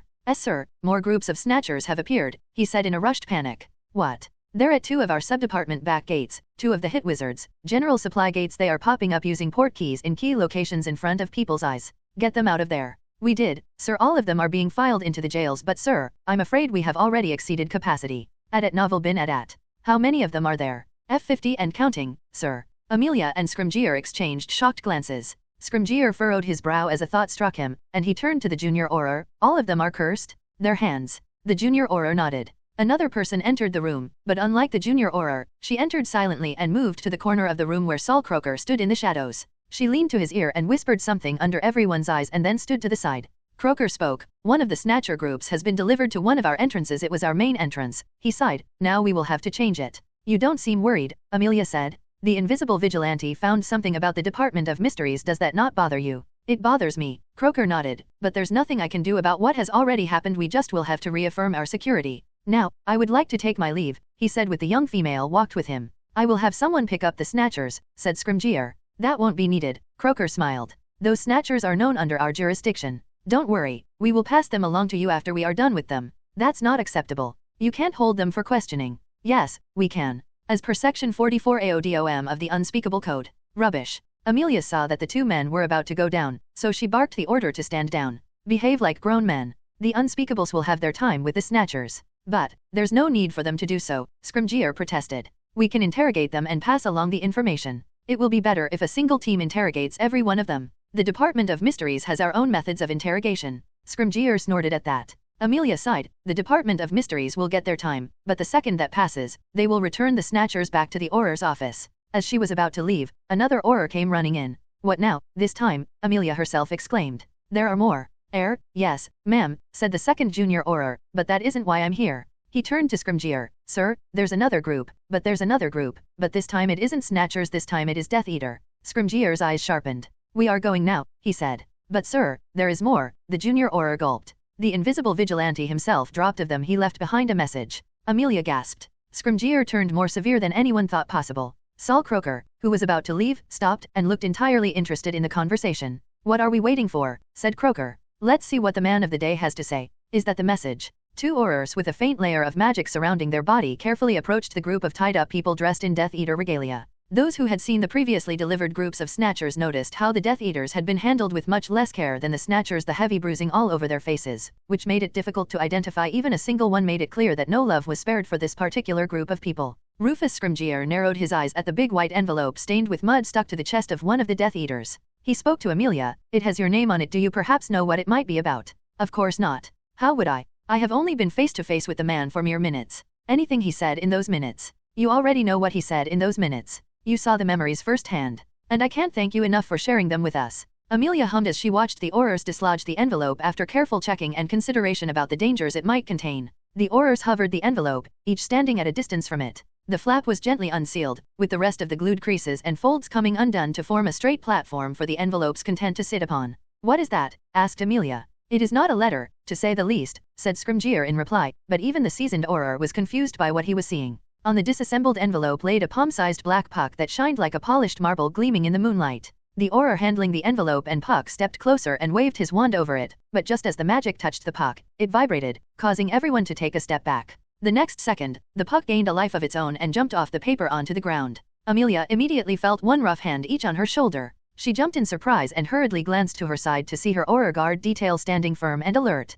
Madam Minister, the moment we deem the situation to be dangerous, we will be operating away along with you. Please don't resist. The apparition location will be a safe house in a discreet location maintained by the DMLE for such situations, said one of the Aurors. Amelia nodded, recalling the week before she had taken chair as the Minister of Magic, where she had been briefed about all of the security details, and her time as the head of DMLE, where she had signed over the Minister's protection many a time. I understand, do whatever you must, she said. The black puck thrummed violently before going still silent. The puck's top glowed, and a shimmering image of a man holographed over the puck. The dark silhouette's image broke and flickered before the transparent shape of light stabilized, and the dark shadow lightened to reveal the silhouette's identity. Greetings, said the holographic image of the invisible vigilante. If you're seeing this means the carrier had delivered the message and the envelope was opened. I hope that the recipients are those in the ministry. This recorded message is taking responsibility for the use of my magic against the Snatchers and Death Eaters. It confused many about why the invisible vigilante would suddenly own up to his crimes. However, to those in the Department of Magical Law Enforcement, it was not unusual for terrorists to claim credit for their misdeeds and acts of terror.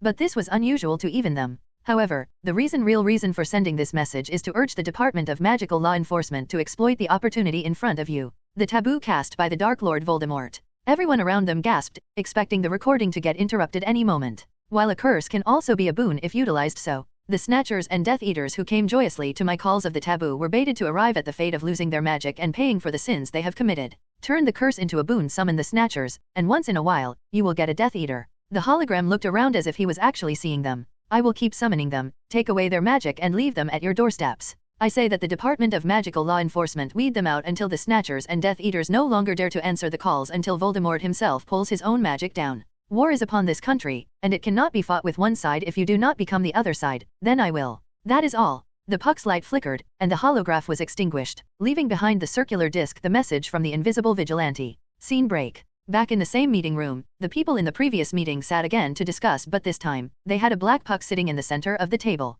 More than 50 Snatchers and 6 marked Death Eaters just to send a message, Amelia sighed. Scrimgeour sneered as he spoke. He's just an attention seeker, setting a bad example. I expected the bad example, but I thought he would be more discreet, he said while looking at Saul Croaker. What does that mean? Asked Croaker. Oh, don't act clueless, Scrimgeour scoffed. He is clearly one of your unspeakables who knows if he is retired or is still working under your nose. Are you mad? What proof do you have? The vigilante called the Dark Lord by his name. Clearly he didn't summon any Snatchers or Death Eaters, and he had been clearly summoning them left and right today, barked Scrimgeour. It was then that Dumbledore spoke up to defuse the situation. I won't refuse Scrimgeour's theory about the possibility of the invisible vigilante being an unspeakable. He looked to Croaker, but speaking Voldemort's name isn't something only unspeakables can do. Croaker's pupil shrunk as he studied Dumbledore before turning to Scrimgeour. The invisible vigilante is not part of my department. We have checked for that possibility multiple times. Or so you say. Who knows what goes down in that department of yours? Maybe lying through your teeth is part of that unnamed code of yours, Scrimgeour spoke in a biting tone.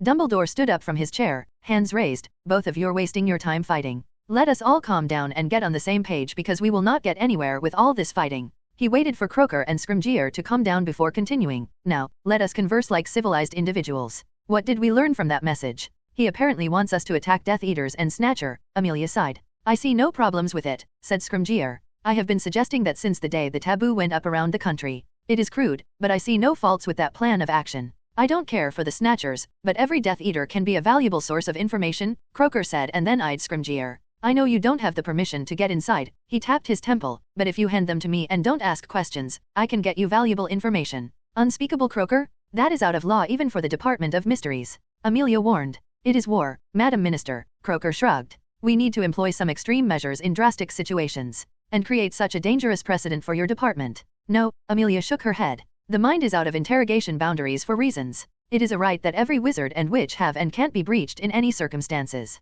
Croaker sighed. He looked like he wanted to speak more but chose to stay silent and simply observe. What else? Asked Amelia. Dumbledore replied, he is going to continue this up. The taboo will continue to summon Snatchers and Death Eaters. If he continues this, there will come a time when groups of Death Eaters will answer the calls. I'm sure he will be fine, he will even welcome it, but the people who make mistakes of calling Voldemort's name will suffer. Snatchers might be greedy for rewards, but Death Eaters wouldn't care. We need to up the efforts to highlight the taboo's danger, Amelia said with a serious note. If he will continue doing this, then I don't see why we should not. Prepare for the Aurors to replicate his work and keep it clean. There were connotations in those words made so that it was up to Scrimgeour to interpret what he meant by keeping it clean. It was Amelia's way of saying that the responsibility would lie solely on Scrimgeour's head if things went wrong. Understood, Madam Minister. Scrimgeour was happy with that. As the parties conversed, Dumbledore twitched his finger, and the puck silently slid across the table to him. He held it in his palm and stared with a train of thoughts running through his eyes. Water magic wasn't that uncommon, it might be just a coincidence, thought Dumbledore.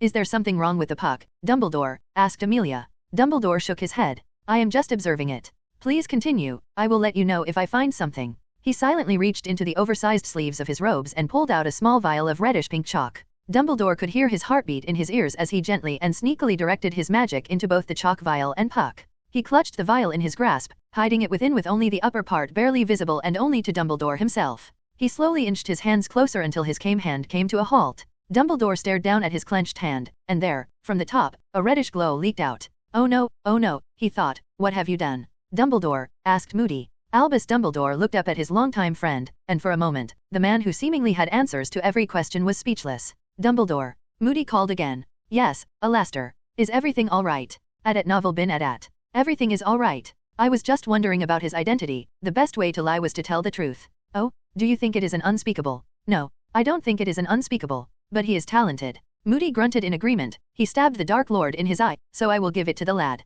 Yes, Dumbledore threw out a distracted reply. After a moment, he slid the puck back to the table's center and pocketed the small vial of chalk. Did you find something of interest, Dumbledore? Asked Croaker curiously. Maybe something that could lead us to the real invisible vigilante. Dumbledore put on a regretful smile and shook his head. Nothing I can find right now. After that, Dumbledore leaned back into his chair, and for the rest of the meeting, he nodded and responded with half-baked answers. It had been a while since he had found something that had greatly occupied his mind. The last time he had felt this was when he had found Harry Potter was a horcrux. Quinn stood inside Flourish and Blott's inner corner, where all the boring books sat away from the popular products that made the store money. But to Quinn, the newest batch of research journals was why he liked to visit bookstores regularly. As long as he could apparate to it, he wanted to go on his own, be it books or materials. Where he couldn't, he had people scouring for the latest. It was a peaceful time as he slowly flipped through the research paper titles and abstracts. It was the middle of a Tuesday with everyone working their jobs in their place of work. There weren't Hogwarts students plugging up the bookstore as they would before the start of the year, so Quinn could calmly browse the catalog without any unnecessary and unneeded disruption. Mr. West. The edge of the paper slipped from Quinn's hand as he turned his head towards the person who had called his name. He turned back to his book and groaned as he slowly closed the journal and returned it to the shelf. This is ridiculous, he said. It's like every time I go out, one of you people comes finding me when I'm looking to relax. He looked around. Is there someone following me around? I'm not a media celebrity. You know I'm not supposed to be recognized in public, neither am I supposed to be followed around. After he had graduated, he had run into Saul Croaker, unspeakable from the Department of Mysteries, and Rufus Scrimgeour, the head of DMLE. He had even met with Amelia Bones, the Minister of Magic, but that was because of his own actions. And now he was meeting Albus Dumbledore, the head of the Order of Phoenix. He turned to his ex-headmaster to ask, so, what gives, Professor? Should I travel in stealth now? If people want to meet me, they can always set up appointments with my secretary. You have a secretary? No, I do not. Then. Exactly. You get it, Quinn said with a straight face before sighing. What is it that I can do for you today, Professor? It would be better if we talk in private. Quinn observed Dumbledore with a critical eye, blatantly not hiding his doubt regarding this private invitation. Dumbledore didn't reveal his intention, silently insisting that it was a matter not to be discussed in public. After a few seconds of stare-down, Quinn shrugged and decided to tag along with Dumbledore, who led him to a small tea shop on the secondary street of Verdict Alley. When they entered, Dumbledore nodded to the man on the counter. Quinn stopped at the counter, shook the man's hand and asked for his name, and created the man's profile in his mind, adding the possible Order of Phoenix tag to it. They sat down on the innermost table in the corner of the petite shop. After receiving what they had ordered, the two men finally got to talking. Can we talk now, Professor? Asked Quinn, sipping on his lemonade. Dumbledore raised his hand and slowly swiped it in the air for a cover of magic to envelop them. Quinn narrowed his eyes at the magic to find it to be a privacy ward, a strong one at that. He looked back at Dumbledore with a quirked brow. All right, you have colored me curious. What warrants so much cloak and dagger? Dumbledore reached into his robes and placed a small vial that could be comfortably held between the index finger and thumb on the middle of the table. What is that? Asked Quinn, eyeing the reddish-pink substance inside. He was about to crack a joke when he noticed the serious look in Dumbledore's usually smiling eyes. What is it? This is the composite used as the catalyst in the ward that surrounded the goblet of fire in the Great Hall. The moment the words exited Dumbledore's words, Quinn's acclimancy kicked in as he manually controlled, but he kicked himself in the head as for a split second all emotion drained from his face. You remember this, correct? We talked about it that year when I was trying to find the caster. I wasn't able to find them back then, but I finally found them now. Quinn silently stared at Dumbledore. He had become excessively cautious for a moment, but as he thought about it, he calmed down. The Triwizard Tournament was a long time ago, and it wasn't like he had done anything wrong. If protecting his friends was wrong, then he was fine paying for that violation. Oh, who is it? Are they still in Hogwarts? That'd be mighty impressive if they are. Dumbledore stared deep into Quinn's eyes as he continued. I was in the meeting with the Minister of Magic. We were discussing the Invisible Vigilante's latest. Quinn's heart skipped a beat, and he had sent the Ministry a message in the form of light and illusion magic spelled into a small black stout cylindrical object, and imagine my surprise that when I by chance tried to compare the magical signatures on that and this, he pointed to the vial, they were a near-perfect match. Invisible Vigilante was the person I had been looking for all these years. Oh. Dumbledore leaned forward, and the shop went eerily quiet. It was as if the ambient noise had been sucked up, leaving a sound vacuum. Don't pretend to be clueless. I had long confirmed that this chalk dust was yours. There was no reason for me to bring it up, but I tested the two things for some remote intuition that I wasn't thinking would be true, and to my surprise, they matched. I had found the Invisible Vigilante's hidden identity. It was you all along. You, Quinn West, are the Invisible Vigilante. Quinn studied Dumbledore's face for a moment before he straightened up, and all fabricated emotion drained from his face. The old headmaster had made up his mind, and no matter what Quinn said wasn't going to change his mind, so why bother pretending? Magical signatures can't be used in the court of law because of the unreliability issues associated with the method, said Quinn in a plain voice. Magical signatures were actively used by DMLE to narrow the list of suspects and focus their efforts in the right direction, but the findings couldn't be used in front of a judge and a Wisengamot jury. Remember who you're talking to, Mr. West. Dumbledore's steady tone had gained a terse quality. I do not make mistakes, especially when it comes to this. You can't prove it was me, Professor. No one can. Dumbledore leaned back into his chair, looking at Quinn with still unbelievable eyes. How could I not see this before? There were a few signs here and there. The advanced water magic that year at the Great Lake, and the Invisible Vigilante's penchant to use ice magic, and the aggressive use of water magic in the Ministry against Voldemort. They could have been compared, and you displayed proficiency in water magic during the second task. Dumbledore's words left a bitter taste in Quinn's mouth. In the intense situation of facing Voldemort, he had unleashed his water magic capabilities in public under the guise of the Invisible Vigilante. I knew that day at the Great Lake would come to bite me in the back, thought Quinn. Dumbledore, oblivious to Quinn's thoughts, pointed to his hands. No one has ever seen the Invisible Vigilante use a wand. The DMLE, and even I thought that he was using some other form of focus, but it turned out he was not using one at all. You showed flashes of wandless magic in Hogwarts, especially near the end and after Hogwarts. I had heard you had rested your wand. I thought you were growing splendidly as you became older and gained more experience. Never did I thought that you were holding back since who knows when. The headmaster of Hogwarts, the one who had defeated one Dark Lord and had been a thorn in the second one's, seemed tired as he stared at Quinn incredulously. The Novellus Oxyonites attack at Hogsmeade in 1993, that's where you made your public appearance. You were 14 years old that year, a 14-year-old who thrashed grown adults into walls and stabbed them with ice spikes. Was that your first endeavor, or did you start before that with some incident that the DMLE hasn't credited to you? While Dumbledore tried to wrap his head around the fact that the Invisible Vigilante could have started as a 14-year-old kid behind a mask, Quinn was thinking with his mind running at hyperspeeds. What was he going to do now? One of the most influential men in the country was convinced that he was the Invisible Vigilante. What is this, Professor?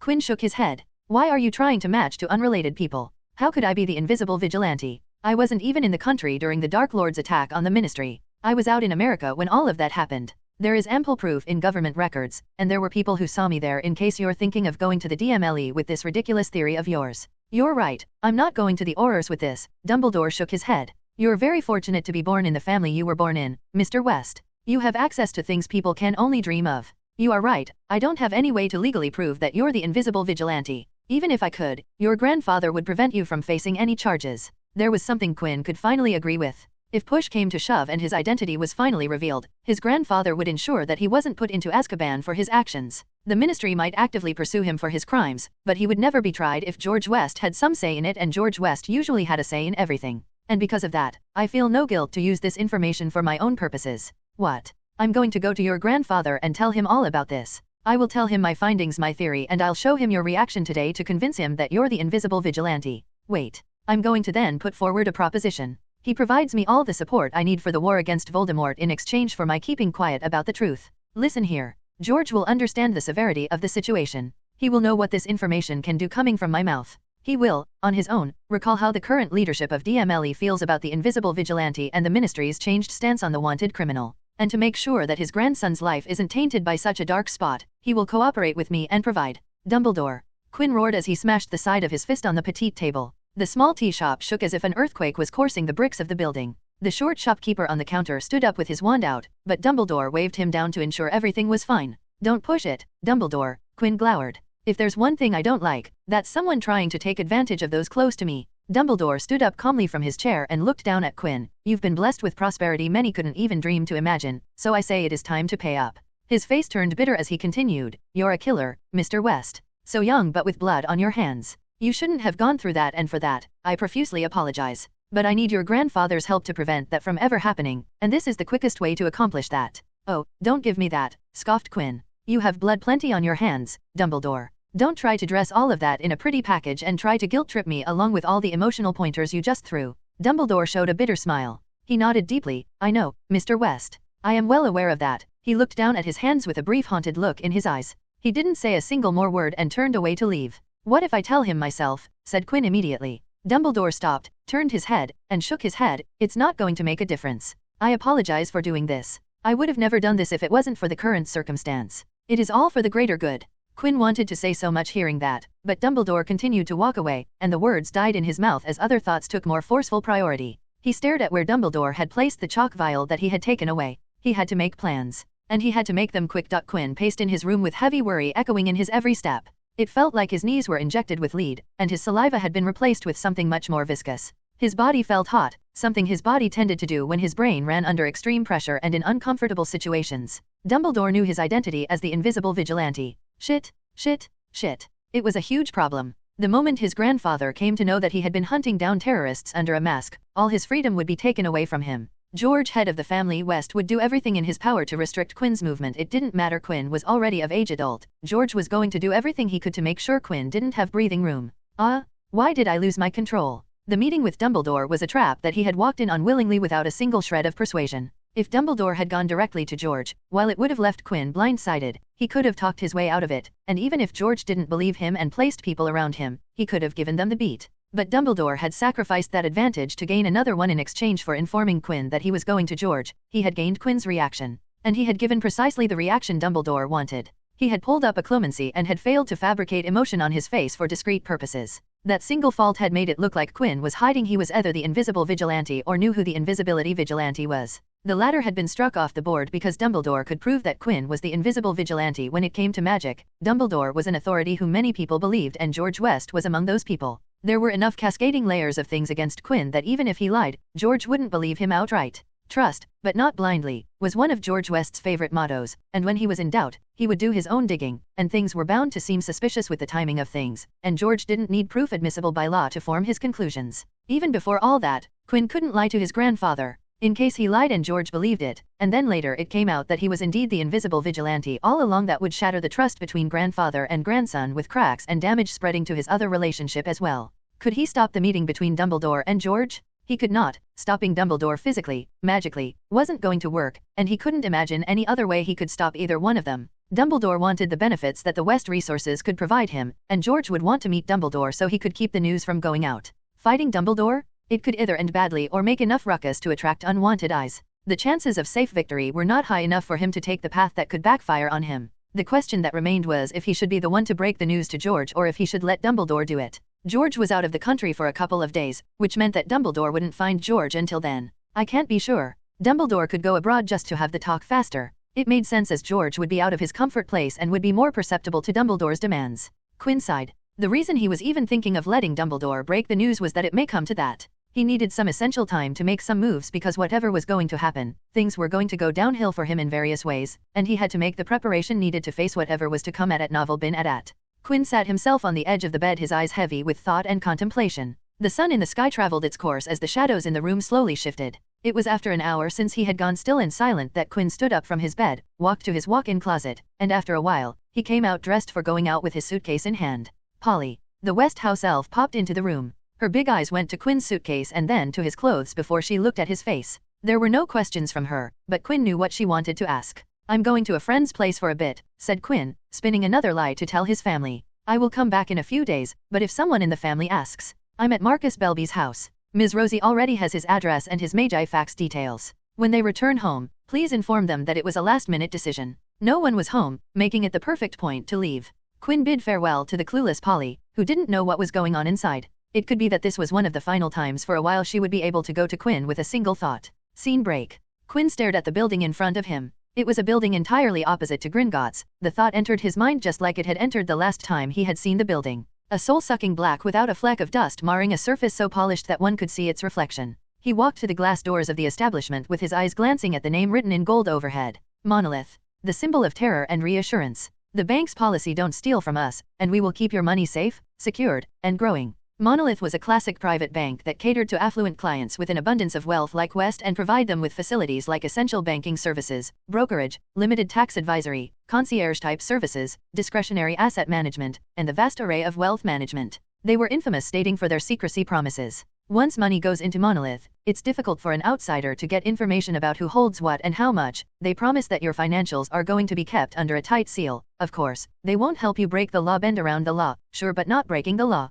And because they only service high-asset clients, who have rock-solid financial stability, it ensures that Monolith won't go bankrupt, thus making it extremely safe for them to hold people's assets. He had made a portrait of the location he had already seen and triggered it to travel to Basel, Switzerland, where the bank that managed his magical money had been securely stored. The lobby only had one greeting table, and the lobby somehow didn't look desolate despite the lack of any other furniture. Behind the long white patterned marble table sat 3 women in the prime of their beauty, dressed in identical attire. As he approached them, the middle woman looked up from her work. There was a brief daze in her eyes before clarity descended in her eyes. "Welcome, Mr. West," she slightly bowed. "We weren't expecting you today. Nevertheless, we at Monolith and ecstatic that you are here visiting." "Thank you, Amaryl," Quinn greeted the front desk concierge and glanced at her identical sisters Cheryl and Daffodil. This much hadn't changed ever since his last visit to the bank. "What brings you here today, Mr. West?" Amaryl asked politely. "I would like to meet Gare." "Mr. Gare might not be able to meet you today, Mr. West," she sounded troubled. "He only meets clients through appointments so that his day is planned out.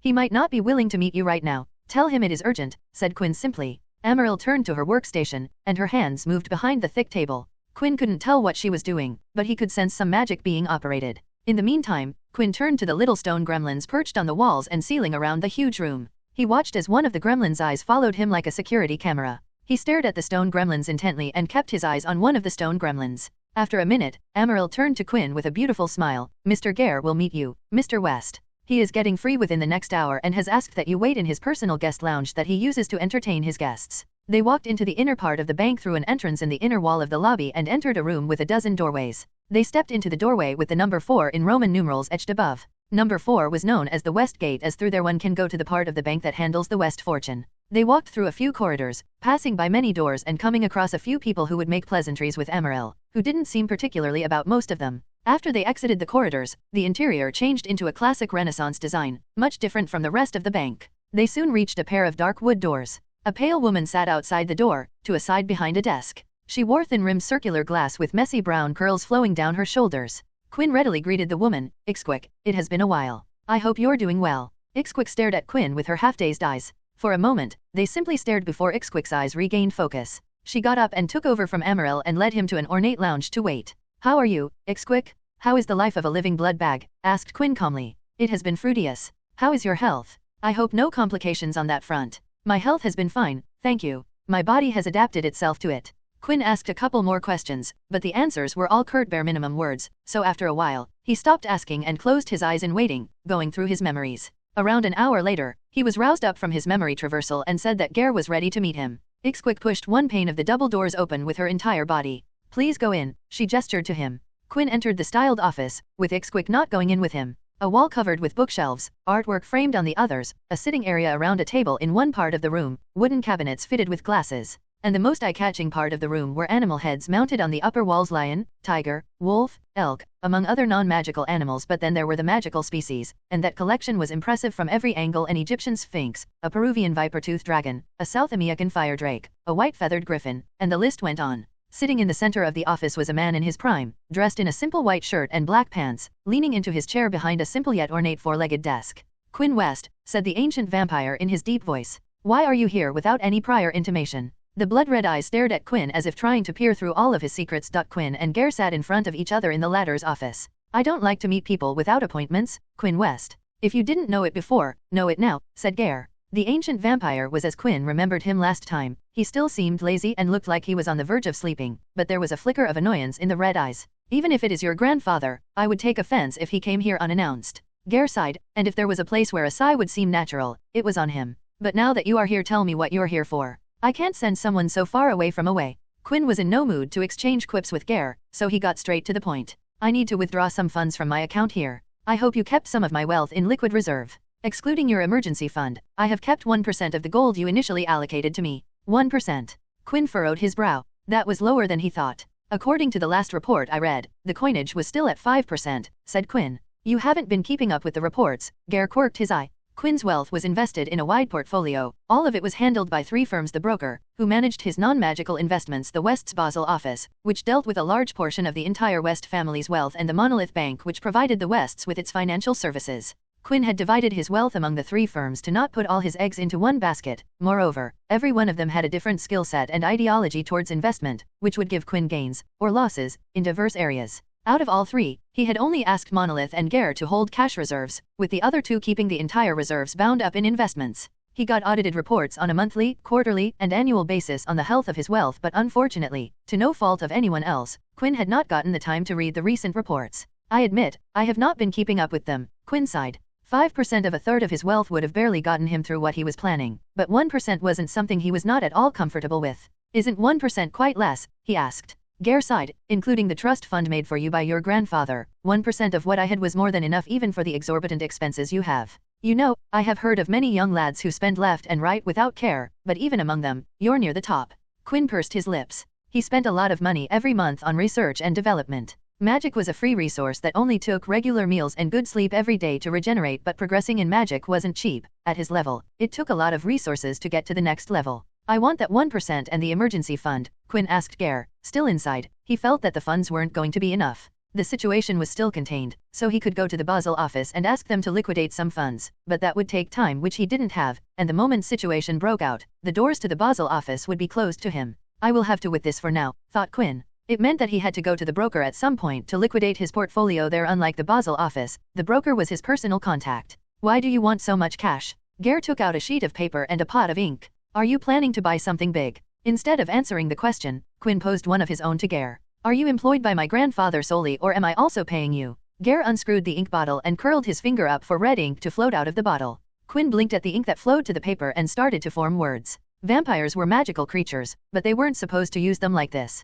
Then it hit Quinn. You use blood in ink, he said, surprise clear on his face. He used blood magic to confirm his theory. I do, said Gare nonchalantly as the blood printed words on the paper like a printer. Is it Ixquix? Human blood is not suitable for inks. This is a blend of inks from different beasts and creatures, had it custom made by a good friend of mine, Ricci. Another vampire. Of course, only a vampire can know blood so well. I haven't seen an ink so good with or without magic. Gare swiped his hand, and the paper sheet slid to the slide, but then a new sheet of paper slid in front of him. Quinn's jaw loosened. He had thought that the first sheet moved because of the blood ink, but it seemed that even the sheets even themselves had blood in them. Quinn looked around the room, wondering what else in the room was infused with blood or blood magic. I am employed by the West family business, your grandfather, your sister, and you, answered Gare without looking up. What? The answer to your previous question. I treat business and people as separate entities. I handle the business accounts, but I also handle the personal accounts of George, Leah, Elliot, and Rosie. Elliot and Ms. Rosie as well? They qualify as clients for Monolith. The bank only took customers who could meet their standards of wealth.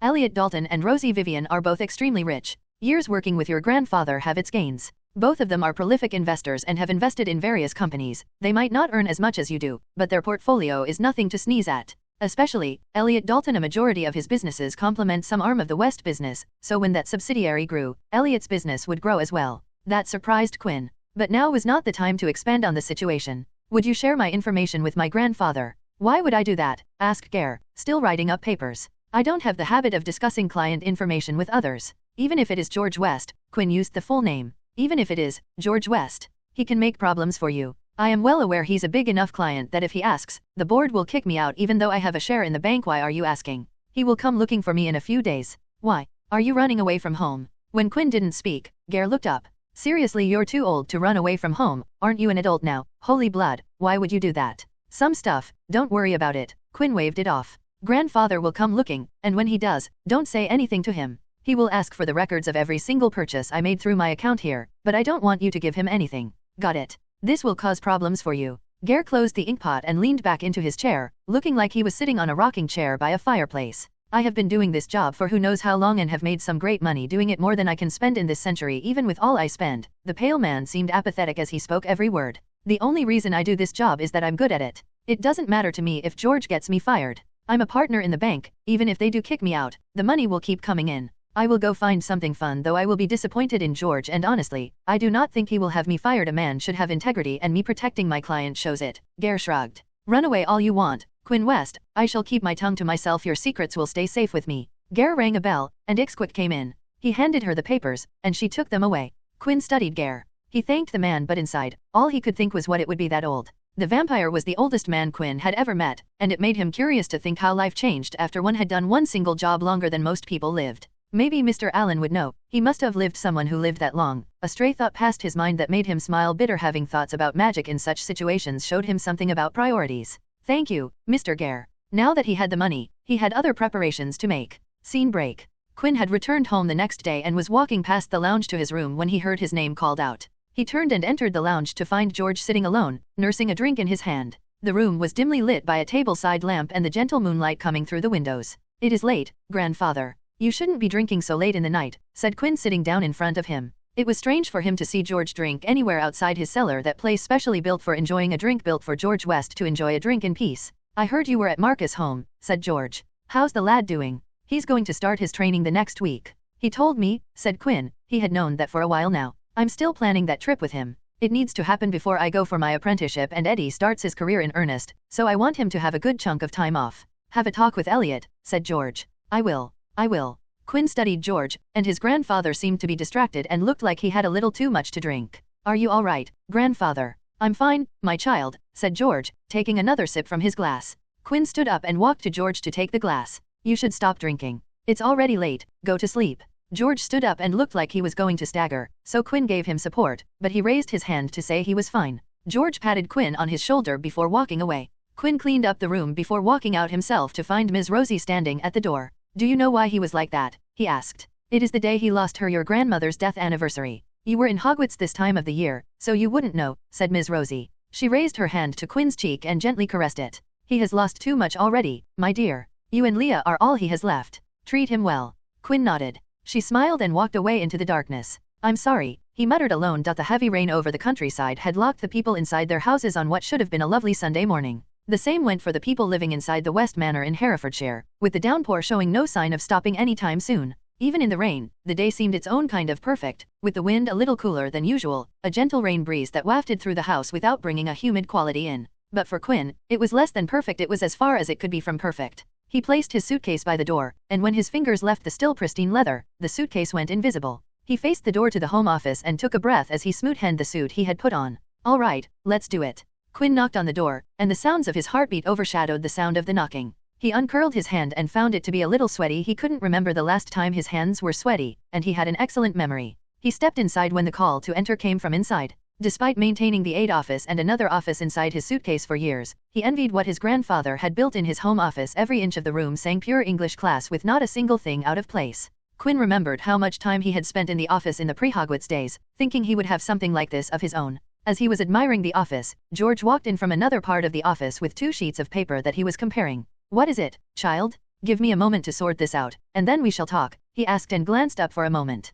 Is that a new suit? I haven't seen that one. Did Taylor stitch that one for you? Quinn looked down at his sky blue suit. No, it is not from him. I made this on my own. Oh, did you? It looks great on you, dear. I would say that you have a talent for stitching. Sit down. Quinn sat down and stared at the man who sat on top, arguably the biggest empire on the magical side of the world. He was sure that if one day he walked down the street to ask random people the question, Albus Dumbledore or George West, who would you like to be? He would be lucky to find someone who had remotely heard of the name George West, but Quinn was sure if they knew the 2 options well, most would choose to be his grandfather. It took something else to be chosen over Albus Dumbledore in the British Isles. Talk about. Quinn. Quinn snapped out of his thoughts when he saw George staring at him, calling his name. Yes, my apologies, I was away for a moment, he said. Are you all right? I'm all right. Are you sure? Yes, I'm sure. All right. What do you want to talk about? Quinn took a silent breath. He opened his mouth and found that he was at a loss for words. This was difficult, he thought. He had prepared the words he was going to speak, but despite his inclemency, he couldn't find them.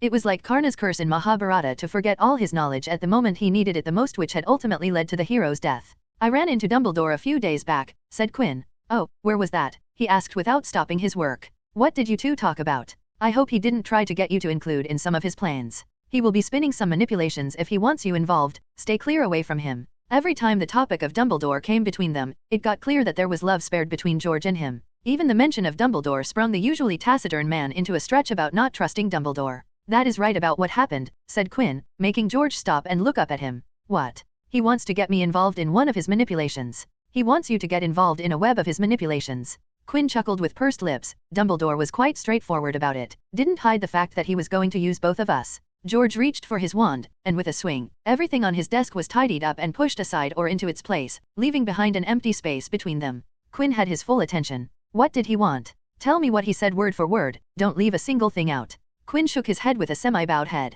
That wasn't how he wanted the conversation to go. Dumbledore wasn't going to be the focus of this conversation. This was between him and his grandfather. He knows a weakness of mine, said Quinn with a bitter smile. He's planning to exploit it to get to you. But don't worry, I have. What weakness? George cut him short. First, let me finish. What weakness?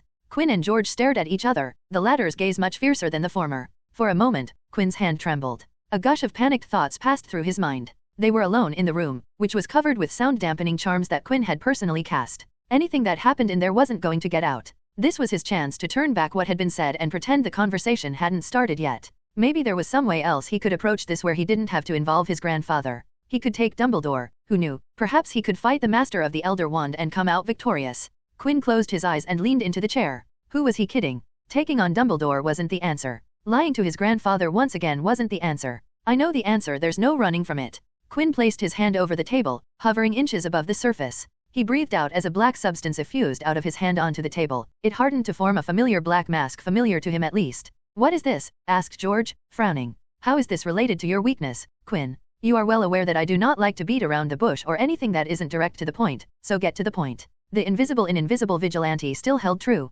Except for those in the Aurors and the Hit Wizard, no one knew what the invisible vigilante's attire looked like. Even after the Ministry appearance, when his appearance collated from the hostages in the Ministry atrium was published in the papers, it wasn't accurate due to the fear-addled brains of the people who gave the descriptions. This is my mask. Quinn tapped the conjured mask made from a special magical polymer that Quinn had blended on his own, and that was just the opening act of what he was about to reveal. Under George's confused gaze, Quinn tapped his self-made suit on the chest, and the light blue fabric turned into a thicker weave of black in a pulsating wave that traveled through his entire body. Gone was the stylish suit, replaced by the all-practical combative outfit. This is my gear, said Quinn, clenching and releasing his hand. I call it the Noir Adaptive Gear version 17. He picked up the mask and gently placed it on his face. There was radio silence before the usual distorted voice came from behind the mask. I'm the invisible vigilante. An elevated heartbeat was always part of the deal when he put on the noir gear. Be it due to the exertion of hunting Death Eaters outside a Quidditch stadium, facing the most dangerous werewolf in the country, saving Amelia Bones from the Dark Lord, or facing Fiendfire cast the Dark Lord.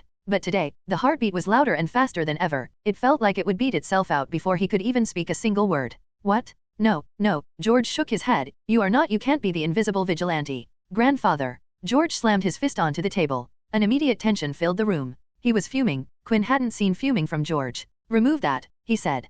Quinn complied. The mask melted into fumes, but the noir gear stayed in the black combative form. George needed to see who his grandson really was. He had seen the good side, and now it was time to have the nasty side shining in his face. The invisible vigilante is accused of murder, said George, as if he couldn't get the words out. I am wanted for murder, said Quinn. You're not making this easier, said George, his voice on the edge of growling. How did this happen, Quinn? Didn't I tell you that we are staying away? I started long before that, grandfather. Then you should have stopped when I told you to stop. George leaned forward with his hands clenched over the table. Do you think this is a game or one of those experiments of yours? This is real life, Quinn. He pressed a finger into his temple. You faced the Dark Lord in the Ministry. What were you thinking, child? You could have gotten yourself killed. Instead, I accosted him and that doesn't. It wasn't the first time, anyway. What do you mean? Asked George, confused. I was the one who rescued Amelia Bones when her house was attacked by the Dark Lord, said Quinn. I know what I am doing, grandfather. I know you're worried, but what is done is already done. Dwelling on it won't change, so let's move forward. Move forward? No, this isn't. Quinn waved his hand. Dumbledore knows I'm the invisible vigilante, and he has proof connecting that I'm indeed him. George looked like he was about to burst again, but Quinn pressed forward. He wants your resources in the war. He will hold whatever he has over your head into becoming a vault with an unlimited amount of coin. He will make you publicly oppose Voldemort and ensure that the most resourceful man in the country is working for him. Then I will give him whatever he wants, said George immediately, with no hesitation. Quinn shook his head and kept his smile to himself. No, that's the worst thing you can do, grandfather. If he had leverage on you, it wouldn't ever stop. First, it will be war, then it will be politics, and whatever he wants. We don't want to give Dumbledore any leverage. Then we leave the country, said George with finality. He can do whatever he wants, but if we leave, it won't matter to us. We can cut ties with the country and never return. That's called running, grandfather, and I'm no runner. Then what do you want me to do? George raised his voice. I do not want my grandson to be arrested by the Aurors. I won't be arrested, said Quinn calmly. What Dumbledore has won't work in the court of law, but if he presented it to the Aurors office, they would start looking into me, and with only one person as a suspect, they will develop a tunnel vision towards me, especially with not finding any leads in such a long time. Rufus Scrimgeour doesn't like the invisible vigilante, grandfather. If he sets a target, he will do anything to ensure I'm punished. You don't need to be worried about Scrimgeour, said George. He's looking to sign a deal with me, and if I put that over him, he will stay quiet, choosing to ignore a lesser evil in favor of a greater one. He will make sure that everything is scrubbed, never to be brought up again. Quinn smiled gently, but it wasn't a relieved smile. No, grandfather. Giving Dumbledore leverage is not good, but giving Scrimgeour isn't any better. He was big aspirations, wants to be the Minister of Magic and wants to stay in that position for long. He will use you every step of the way, grandfather. I don't want that. I don't mind helping if it keeps you out of trouble. You know that, child. I know, of course, I know, but I don't plan on stopping, grandfather. George shook his head. You promised. He stood up and walked around the table. You promised you would do anything for me. I want you to stop. I want you to leave the country and leave everything to me. Grandfather will sort all of it. Child, please listen to me. Quinn felt pain spike up inside him. It pained him to see his grandfather like this. However, this was bigger than both of them. I can't leave it, he said and stood up. I have to finish what I started. At novel bin at. George grabbed Quinn's wrist. He said, I can't lose you. I have lost too much. I can't lose any more. Quinn took George's hand into his own. You won't be losing me, grandfather. He kissed the hand. Don't give anything to Dumbledore when you meet him. Don't let him pull you into the public. I will handle him, but I didn't want you to know all of this from anyone else. And even if I am not, you still have to follow the rule. Stay away, grandfather. He took out a small black puck and placed it on the table. Tap it with your wand. Only your wand will work, and it will give you everything you need in case Dumbledore comes to you. Don't let him exploit the Wests. He pulled his hand out of George's grip and turned away, but George grabbed his hand again and said, Where are you going? No, you're staying here. Quinn shook his head. I will see you soon, grandfather. Please call Leah home and tell her, and everyone else, everything. He didn't want George to go through this alone. He placed his hand on George's cheek, and before the man could speak another syllable, he was knocked by Quinn's magic. He transfigured the chairs into a comfy bed cot and laid George on it. I'm sorry. He took in George's face. Everything will be over soon. Quinn stood up, and without taking another look, he walked out of the office. He feared that he wouldn't be able to leave if he looked back. He changed his combative outfit to the sky blue suit and picked up his suitcase. It was time to leave home. Yellow turned green. Dumbledore left behind the roar of the fire and stepped into the noise of chatter happening around the bar floor of Three Broomsticks in Hogsmeade. He looked around the most popular inn in the village, which remained festivus round the year regardless of the season or time. He stepped away from the fireplace and was immediately greeted by the sweet smell of butterbeer that lingered in the air, among other things that made the bar smell like a bar. He made his way to the bar with the occasional nod of the head accompanied with a smile to those who greeted him along the way. Dumbledore greeted the inn's hostess, Madame Rosmerta, from behind the bar. You should have told me you were coming down. I would have booked a room for you. Give me 2 minutes. I'll have one readied for you right away. No, it is fine, Rosmerta. I'm meeting someone today. He looked around the bar, searching. Do you know where I can find Quinn West? Ah, so you're the one he's meeting, said Rosmerta, smiling. Quinn said he was meeting someone. He's such a kind and charming young man. I offered him a room, but he declined. She sighed. Are you meeting him to offer him a job, Dumbledore? If so, you should ask him if he wants to shift to a room. Rosmerta pointed out a table in the seating area. Dumbledore followed her direction and found himself staring at a table right in the middle of the room, surrounded by other tables from all 4 directions. There he saw Quinn sitting with a plate of fries and a drink in front of him as the young man had his eyes reading a book in hand, unbothered by all the racket around him. Quinn, said Dumbledore as he approached the table. Quinn looked up at Dumbledore, then his eyes moved around the bar, seemingly checking if Dumbledore had brought company. He closed his book and made it disappear inside his coat jacket. Quinn asked Dumbledore to sit down. What is this meeting all about, Quinn? Asked Dumbledore. If it is what it is I think about, then it would be better for us to shift to a private setting. Rosmerta has offered to clear a private room. If that is not all right with you, we can go to my office. Here is just fine. Dumbledore pursed his lips behind his beard and looked around the bar before sitting opposite Quinn, who at that moment snapped his fingers for a thick blanket of magic to cover them. Dumbledore observed the spell with a critical eye, but as he was doing so, he heard Quinn, I hope you didn't want to order something. A private room is better than a privacy spell, and he could sense something mixed in, and a confusion element to keep people away. If you say so, said Quinn. Moving on, I called you here for a point, so let's get to the point. You're not going to exploit my grandfather for anything. We are going to forget about the previous conversation and pretend that you never know that I was the invisible vigilante. Dumbledore sighed. This is why you called me here?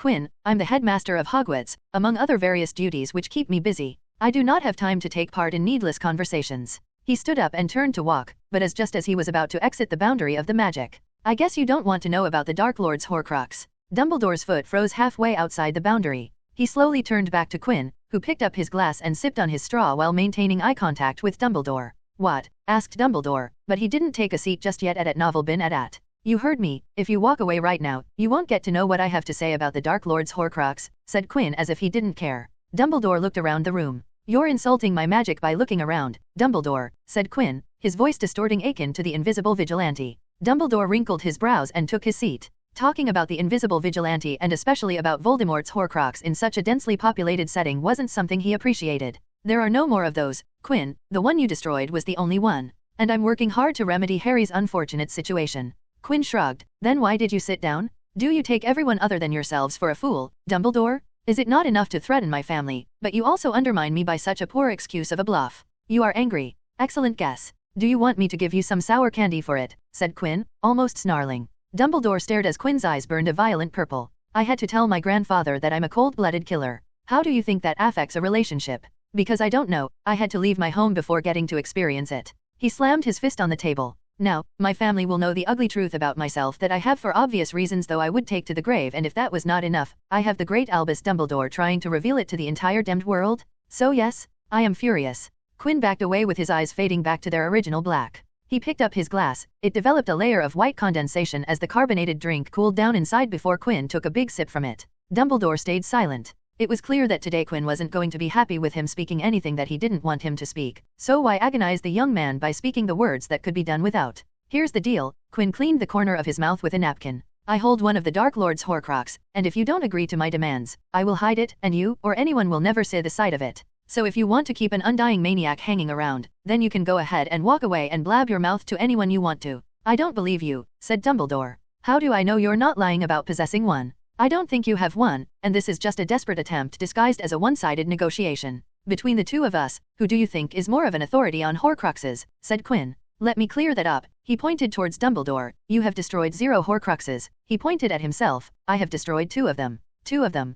Dumbledore wrinkled his brow. You already know about my work with the diary, but did you know about the Marvolo Gaunt's ring in the Gaunt Shack in Little Hangleton? That was you. Of course, it was me. Who do you think is the authority to destroy immortality-granting soul containers between the two of us? Quinn scoffed condescendingly. I'm not a one-trick pony who just destroyed the diary by chance. I dug deep and went down the rabbit hole, and found a second one, destroyed it and then found a third one. So Dumbledore, tell me, do you believe me now? That was a surprise. Dumbledore didn't think that Quinn was the one who destroyed the ring he found in the Gaunt Shack. When he had called Quinn to talk about the diary, he hadn't expected him to know about the horcruxes, and after he had let out the secret to the Potter family, he hadn't anticipated that Quinn was still hiding another secret. After spending years not knowing who destroyed the ring, the discovery of Regulus Black, and the fake Slytherin's socket, he assumed that it was the younger Black brother who had gotten to the locket as well, though inside, Dumbledore always knew that his theory had holes because of the discrepancies between the notes. He simply didn't care about who destroyed the horcrux, just that they were destroyed. Looking at Quinn's mocking face, Dumbledore only had one question.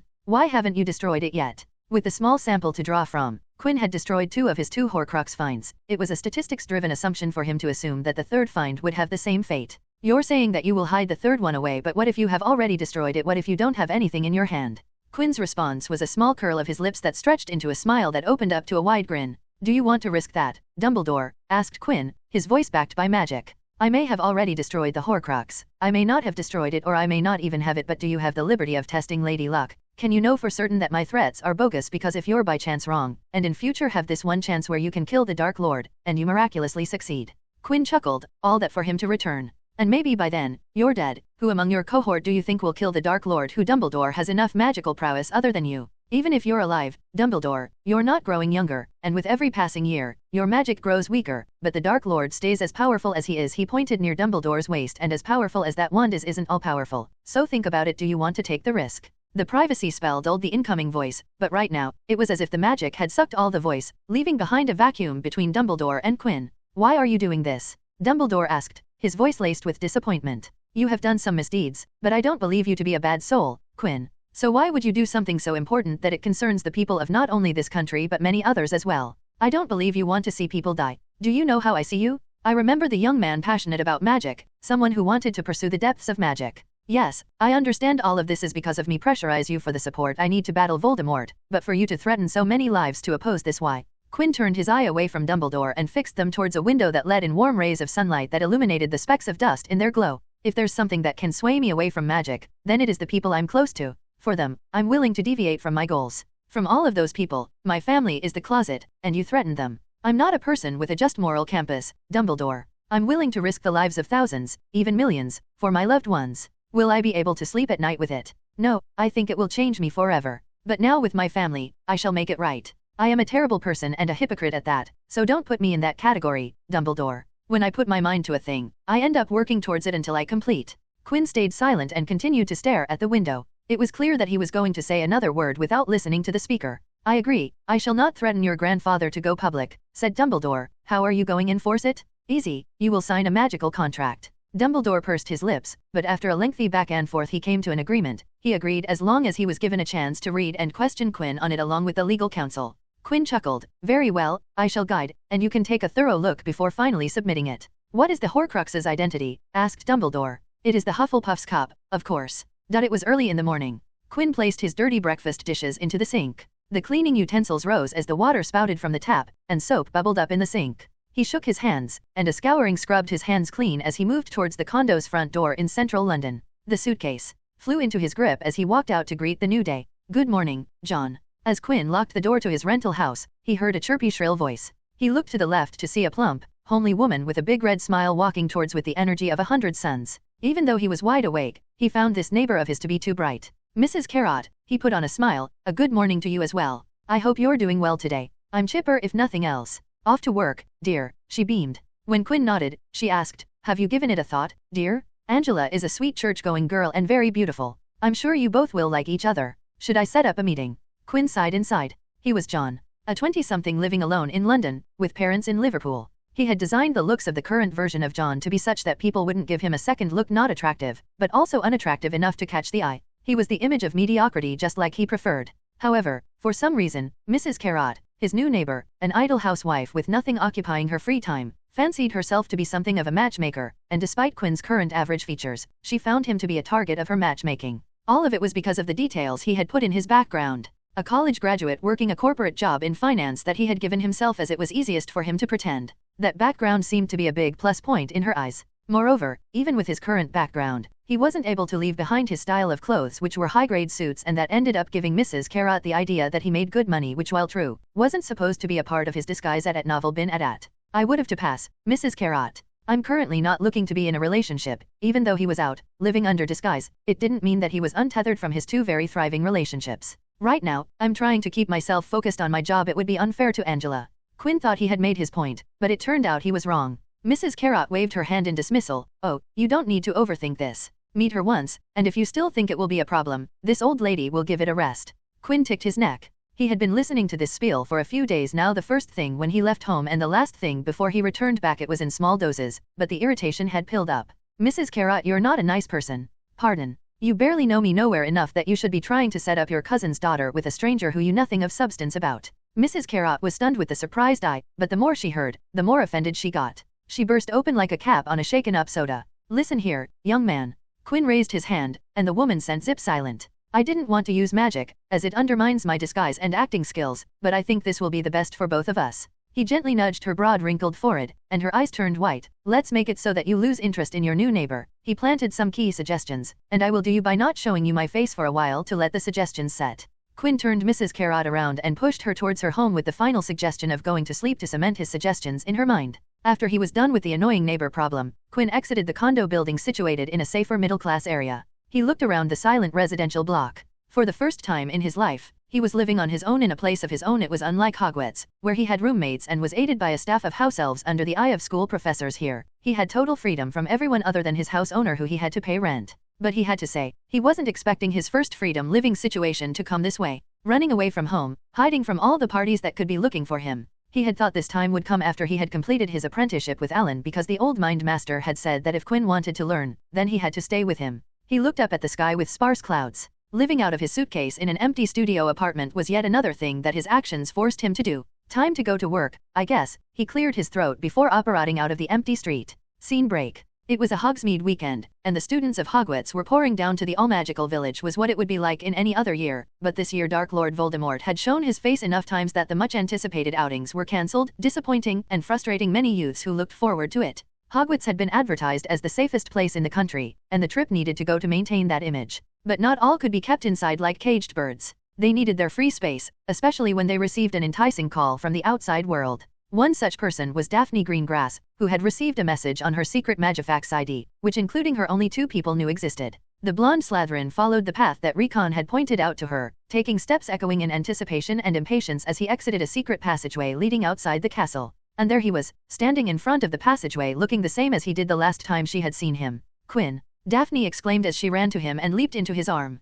Quinn hugged Daphne back and clutched her close. He closed his eyes and just enjoyed the moment for what it was. Long-distance relationships where they couldn't meet, with letters and the occasional face-to-face chat was the only point of contact, were tough. "I missed you," he whispered as he pulled her into a deep kiss. "I missed you too," she replied with a smile, but after a while, as Quinn didn't let go, Daphne asked if something was wrong. "Quinn, is something wrong?" "I missed you," he said again. He finally pulled back and let her go but kept her eyes on the girl of his dreams. "What is it?" she asked, worry splashing in her eyes. For a moment, the cat got Quinn's tongue. His mind was at war with his heart about if he should reveal the secret to her. He had already told his family. It was only normal that he told his girlfriend that they might go after her if someone came after him. "I have to tell you something," he said and then willingly opened the vault to his secret. "I am the invisible vigilante." The amount of time stern-faced Daphne's expression jumped may have been a personal record as she went through an entire range of emotions. By the end of it, she was on edge as the story that Quinn had told her only went up and up. He made sure to keep the information about the horcrux out of the story as that wasn't a secret for him to share. You faced the Dark Lord twice, her dainty fingers clutching his clothes until they turned white. "You could have died? I could have lost you. You were 13 years old. You. "I have killed people," said Quinn with his head down. "And I know if you wanted to not associate with me, that would be fine with me. It would be better for you to not associate with me as it may bring you uninvited trouble." Quinn continued under Daphne's eye, who single-mindedly stared at him. "But don't worry, I will continue to treat Astoria. I've improved since we started, meaning if I wanted, I can switch it to 1 every 2 months while maintaining the safety standard. I think that'll be better for everyone." Daphne, I don't know how to feel about it," she said, and Quinn pulled away at those words, but Daphne pulled him back close. "But I know that I don't want to leave or have you leaving me, so don't talk about this nonsense." The words brought warmth to Quinn's heart. He was frightened that the blood on his hands would drive away, but here he was with his girlfriend, who had shown a reaction much more favorable than he could have ever imagined. He could see her hesitation and turmoil in her eyes, but he couldn't see fear while she stood close to him without there was no revulsion about what he had told her. It felt great. Ever since he left the house, his grandfather's reaction when he told him the truth dominated his mind. The fact that he had used magic against him bothered him like a splinter in the sole of his feet. Telling Daphne and seeing her reaction felt like he was in the healing room of the aquatic vault, but much better. Saying that, "I don't like that you're going around who knows where hunting Death Eaters. It is dangerous, and I would rather you stop and let your grandfather take care of the mess with Dumbledore." Daphne sighed as she looked up at him. "But you're not going to stop, are you?" Quinn shook his head. He had gone far too long to just hang the coat and return home. Just try to be safe, okay? I wouldn't know what to do if you suddenly went missing." She clutched his arms tightly. "You have to talk to me every day." She reached into her pocket and took out a pair of mirrors that looked awfully familiar to the ones that he and Ivy shared, but on a closer look, it was of a different design. "I made ones on my own. I want you to talk to me every day. I won't take no for an answer." Quinn received the mirror and stared at the reflective surface. He could tell it was supposed to have the same function, but the magic used to create that functionality was different from Ivy's mirror. "Thank you, this means a lot," he said. "Have you told her?" she asked. Quinn shook his head as he looked up at the castle. "Not yet. I have yet to meet or talk to her. It is going to be another challenge in its own way. Do you want me to put in a word?" "No, it is fine. I will do it on my own." "No, it is fine. I will do it on my own." That conversation started in a way that he wasn't expecting. "You did the right thing," Ivy said, and there was a sense of pride in her words. "Those disgusting Death Eaters deserved their fate. You don't need to blame yourself for anything. Who knows what would have happened if they were left alive? They would have gone after some Muggle-born or Muggle. They might have even harmed the Aurors there. You did well." Quinn stared at the girl. Like the different magic used in 2 pairs of two-way mirrors, both girls had their unique reactions. Daphne had been uncomfortable with his confession, and he knew that it would take some effort from his side to bring things back to normal, stronger than before. But Ivy didn't show any revulsion to his actions. It was definitely because of his victims, but the fact remained that she was ignoring that he was a killer. "You're fine with me being the invisible vigilante?" "Of course not," she said, smacking his shoulder. It seemed he had thought too soon. "It is dangerous. The Death Eaters are trying to kill you. The Aurors and even the Hit Wizards are allowed to use substantial force against you. I'm afraid the next time you pop up in front of any one of those people, they'll try to take your head off." Do you think anyone's girlfriend would like that? It is fine, as long as they don't get me in my sleep or poison me they won't get to me, said Quinn and got another smack from Ivy. Don't joke about that, she fixed him with a mock glare. Ivy sighed. I can't believe Dumbledore tried to blackmail you, she looked revulsed. Just wait till I tell Mom and Dad. I could only imagine what the next order meeting would be like. No, don't do that. I don't want this to go out more than it needs to. No offense to the Order of Phoenix, they stand for something important, but I don't trust the people I have never met, and there are so many Aurors in the secret group that could only go one way. Ivy pursed her lips in dissatisfaction before agreeing to keep quiet. You didn't tell me how you made Dumbledore stop from going to your grandfather, she asked. There it was. This was why he had gone to Daphne before Ivy. It was this part of the talk that he wanted to avoid more than he wanted to avoid coming out to his family as the invisible vigilante. About that because he blackmailed me, I held something he would care about hostage over his head, said Quinn, his voice softer than usual. For a moment, he didn't know what to do with his hand and what expression to make as Ivy listened to him attentively. A part of his mind was telling him to make another excuse and hope that it'd hold for a lifetime, but he knew that wouldn't work. I told him that if he didn't stop, I was going to hide one of the Dark Lord's horcrux. The moment he said, Ivy's expression turned. The green eyes widened as her face twisted in red anger like her hair, her narrow shoulders trembled, and blood receded from her hand as she clutched a fist. Ivy, listen, I'm sorry, I should've. He reached out to hold her only to get a tight slip in return. Why you? She breathed heavily. I was expecting you to have secrets, you bastard. I knew that it would take time for you to open up to me, that you'd share them a little by little over time, and I didn't mind for it to happen this way. I was ready for it to slow because I knew it was going to be rewarding. She roughly pushed him. But you do this, she yelled. You know how important this is to me? To Harry, to my family? You knew this, didn't you? Why yes, but Ivy.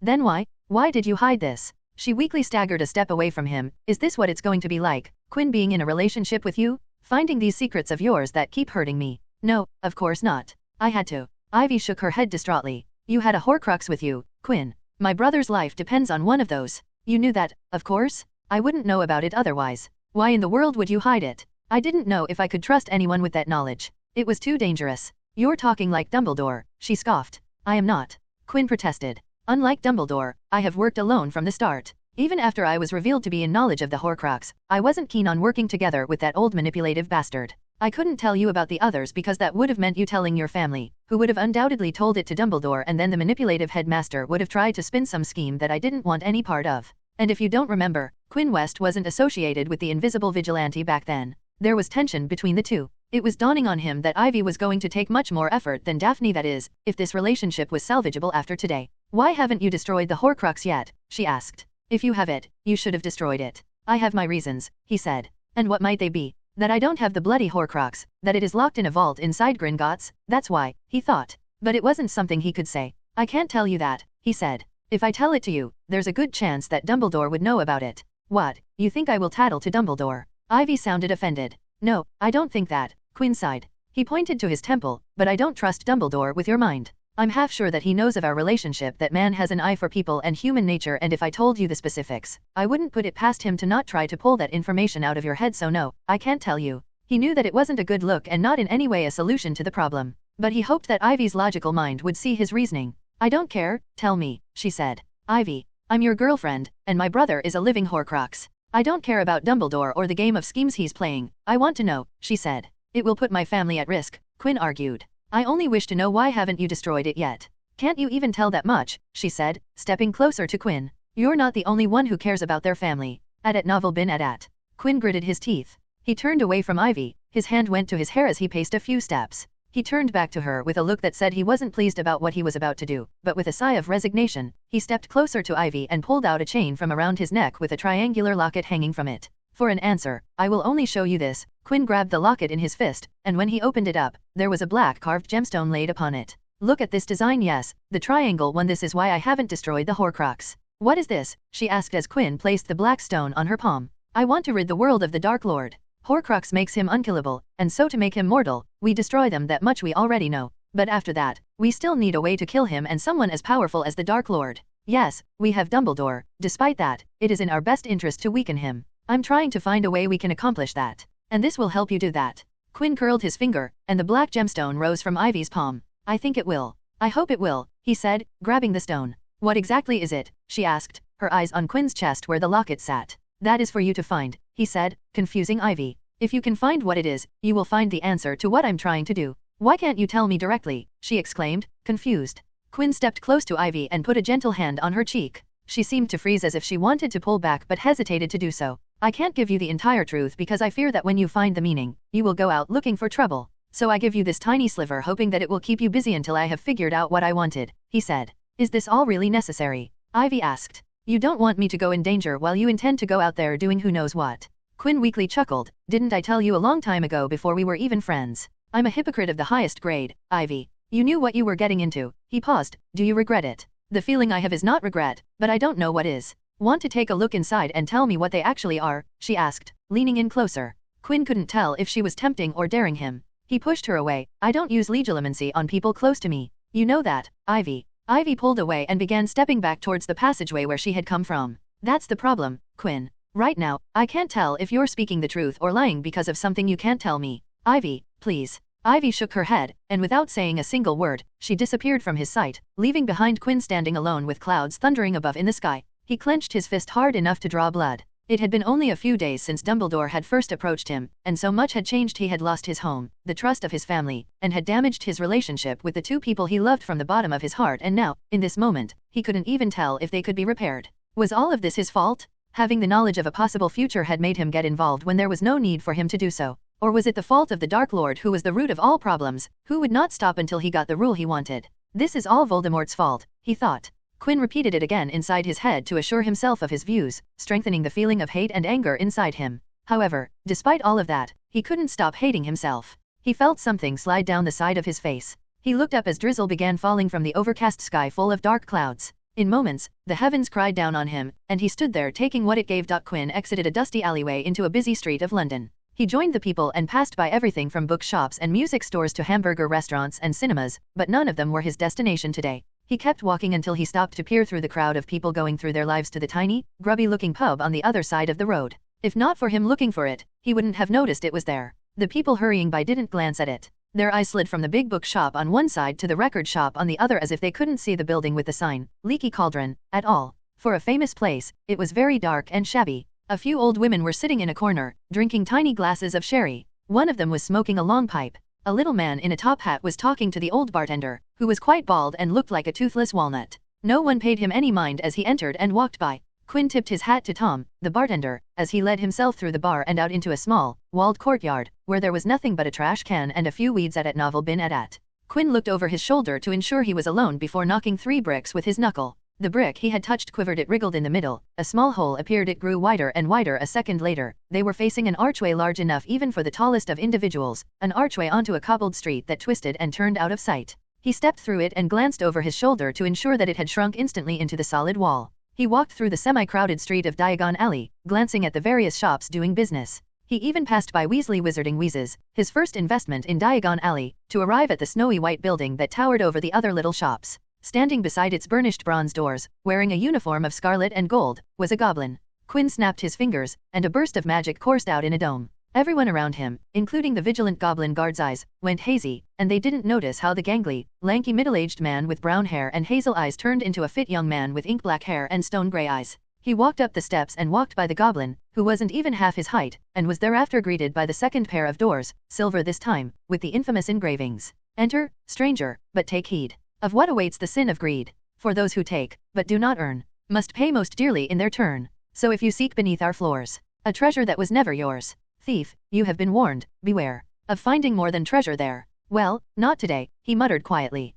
A pair of goblins bowed him through the silver doors, and they were in a vast marble hall. About 100 more goblins were sitting on high stools behind a long counter, scribbling in large ledgers, weighing coins in brass scales, examining precious stones through eyeglasses. There were too many doors to count leading off the hall, yet more goblins showed people in and out of these. No matter what time, money always flowed through hands. He made his way to the counter. Morning, said Quinn to the free goblin. I've come here to meet Bogrod for some urgent business. Whom did you say? Asked the goblin teller, his slanted eyes narrowing. Bogrod. Director Bogrod, asked the teller. Quinn thought of the Bogrod he had met the last time, and from how the old goblin had been treated, he could definitely be a director, so he said yes. The teller, however, seemed skeptical. He asked, do you have an appointment? No, I do not. But, I assure you, he would like to meet me. I'm sorry, but the director won't meet anyone without an appointment. Quinn pursed his lips. He didn't think he would be able to directly get to Bogrod. Time to aim for somewhere low, he thought. Then can I meet Teller Rafuk? He said. Floor manager Rafuk. Floor manager Rafuk it is, he smiled.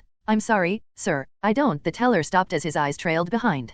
Quinn followed the teller's eyes. While most people wouldn't be able to distinguish between goblins, Quinn could clearly tell apart every single one. He immediately left the station, ignoring the teller's calls behind him. Rafuk called Quinn to the goblin, which he and the teller had spotted. The goblin, with a swarthy, clever face and a pointed beard, turned to his name being called. For a moment, the better-dressed goblin stared at Quinn as if trying to identify who the human was, but when it clicked, he exclaimed, "Mr. West." "Good, you recognized me," smiled Quinn. He looked Rafuk up and down. It might be late, but congratulations on the promotion. He had a strong intuition that the deal he had stuck all those years back was the reason for it. "Thank you," said Rafuk, surprise still lingering on his face. "It's good that I found you, Rafuk. I have some work that I need to take care of." The goblin teller that Quinn had talked to came running on his long yet short feet. He said between huffs, "I tried to stop him, sir," but the wizard Rafuk raised his hand and motioned the teller to go away. The teller looked to confirm before bowing and moving back to his station. "What can I do for you today, Mr. West?" asked Rafuk. "I would like to meet Bogrod."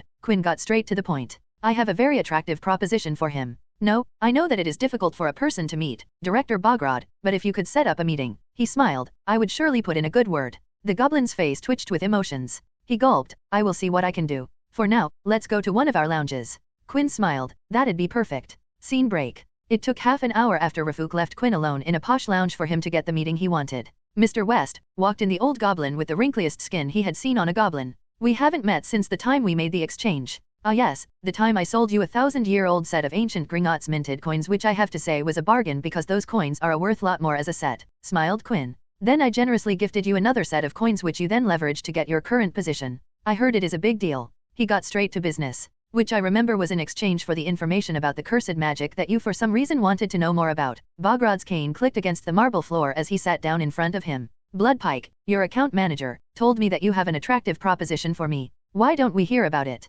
"Good, let's get into it." Quinn put his hand into his suit and retrieved a long rectangle box of 1.5 feet in length. "Today, I have brought you something of great importance to the Goblin Nation." He snapped open the lock, and smiled when he saw Bogrod lean forward, putting his weight on his cane. "I checked the age, and you'll be delighted to know that this is 100 years old than the coins." The way Bogrod sharply inhaled was like music to Quinn's ears. He turned the box to face Bogrod and said, "I present to you a goblin-crafted knight's dagger." Bogrod's eyes glittered with gold from the gold inlaid into the grip.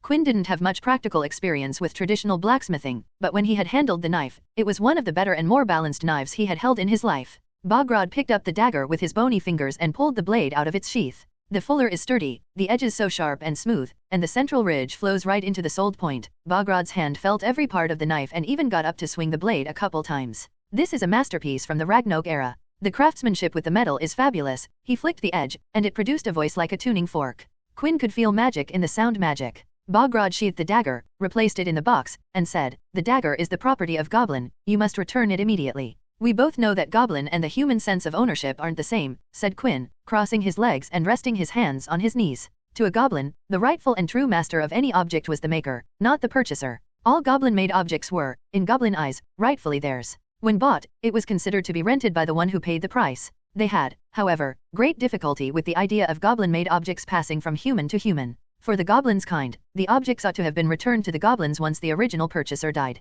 They consider the habit of keeping Goblin-made objects, passing them down to the family without further payment, little more than theft. Bogrod saw the dagger as the property of Goblin because of the age of said dagger. "I'm not going to just hand the dagger back to the Goblin Nation, and I'm sure that you'll give me an exuberant amount of money in exchange for the money in exchange for it," said Quinn, making Bogrod's vein twitch and nostril flutter. "But if you remember, this is supposed to be an attractive deal, so if you want to listen, I have a deal I think you'll like." Quinn knew that Bogrod would feel as if 100 ants were crawling over him if he asked for money in exchange for the dagger, because in Goblin sensibility, the dagger wasn't his property, and even the possession of it was theft against the Goblin Nation. Offering an alternate deal was his way of making Bogrod not feel like he was interacting with a thief, or at least with a dishonest human. That, along with Quinn's previous generosity, was enough for Bogrod to listen without feeling massively offended. "Speak," said the Goblin, his eyes on the dagger. "I have reliable information that one of your vaults is being misused. One of your esteemed clients has exposed the revered vaults of Gringotts to a terrible magic, something so evil that it would horrify the Gringotts goblins to their core," said Quinn, but his words confused Bogrod as much as he was concerned.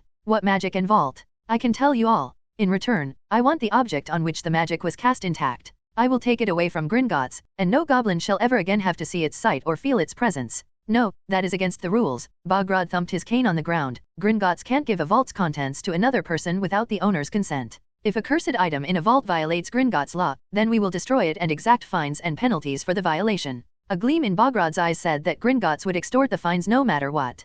Quinn knew all of that. He had read every Gringotts contract he could get his hands on, and while he wasn't an expert at law, he had read enough and explored enough tangents to know that Gringotts wasn't going to let him barge into a vault and take thing willy-nilly even if it was in great violation. I understand, and that's why I offer this dagger to Gringotts or to you Bogrod to make an exception. Gringotts can pretend that they expunged the dark object from their premise just instead of destroying it. You give it to me. Quinn slightly pushed the box towards Bogrod with a smile. I'm sure it will help some things up, but if you can't, we can always call off the deal. He gently pushed the lid, and with a finger twitch, the two locks snapped into their places. So, what do you say, Director Bogrod? Bogrod stared at the knife with hunger in his eyes that even the hardened negotiator couldn't hide. The goblin-made knife was that much of a temptation. What is the terrible magic you talk about? Asked Bogrod. Oh, you know, we talked about it before. We talked about it before? When did we? Bogrod's eyes almost popped out of their socket as he sought a wild confirmation in Quinn, who smiled with a shrug. Bogrod spoke the next word as if he tasting every syllable on his tongue. A horcrux. A horcrux. Bogrod's expression went through a journey from shocking surprise to stern anger and finally ended on a negotiating poker face. There's a horcrux in a Gringotts vault? Mr. West, do you understand? His pupils shrunk as his eyes widened. The goblin snarled and punched down his cane, sending a wave of magic out. You knew? You knew there was a horcrux in our vaults? That's why you asked. You were discerning Gringotts' attitude towards horcrux? You cretin wizard.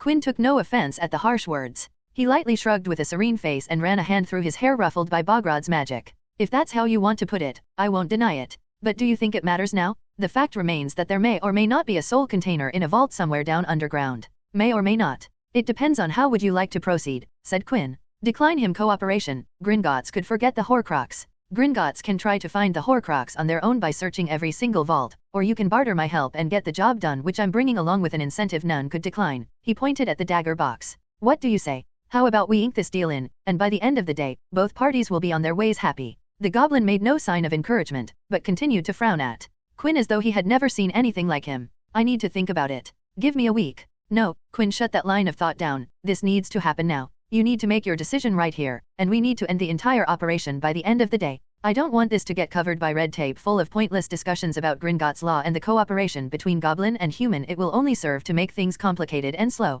Director Bogrod, he emphasized the title, make the call. Do you want to do it now or never? Bogrod growled threateningly at Quinn, who sat still and unperturbed. The way he had put it wasn't pretty, but it was the truth. If he let Bogrod sleep on the matter, the chances of this succeeding would plummet faster than a brick in the sky. He needed to greenlight the deal before Bogrod stepped out of the room. If there was a wizard of whom I would believe that they did not seek personal gain, said Bogrod finally, you would be the last person I think of, Quinn West. It is people like you who have kept the right to carry the wand away from goblins and refuse to share the secrets of wand lore with other magical beings. They deny us the possibility of extending our powers. Quinn raised both his hand and showed his palm. I don't use wands, so I couldn't care less who gets to use a wand. And it's not like your kind is any better. Goblins won't share any of their magic either. You won't tell us how to make swords and armor the way you do. Believe me, I have tried to find something that could stand up, but goblins know how to work metal in a way I could kill for. He had consoled himself by reminding himself of the fact that he founded Aegis and created the entire product by himself, which was now giving goblin-made wards a competition.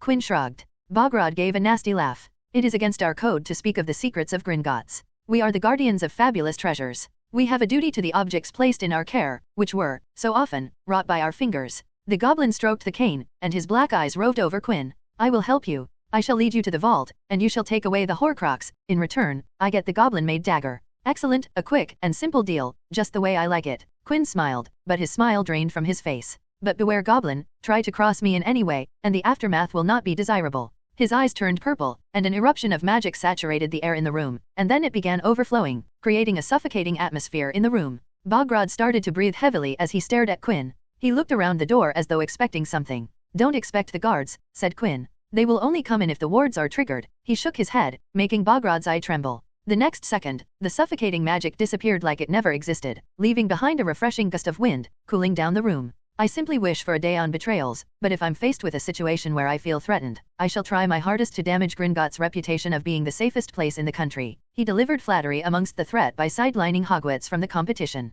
Don't be greedy, Bogrod. Take whatever is being offered and be satisfied. Quinn uncrossed his legs before folding them the other way. He put on a polite smile. Please tell me when you're ready. I can start anytime. Bogrod led Quinn to the front hall with all the tellers. As they walked behind the long row of counters, the old goblins spoke. I need to know the vault in question, so I can ask for the key for it. Quinn gave Bogrod a studying glance before casually saying, Bellatrix Lestrange. Bogrod's face twisted exactly the way Quinn was expecting. Bogrod stopped in his steps with the cane skidding a mark on the white marble. He looked at Quinn as though he was seeing a vampire allergic to blood. No words were exchanged, and Bogrod resumed walking, but he had taken mere a couple of steps when he again came to a halt. Bogrod whipped his head towards Quinn and sputtered in disbelief. Are you saying that it is his? Even the goblins feared Voldemort not speaking his name while being inside Gringotts. It might or might not be, said Quinn. Bogrod made a grunt before continuing on to an office behind the counters. He knocked on the door with a door sign that said, Rafuk, floor manager. Before they entered, Quinn stopped Bogrod and whispered, let's keep the conversation in English exclusively, shall we? Bogrod glared at Quinn before opening the door. Rafuk hastily stood up from his chair. Sir, you didn't have to come down here. You could have sent for me. I would have come to you. Rafuk, I'm going to ask you to do something for me. I hope you can keep it a secret.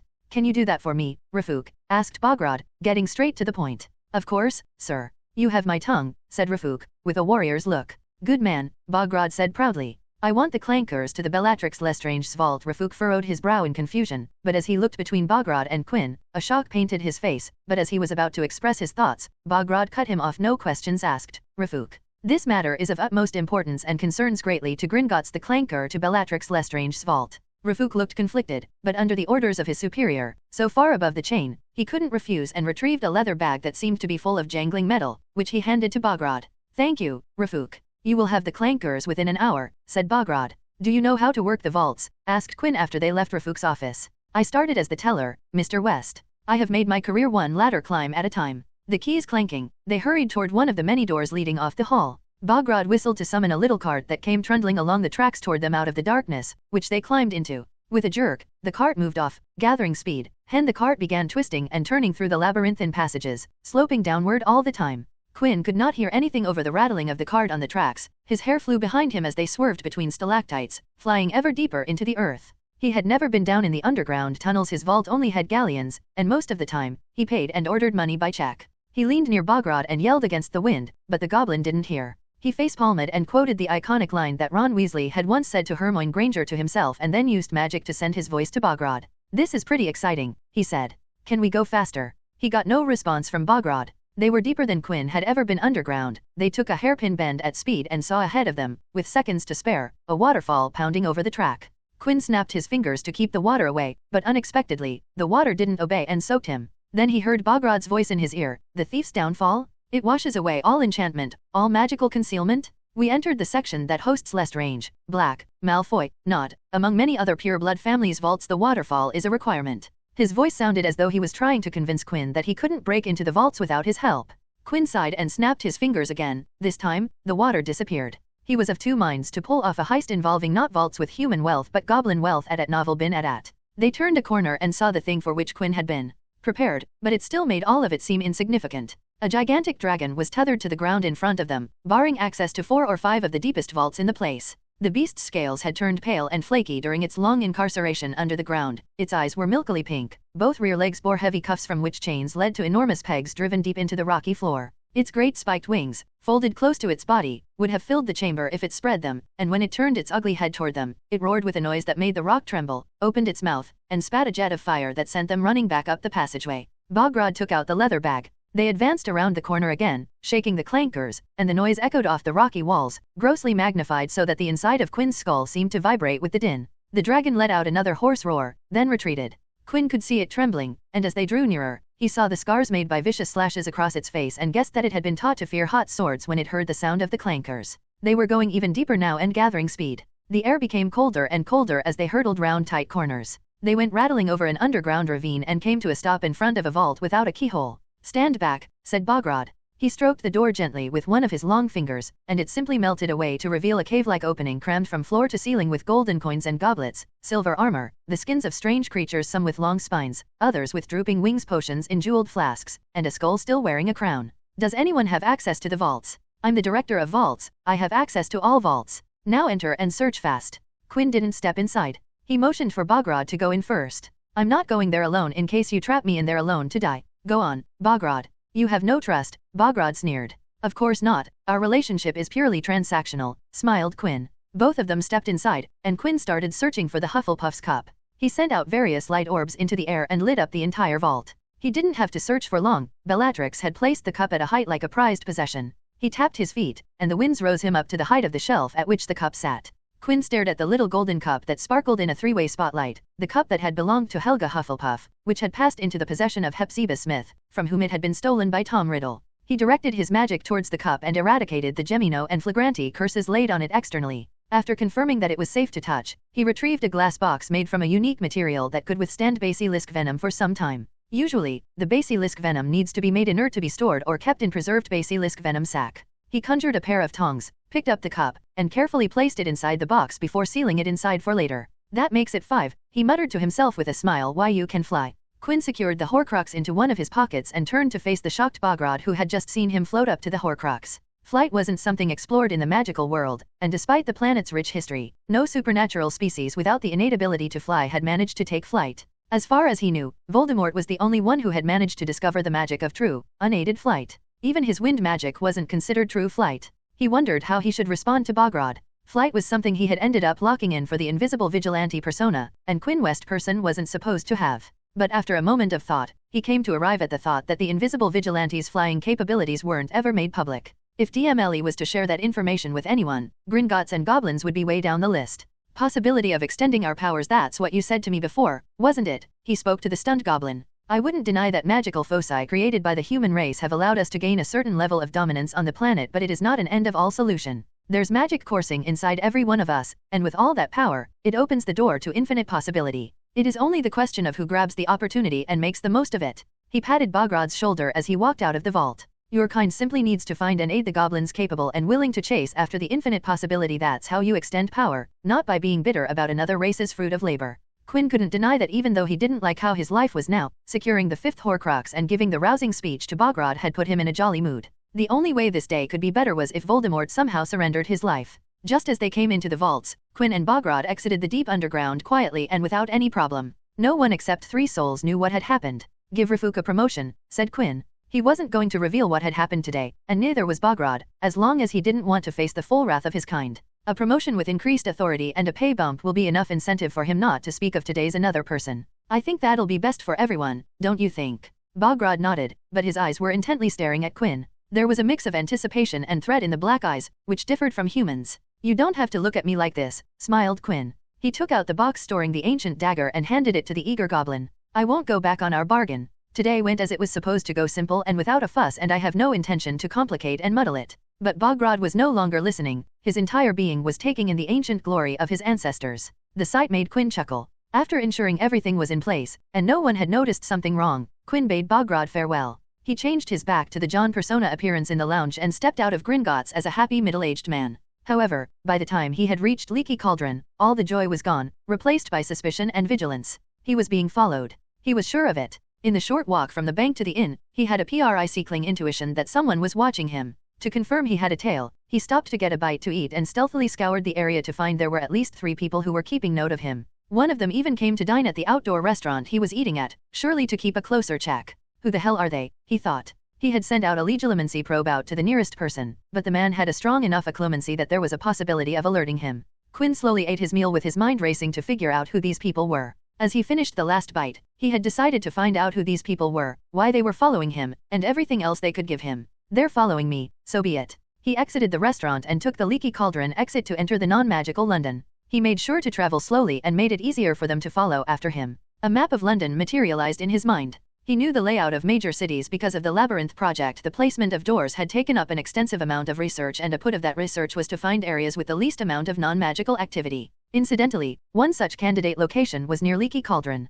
Quinn led the tail to a park that didn't see many visitors because of the bad state it was in. The only people that could be found there were hobos and people wanting a place to get high or drunk. He walked deep into the park, circled the area once before sitting on a bench with a book in hand and waited for the playing field to set itself. Slowly he dissipated magic into the air around and spread it out. He sucked in a sharp breath as he gained what felt like another sense. It was a great experience, but not something he was used to. His magic in the air sent back the rough location of the people around him. 20, the number shocked him. 20 people. What are they overcompensating for? But it didn't matter. He could take all of them, and the more there were, the more information he could get out. Time to get the party started. I have been feeling irritated. This will hit just the spot. He snapped his fingers, and the mini ward stone tied to a spatial locking ward that he carried around because of his work with the Snatchers came to life. He stood up, and he could feel the disturbance in the air as the 20 people felt the ward around them. People hiding around me, let's not be rude, why not you all show yourself, and we can talk like civilized people, said Quinn. John's lanky frame straightened up like a ramrod with his hands behind his back. We are all alone, no one will come here because of the wards. I'm sure this is what all of us want,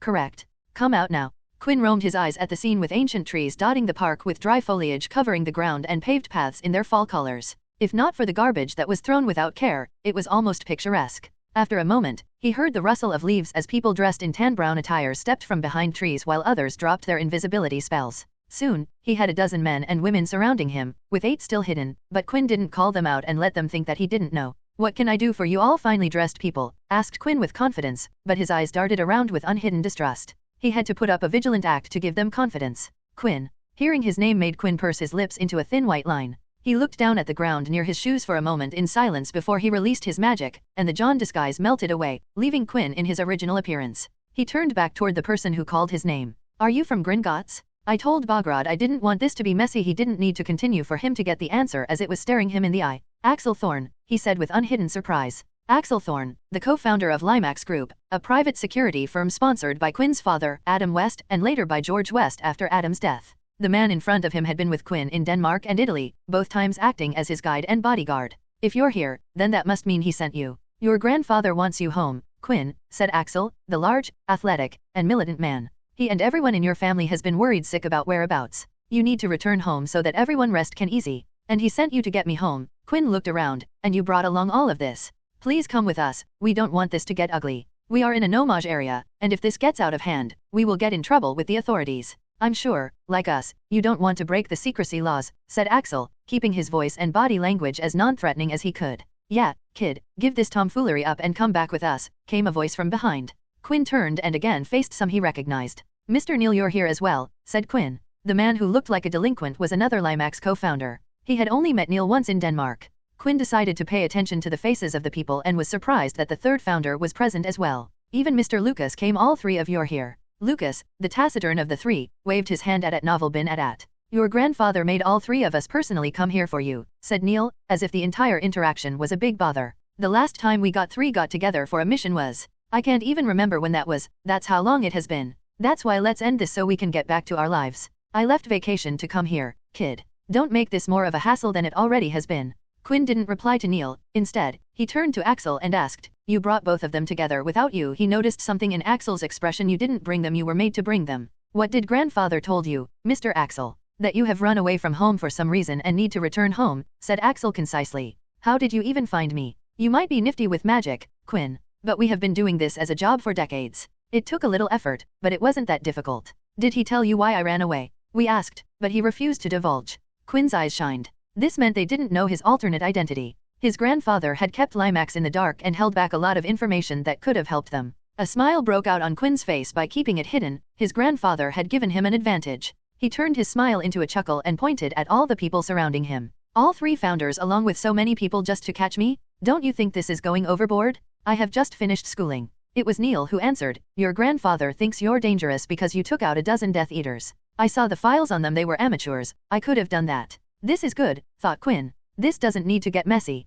Quinn loosened his arms and shook his hand a little. He breathed in and out before saying, sorry, but if anything, I'm not easy. Quinn prepared his magic as he thought about the situation he was in. Axel Thorne's talk about the risk of breaking the secrecy laws was real. Even though the park wasn't a popular population spot, it was still in London, the most populated city in the country. Any commotion that leaked out would reach the massive non-magical population, further alerting the authorities. That snowball would roll down the slope to reach the ears of DMLE for a team of Aurors, Hit Wizards, and Obliviators to arrive at the scene to contain the mess. Which Quinn was sure neither he nor Limax wanted to happen. It was an element that'd get both of them in trouble they wouldn't even want to touch with a long stick. The fight hadn't even started, but Quinn was already regretting his choice. This wasn't his previous brawls as the invisible vigilante, where he could create as much commotion as he wanted. He had to be careful to not attract attention, which meant that he had a paper ceiling above his head that was very easy to tear. It was better for him to be in a spacious place, away from curious eyes, where he could let his magic work freely. The current location was tilted in favor of the Limax group. It's okay, not all is bad, Quinn thought. I have the element of surprise and I'm a West.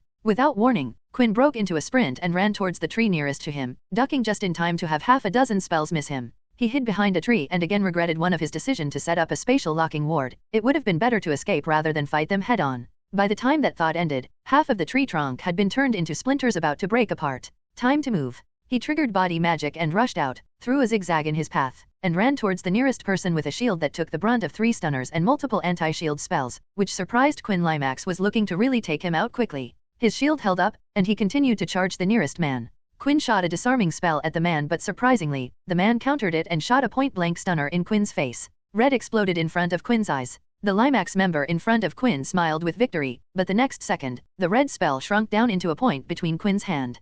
Quinn raised his foot, front-kicked the man a few steps back, and then returned the stunner back into the man's face, knocking him out cold. Before the man could even fall, Quinn used Empyrean ropes to pull him up and then used the body as a meat shield that took 5 stunners in the chest. Friendly fire. Quinn yelled as a taunt from behind the man's body. I thought a mercenary group would be better than this. Limax members' eyes followed as Quinn dropped the man to the ground, and when they looked up, Quinn was gone. He's still here, find him, yelled Axel to the team. 4 members cast magic, and the entire area was flushed with a wave of blue. Axel kept his eye peeled as he swept the area to find a momentary blur running towards a tree. He's running east. Neil, the tree to your left. Neil turned to the tree with a savage smile. His wand vibrated with screaming magic that was unleashed towards the general area with a Latin incantation. Neil, don't. Axel's attempt to stop was drowned by the loud crack of the tree being uprooted and then split in the middle, followed by being blasted into a grenade of splinters. Neil, what the hell are you doing? We need him in one piece. He hastily turned to Lucas, the sound. Lucas nodded, and Axel sighed in relief.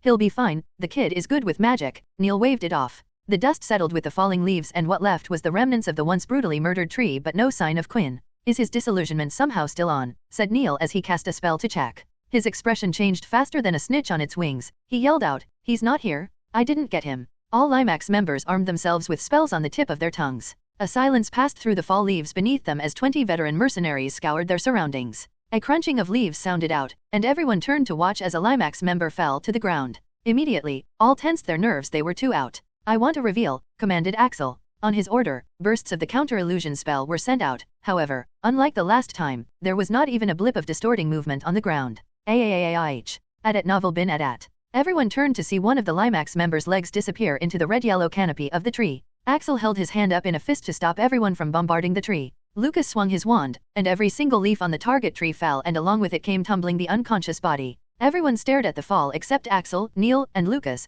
who flushed the tree with a gust of freezing winds that froze icicles on the naked tree top. There was no one there. Be attentive. A muffled groan was followed by a thump in the dry leaves. Eyes widened as they pointed their wands to their fallen comrade, who had been standing right in the middle of the formation. There wasn't need for an order for the surrounding people to riddle the area with a torrent of spells. Alas, the magic just passed through. Where is the brat? Asked Neil heatedly. Unexpectedly, the answer arrived immediately. I'm here, don't worry. The Limax team got startled as Quinn's voice sounded from seemingly everywhere. They looked around to no avail. The voice continued, let's end this, Mr. Axel. I can't return home, and I'm sure all of you have more important things to do. Axel gave a glance to Lucas, who nodded and stealthily began casting magic. Let's make a small commotion here. A contained explosion will do, and then all of us leave. You can go back to grandfather and tell him that you found me, but because of the explosion, you lost sight of me and had to leave before non-magical eyes got here. After that, spend a couple of days looking for until you declare that I can't be found. Put some rookies on the busy work of trying to find me while the experienced squad can leave for more important work.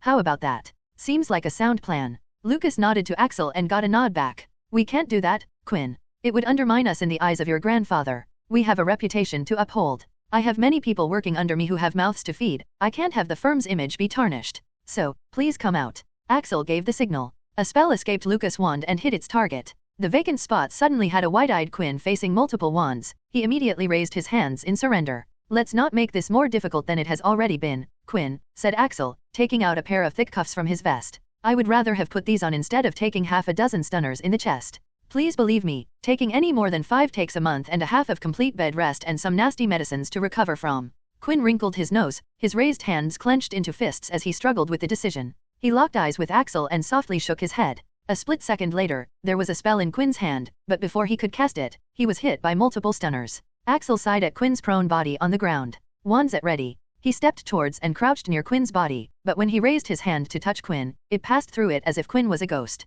Axel's eyes widened as he stood up and turned to freeze. At the very back of the group, Quinn was gazing at him. He stood behind one of the Limax members with one of his hands just beneath her nose, holding a vial of yellow potion that entered her body through the nose in the form of fumes, while his other hand was on her temple casting some magic. Quinn let her go, stepped back, and vanished into thin air as if melding into the surroundings, all the while still staring at Axel. Lyra. Axel called to his subordinate, who had her head bowed. The woman named Lyra raised her to reveal glazed-over, hazy eyes. She raised her wand up as the rest of the Limax team turned towards her. Axel took in the scene for a moment before he yelled, "On guard!" Lyra, with all her power and skill as a veteran mercenary, cast magic on her teammates, who weren't expecting to be shot at by one of their own. In the mere 10 seconds that she had before she was spelled down, Lyra took out 4 of her teammates. "Fuck," spat Neil, who spell knocked Lyra out. "That's it, kid. Come out, and I'll only break a few of your bones." As if responding to his words, 4 red spells manifested in the air right in the center of where the Limax members were standing. The 4 spell lights zapped away and struck 4 people in their chest, sending them flying a couple feet. The initial spells hadn't even hit their target when 4 more appeared and launched themselves at yet another 4 Limax members. Axel, Neil, and Lucas, who hadn't been targeted, all immediately let out some severe spell power to the origin of magic. A bright shield was immediately erected in response to their spell, but the Limax founder's magic tore, ate, and shattered the shield to strike the caster. Quinn immediately became visible, slapping his sleeve, which was on fire. "Shit, shit, shit. I liked this suit," he said in a tone not suitable to the situation. He looked up at them and spoke, "Well, it's only 4 of us up now. Me and the original gang reminds me of the afternoon in Denmark when we first met." "What did you to her?" asked Axel with a tone void of any previous softness. "Organized chaos," said Quinn, smiling proudly. Potion of madness combined with some suggestions planted in the front of her mind. "I pointed to a direction, and her honed instincts did the rest. Don't worry, neither Ms. Lyra nor I used any lethal spells. Everyone will be up and running within a week of rest." He again raised his hands. "You don't have to look at me like that. You're here to arrest me against my will. I had to retaliate. Listen, I'm sorry that you had to be involved in this family dispute, and if it's any consolation, I think you're on the right side. It's just not the time for the wrong side to be defeated." Quinn pointed at the knocked out bodies and continued, "Isn't this enough? This would be enough for grandfather to get off your back. Believe me, if you tell this exactly as it was, he'd thank you and tell you to rest." Axel shook his head and continued to do so for a moment. "We are taking you home today, there's no other way to it." Lucas stared at Quinn with a face that could be confused with a statue, while Neil looked like he wanted to kill and drink Quinn's blood.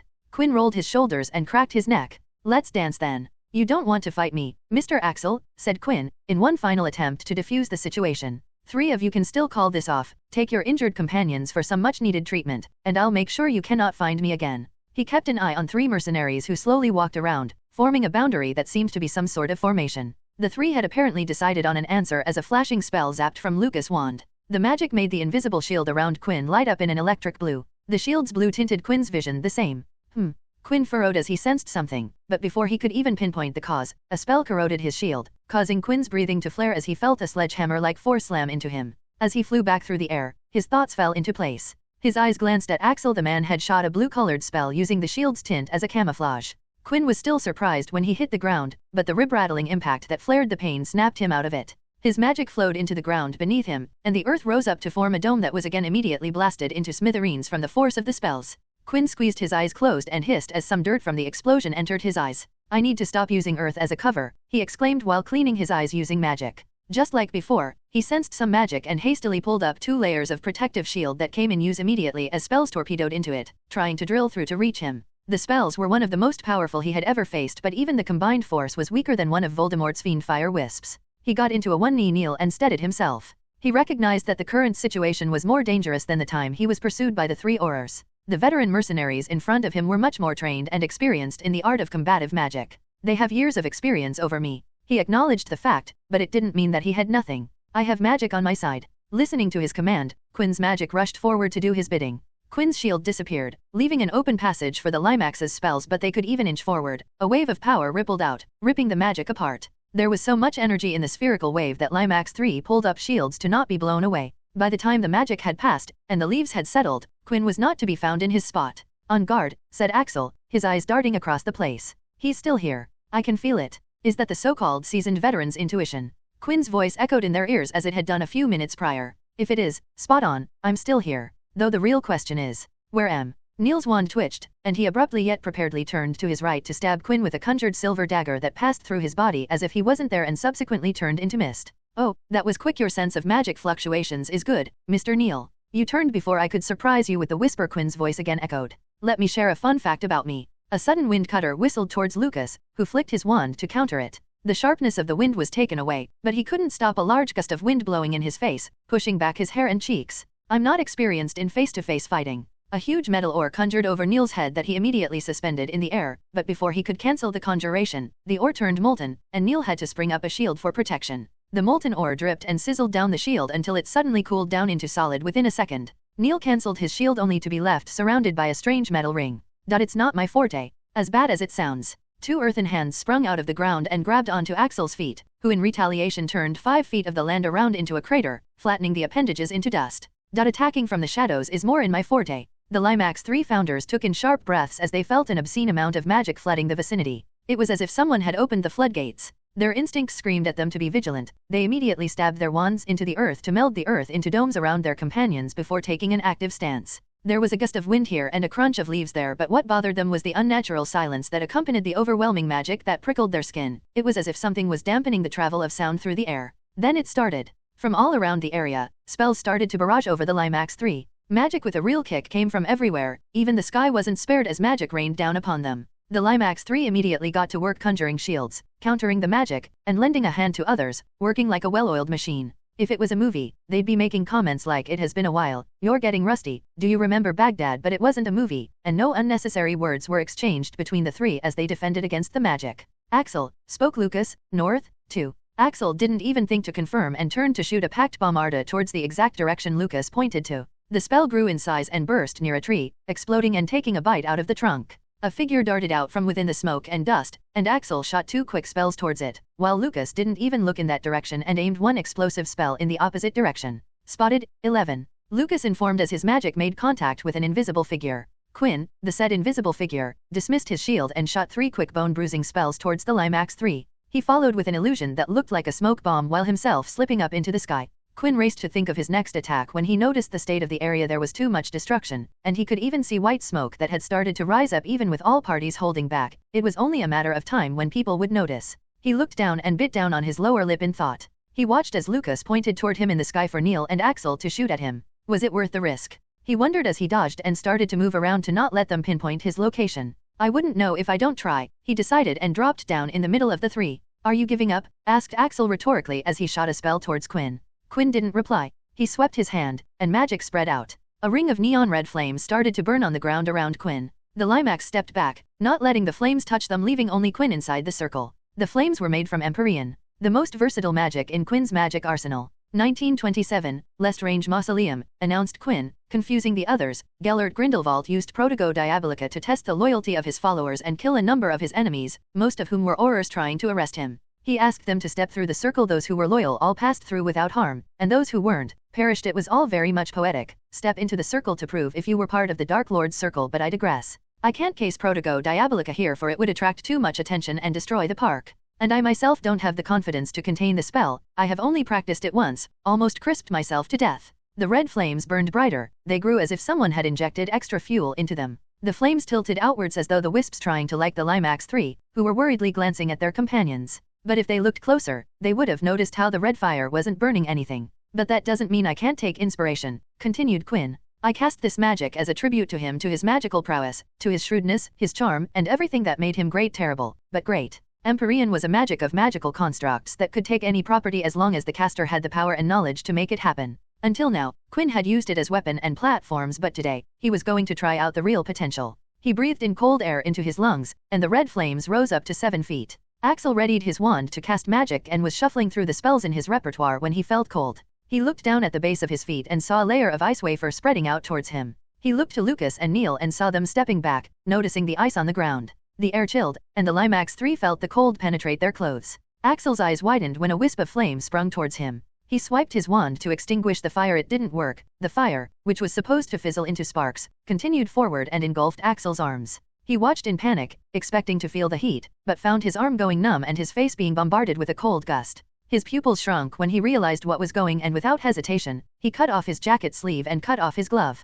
He jumped back away from the flames, all the while trying to bend his arm only to fail to even feel anything below his shoulder. "Get rid of the affected clothes, quickly," he yelled. Neil and Lucas followed the advice and got rid of anything that had the flames, which emitted a chilling cold instead of heat. "Don't treat it like normal fire. It is some sort of cursed fire. It's cold." The cold flames grew like a wildfire, and within moments, the entire area was burning with the fire. All Axel could see was red. He breathed out cold mist with his eyes trembling at the enormous amounts of magic that had come to occupy the space. It dominated all his senses. In his decades of experience in all sorts of places on the planet, he had never felt so much magic commanded by a single person. Then he had a glimpse as the fire parted for a moment, and he came face to face with purple eyes glowing, and unlike the red flames, the eyes burned hot. And that was the last memory, purple eyes and the overwhelming feeling of cold with everything in his vision turning black. He went down, not being able to even think properly, and hearing the faint voice. It's okay, everything's going to be okay. In the embrace of nature in the country, a solitary flattened dirt road led to the iron-wrought gates of the West Manor. The peace and quiet on the road were abruptly broken by 20 large black boxes suddenly appearing in the air and dropping to the ground with dull thumps.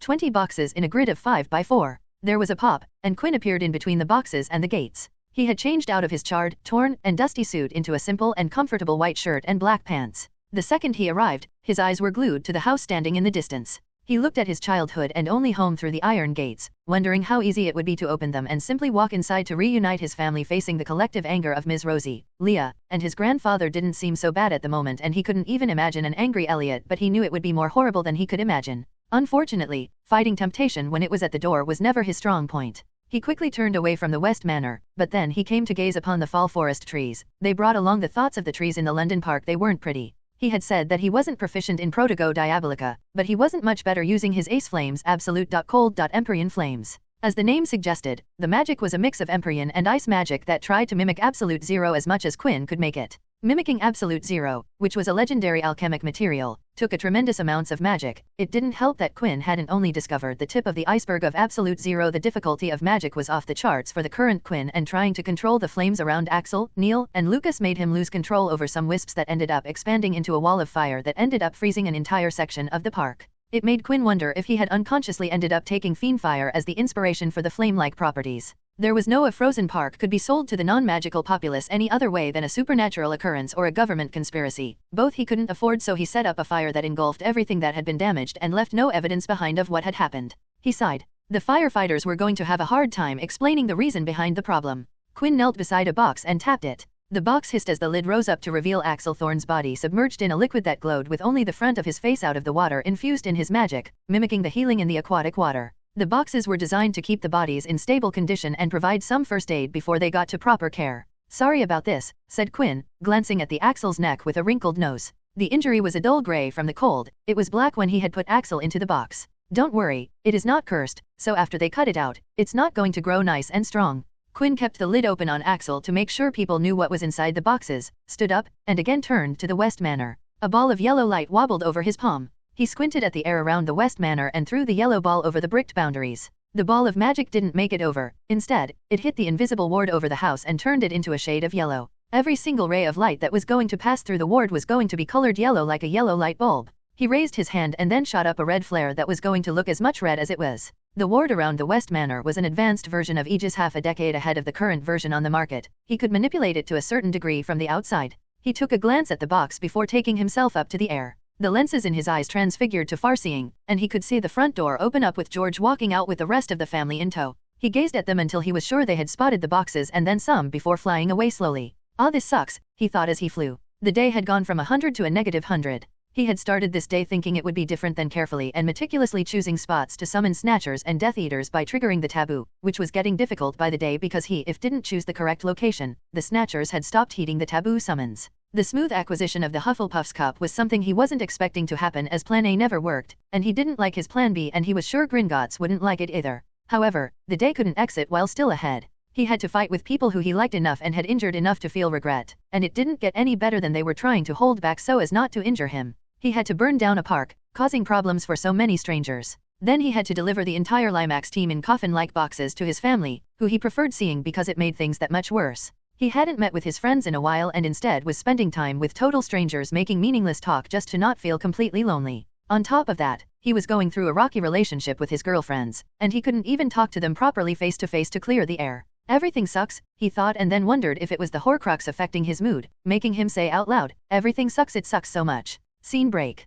The robes, black as death, fluttered near the ground but never touched it as Voldemort walked on a village road with tall trees covering the sides. The deathly pale, bald-headed Dark Lord, who seemed to be floating instead of walking, didn't suit the picturesque scene. However, there was no one around to object, and Voldemort couldn't care less. Today was the first time after the Ministry fiasco he had stepped outside. The fresh air on his face felt good enough that it infuriated him immensely just thinking about that day. Voldemort's hand crept up to his face, and he touched just below his now healed eye with his bony fingers. Just a few days back, he didn't have anything in his eye socket with its previous resident needing to be evicted to curb the spread of the curse that plagued his stabbed eye. He remembered the day as vividly as if it had happened yesterday. He was dueling Dumbledore in the Ministry Atrium, enjoying the thrill of magic while battling the frustrating urge to keep his magic at bay so as not to cause any commotion that would arouse suspicion in the Muggles above and risk breaking the secrecy laws. Unlike Grindelwald, he didn't consider it time for the wizarding world to reveal itself to the rest of the world. The day would come when the superior kind would rule with him at the throne, but that day was not now. As he kept his magic in check, Dumbledore did the same, trying to compete against him.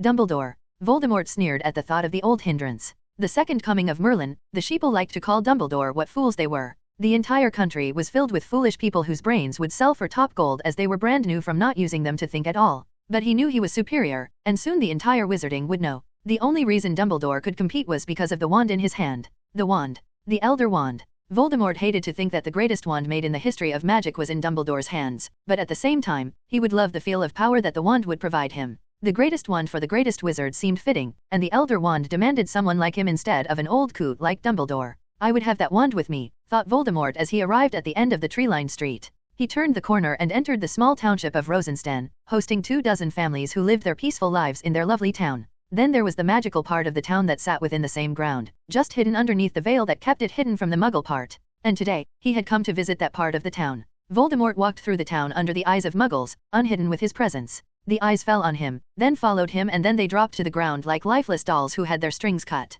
He didn't give the Muggles a single glance. They were not worth it. What they were worth were getting diseases in their family history pop up in them sometime in their lifetime. The planet was teeming with Muggles as if they were cockroaches. Some of them dying from injuries wasn't going to change anything. Anyone that crossed paths with Voldemort watched him for a few seconds before dropping down to wherever they stood at novel bin at. The trail of unconscious bodies continued until Voldemort arrived in front of the house of Randolph Weston, the head of Floo Network Authority. He gazed at the home kept properly maintained for a moment before flicking his finger. A silverish sheen of magic shimmered in the air, outlining an invisible dome covering the property. Aegis, it has improved, he noted. The last time he had faced Aegis was at Amelia Bones' home when he had given her a friendly visit and had ripped apart the Aegis ward over that house. But now, as he looked at the ward, which felt strikingly familiar to the one over the Bones home, yet it was different, and as he observed, he could see clear improvements and he was happy about it. A human warding scheme that had stood against goblin warding and now had improved in such a short time meant that wizards were superior to goblins, who should know their place. But that was it. Voldemort brandished his wand as if handling a conductor's baton and stepped to the front gate of the Weston property. He flicked it with a twitch of his digits, and the magic sang to the command. The ward over around the door turned a ghastly green, shifting into a cold blue, and finally settling into an acidic yellow that slowly crumbled away. Voldemort put his wand back and sauntered into the Weston property. Like any normal person who was visiting someone, Voldemort knocked on the door and then waited. The door opened for a lady to show her beautiful face that twisted with horror as she recognized who he was. "Good day, Lady Weston. I wonder if your husband is at home."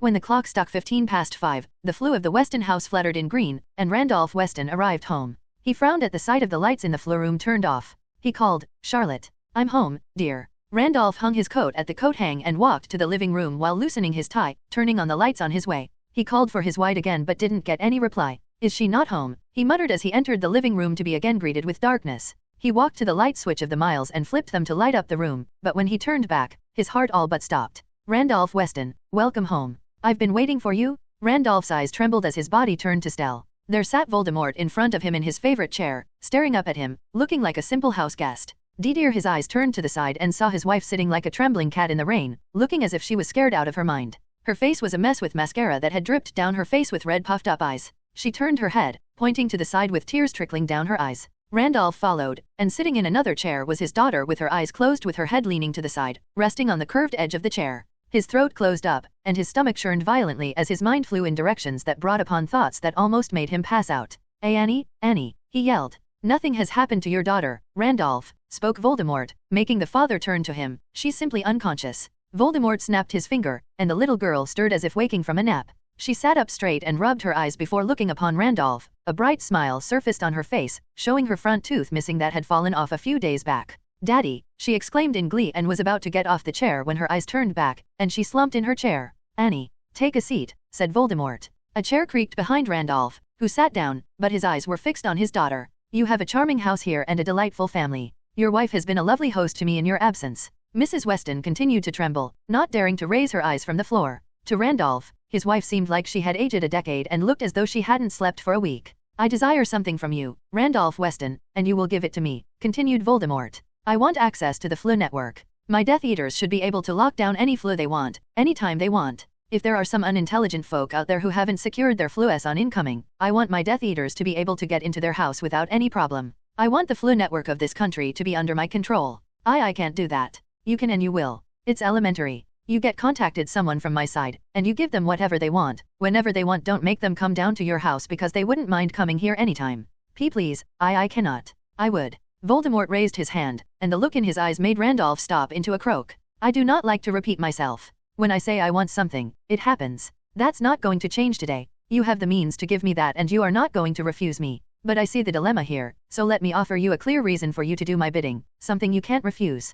Voldemort lifted his wrist, little Annie's right arm rose up, and like a spot of ink dropped in the water, dyeing the clear in its color, a dark mark appeared on her fair, thin arm. Randolph gasped, and his wife broke down into sobs. The snake coming out of the skull's mouth looked all the more horrifying on the girl's arm, who didn't even have her permanent set of teeth. You don't give the control over the Floo system, and I can make your daughter suffer all the way to death with a single through. Voldemort raised his finger, and Annie's thin brows crumpled, and her petite body shivered slightly as her face paled. Annie stirred and weakly opened her eyes, and just like last time, she called Daddy. However, this time, it was a weak murmur that could barely exit her mouth. Voldemort rested the finger back on the armrest, and Annie closed her eyes again. The red returned to her skin, she stopped shivering, and her face looked as peaceful as if nothing had ever changed. Kneel down, kiss my robe, and little Annie will grow to become a fine woman with a happy future and life in front of her, all because of her daddy. Randolph pressed his palms into his knees. He looked to his daughter, then to his wife, who was repeatedly nodding and pleading. That was it for Randolph, that was all he needed. I'll do it. I will give you the Floo network, he said.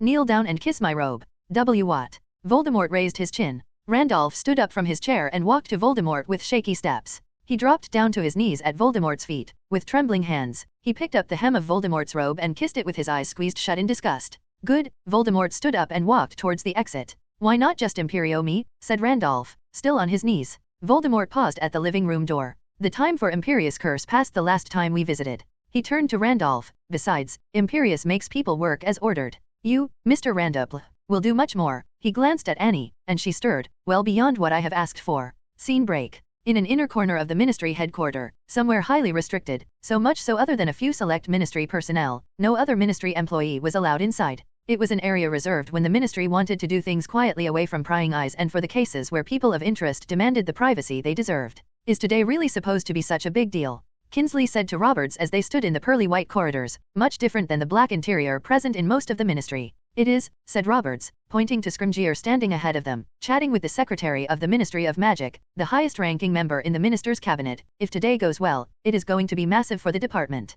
For the ministry, you mean? Yes, for the ministry as well. They straightened up when the flow at the end of the hall turned green. The most exclusive flow after Minister's Own had been connected on the other end. At attention, people, the party's about to arrive, announced Scrimgeour. The green fire exploded like an upward shooting fire thrower going up into the empty roof of the chimney. A group of people stepped into the ministry from the curtain of fire. Scrimgeour stepped forward and greeted with a smile, Mr. West, it is a pleasure to see you again. George West was the reason why the head of DMLE, the head Auror, and the Secretary of Ministry of Magic all had arrived collectively for greetings. They were some of the people who wouldn't come greet people like this individually, much less together. But George West was the big fish that warranted this treatment. It was the Minister of Magic's dignity that held Amelia Bones wanted to maintain. The reason behind she was not here. Cornelius Fudge would have been here faster than the fastest runners in the country. George West nodded to Scrimgeour before turning his eyes to the people present in the hall. There were a couple people accompanying him. As Scrimgeour talked with George, Roberts leaned near Kingsley and pointed out the well-dressed smiling man standing beside George, conversing with the secretary. That's Elliot Dalton, the right-hand man to George West.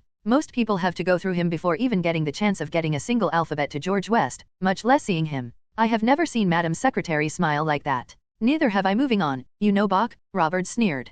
King Elsie nodded with similar emotion and recognized arguably the best attorney at law in the country, Orrin Bach. The old lawyer had built a career so strong that he was the only one in the country able to bill whatever he wanted from his clients. None in the entire DMLE liked the man and his firm. As for the other, I don't know who that is, said Roberts, looking at the middle-aged man in a fedora who stood a step back from everyone with a small smile on his face at novel bin at. Roberts and King Elsie had their eyes stuck to the man. They couldn't pull them away, no matter how they tried. Even Scrimgeour shifted his eye to the man from time to time. There was something about the man which screamed dangerous to the Aurors, the way he stood, the way his hands laid relaxed yet ready, even the way his eyes moved said that the man was experienced. That guy is trouble, said Roberts, eyeing the guy with a critical eye. He's the bodyguard, isn't he? He's got training. I can tell he's got professional training and then something more. I wonder how much is he getting paid? Roberts quirked his brow. Are you looking to switch to private? No, I'm for the long haul, smiled Kingsley. Aiming for my position? Asked Roberts. Kingsley shook his head. Head of DMLE. Kingsley again shook his head.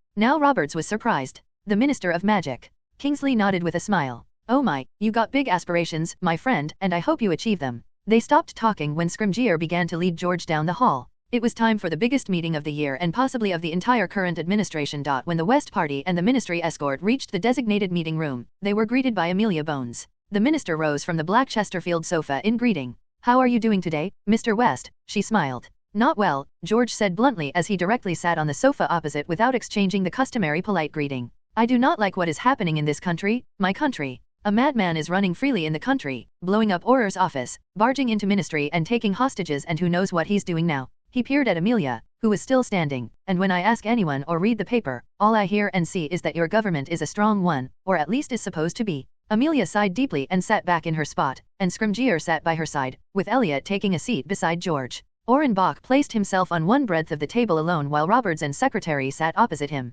The bodyguard walked straight to the bar in the room while Kingsley stood next to the wall near everyone. We are trying to keep him down, said Amelia. Gone was the polite smile, and back was the woman who had reigned over the DMLE, but with the current situation, it has been getting difficult to properly deal with the Dark Lord and his minions. And what are these problems? How can I truly focus on the threat when I'm shackled down by internal problems? What? The blood supremacist. Minister, you're making me doubt if you're truly committed to dealing with the threat as quickly as possible. You can't use them as an excuse when you have been handling them just fine during your time in DMLE. My ranks were clean when I was the head of DMLE. All I get to deal with now is a building full of people who wouldn't move a finger if it's not doing them some personal good. The minister's one gray hair looked whiter than ever. Give them a boot, you're their boss. If it could be that easy, politics gets in the way. It isn't that difficult, George said unperturbed. The ministry officials all showed some form of reaction to the words. It wasn't a secret to them that George had dug his claws into the ministry, but the way he had done so made them twitch. The speed at which the reach of his influence had grown was astounding, to say the least. George West had never been directly involved with the ministry. There were always systems in place that would facilitate him when required, but never directly.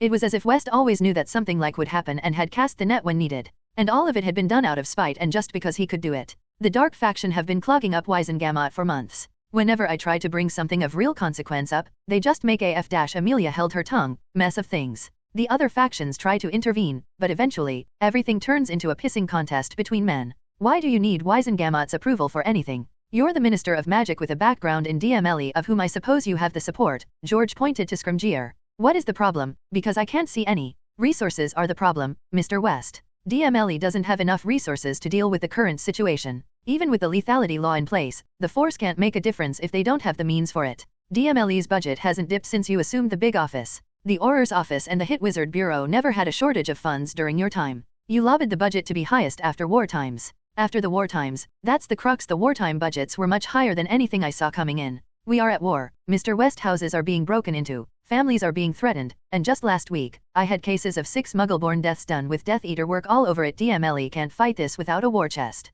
Amelia sighed as she gazed at George. But you already know this, or else you wouldn't have arranged this meeting. That is true, said George, and I'm here to help, so how can I help? I need your help in clearing up the Wisengamot clog so that I can redirect the budget to DMLE. The Grey Faction needs to participate in the hearings more proactively. What they're doing is not supportive enough. I also know that you have ties to some in the Dark Faction. The Ministry would appreciate it if you could have them soften up. If George had been any other rich man, Amelia would have never bothered to meet him like this. She would have lobbied him differently. But the Wests were entrenched in the country more deeply than most people could imagine. A request like this would usually require her to reach out to various people who would reach out to various other people, but there sat a single person who could handle all that for her and could do it much smoother, quicker, and discreetly than she could with all the eyes upon her right now. George turned to Scrimgeour and posed a question. Can you assure me that you can show some results with an influx of resources? I assure you we can, said Scrimgeour, steely certainty in his tone. My people have been working hard with what they have. They will work harder if they get the right means for their job. George peered at Amelia, Scrimgeour, and Roberts.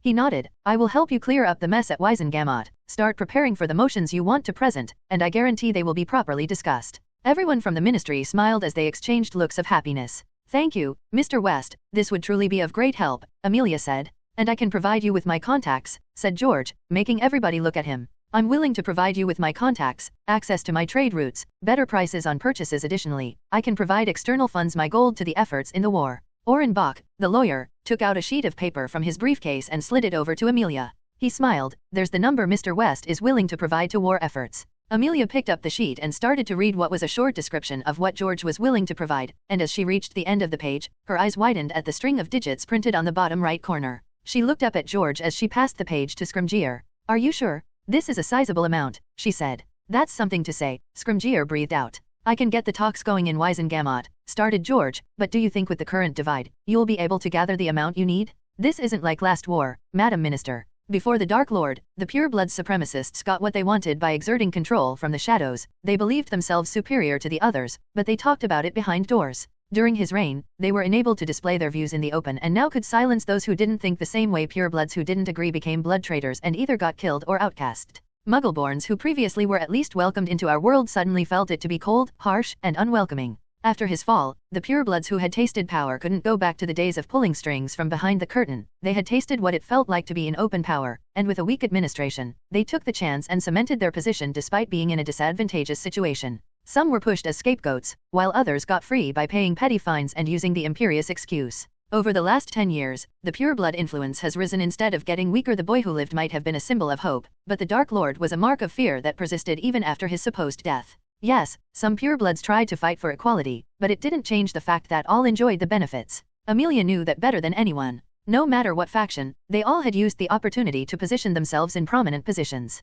It was why they had so few Muggleborns in prominent positions of power, and the entire ministry's upper hierarchy was occupied with purebloods. The vacuum in the middle had been taken up by half-bloods, leaving the scraps to the Muggleborns. You might not get what you're expecting, finished George. Even then, I can't accept this. If this was a donation to DMLE's support fund, I could have imagined it going through, but you're offering it as war support. I have no way of accepting this. I can still accept the other help, but not the direct gold. Oh, but you can, said Bach with his lawyer smile. He pulled out a thick stack of paper and placed it on the table. He placed his on the stack and said confidently, this here details how the DMLE can accept the gold within the confines of the law, barely, but still within the law, and you get to use it for war purposes. Take it now, said George calmly, or forget about it. I can't accept this now. I have to get this checked. Amelia pointed to the stack. You can get it all checked. We will forget about it if you find any illegality. But you have to decide now if you want it or not. Amelia stared at the stack, then at Scrimgeour, the secretary, and Roberts. Scrimgeour slightly nodded while the other two didn't send any negative signals.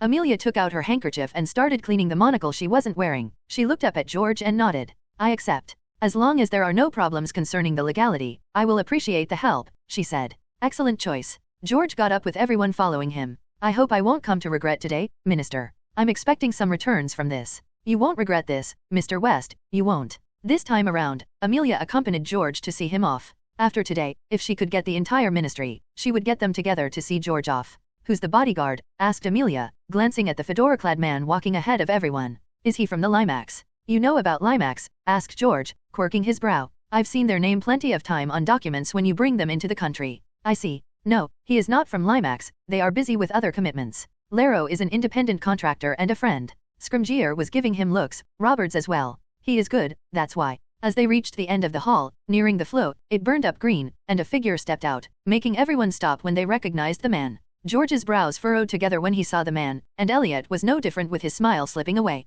Good day everyone, said Dumbledore as he fixed the hat on his head. Good day everyone, said Dumbledore, his eyes gazing at everyone, stopping on George and the fedora-wearing bodyguard more than anyone else. A sense of surprise came from both parties. Dumbledore to see George West meeting the Minister of Magic and the head of DMLE. From Amelia and her party, they preferred someone from the outside, especially Dumbledore, to know about this arrangement before it was inked and the resources were flowing. They were sure that Dumbledore wasn't going to get the meeting details, but they preferred if he had no idea at all. Amelia, George. I'm surprised to see you two together. What brought this along, if I may ask? Asked Dumbledore, his eyes twinkling. Mr. West and I were discussing a ministry contract. And we discussed a donation from me to the ministry for the war efforts against the Dark Lord and his Death Eaters, said George out of nowhere. Amelia, Scrimgeour, Roberts, and others from the ministry turned to George with a shock that they hid after a split moment with all the politicians' skills they possessed. Mr. West, we shouldn't talk about this with outsiders, said Scrimgeour. Yes, we should not, said George, staring at Dumbledore. But this is Dumbledore, the one who the Dark Lord fears and the one who defeated Grindelwald.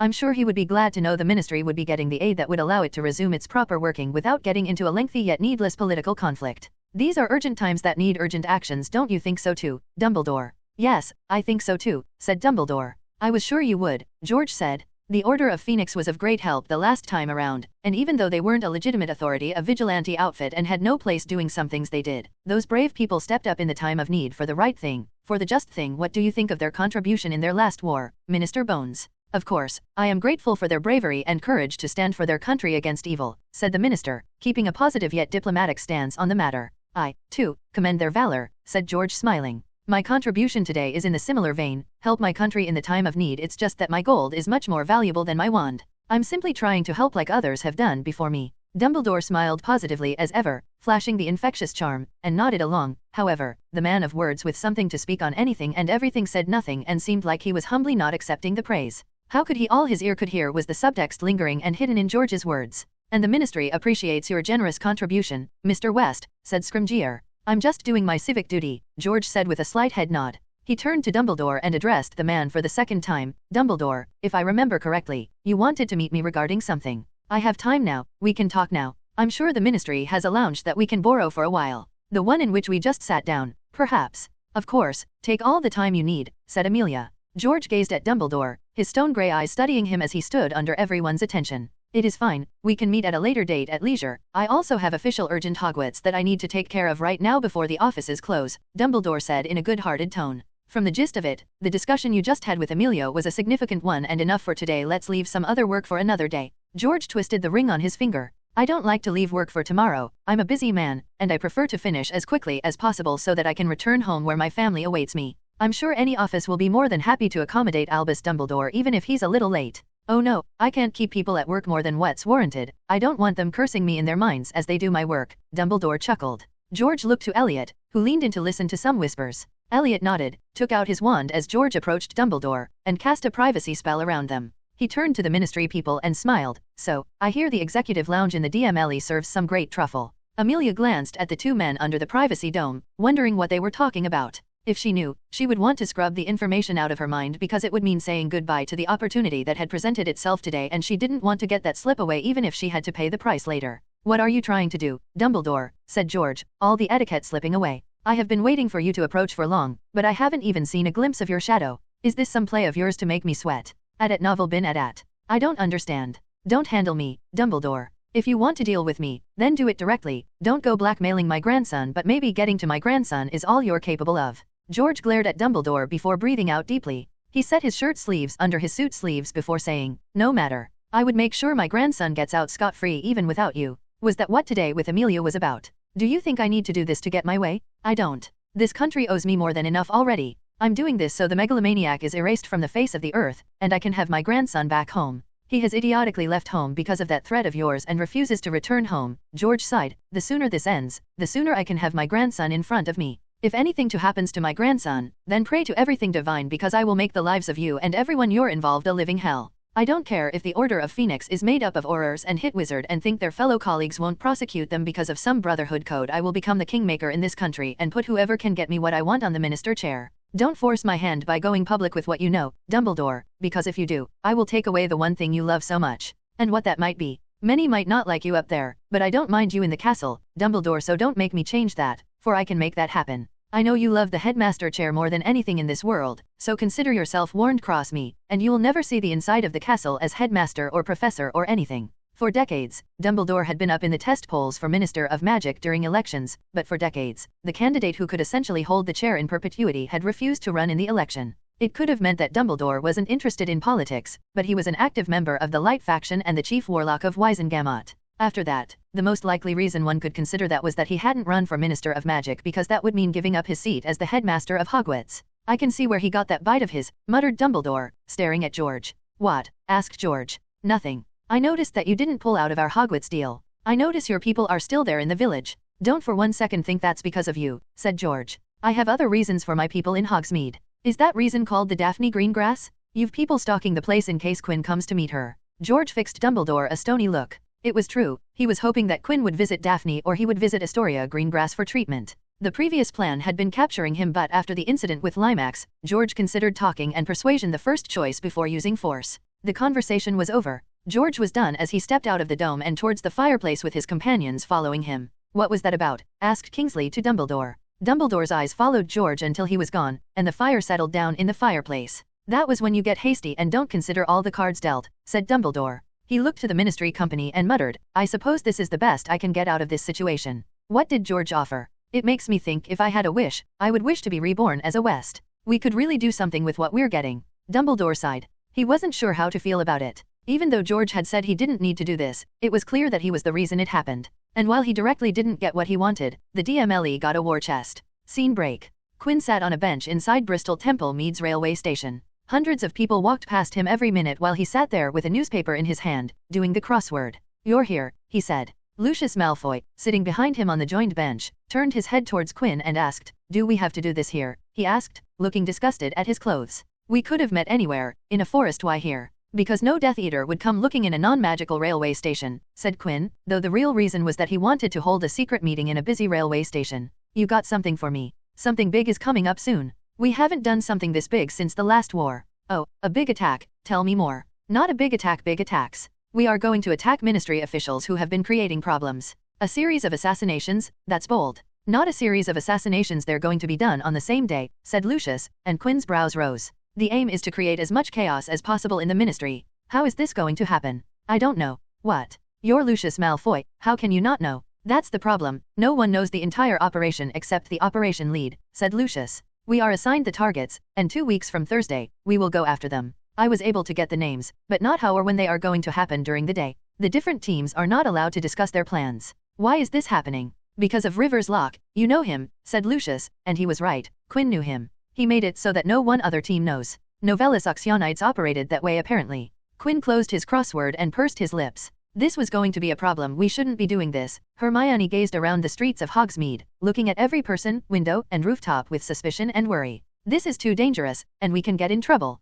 Don't be spoilsport, said Ron with a bag of Mangy's mouth firecrackers in his hand. He popped some in and kept his mouth open for miniature firecrackers to burst out. We aren't going to get in trouble if we don't get caught, it's as easy as that. Hermione removed her worried eye from the surroundings and glared at Ron. I'm not worried about getting caught by the professors, that is. She stopped with a surprised eek when an arm snaked around her waist. She turned her eyes to find Harry looking at her with a comical surprised look. Harry fake gasped, Hermione Granger, not worrying about getting caught by professors? Who are you, and what did you do to my girlfriend? He smirked. Hermione rolled her eyes, this is not a joke? What if she looked around before dipping her head to whisper a Death Eater sees you and tries to kidnap you? What if they call others and others get hurt? The more she spoke, the more panicky she got. I really feel we should return to the castle now, it's not worth the risk. She was stopped when another arm went around and above her shoulder from the other side. Cool down, you're worrying too much, said Ivy Potter with a smile that Hermione had only started to see return recently. No one will know it is us because how can they? We don't look anything like us. Hermione pressed her lips into a white line. It was true, they didn't look anything like their original appearance. Harry and Ivy were barred from visiting the village during Hogsmeade weekend because of security concerns and all the things that could go wrong if they were outside Hogwarts without protection. So when the plan to sneak out to Hogwarts was made, she had, of course, denied it immediately. But then Ivy had suggested the solution of changing their appearances to some random magazine models they had looked up in an old issue of Witches Weekly so that no one would know who they actually were. They even made sure not to wear their Hogwarts robes in case someone got suspicious because of their house trims. But what if someone realizes that it is magic? Hermione rebuked. They didn't have hair for a polyjuice, so she and Ivy had to work off the magazine clippings and create a replication through transfiguration. Our magic is good enough so that no one would know if they didn't know what exactly to look for. I adore how worried you're getting for us, but shake it away, who knows, this might be our last Hogsmeade weekend, said Ivy. Hey, Harry chipped in, let me tell you, this is in no way the last time we are doing this. I'm here till June, and I will be in Hogsmeade every time the weekend opens up. Hermione tried to resist one more time, but still. How about we go look at some stationery, said Ivy, that should calm you right down, and it will take your mind off this when you see all the new inventory they have.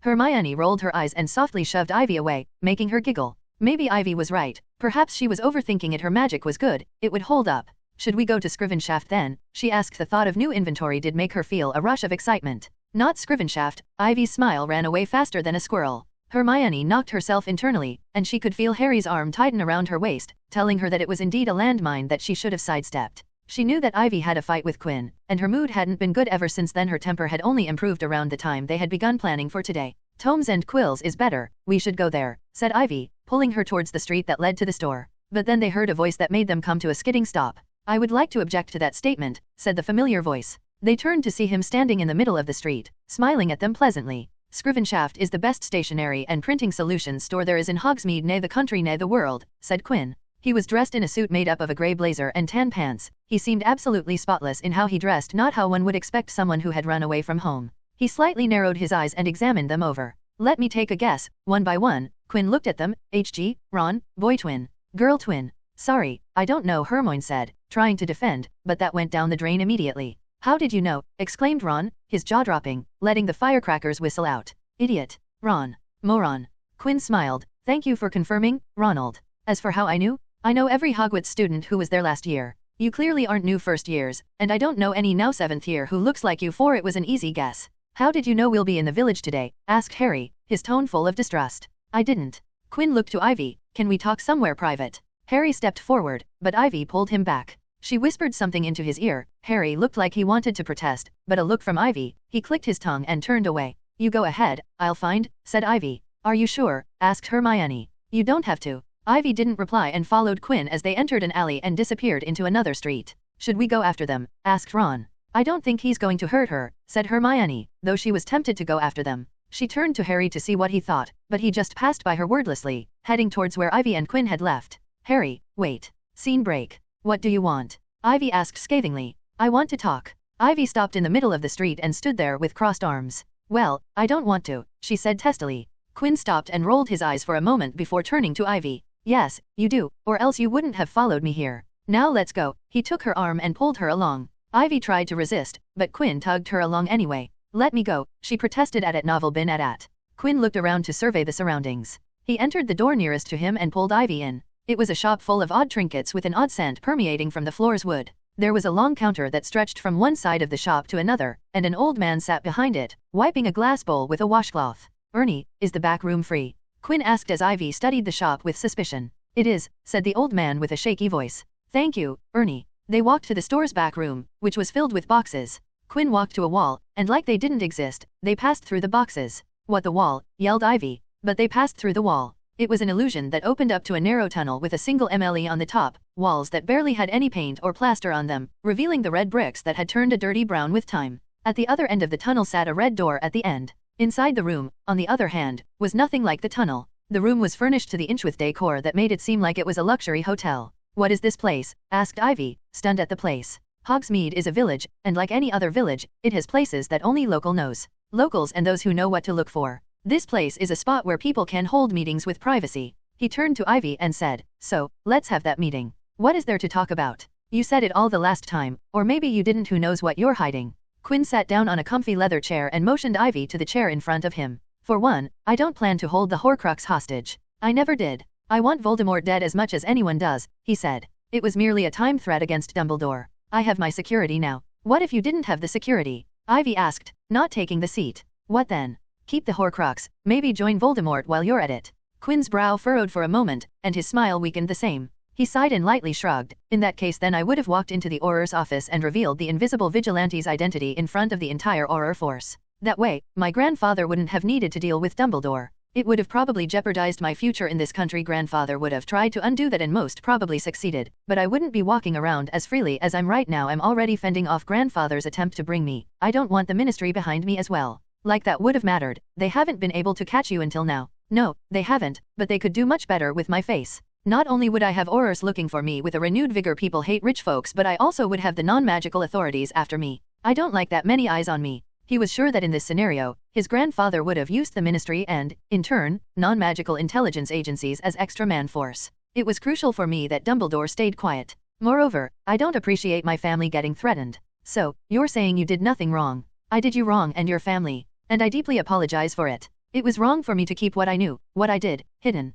I know my justifying my actions won't be helpful here, but I had reasons to do so. I'm aware I sound like Dumbledore right now, said Quinn. He pointed to the chair. Would you please take a seat, or would you prefer for me to stand up? Ivy eyed the chair, then Quinn, before conceding her stubbornness to keep standing to take the chair opposite Quinn. I missed you, said Quinn. I tried to reach out to you, sent you letters, but you never replied. You even stopped picking up my calls on the mirrors. I didn't read them, said Ivy, a little less angry than before. Quinn looked down at his hands in his lap. There was a silence in the room. As the silence persisted, Ivy's anger started to slip, replaced with a worry at Quinn's demeanor. The only time she had seen him quiet was when he was working with magic, but other than that, he always had a way of striking up conversations. The silence now was unnerving for her. Quinn. He raised his head, and even though there was a smile on his face, it sent all the wrong signals to her. If she had been worried at Quinn's silence before, she was genuinely concerned now. Although there was a smile on Quinn's face, his face was sending all the opposite signals to Ivy. All of a sudden, she could notice the slight droopiness, the lack of the luster in his eyes that made him seem intelligent at times and mischievous at others. She could even light bags under his eyes.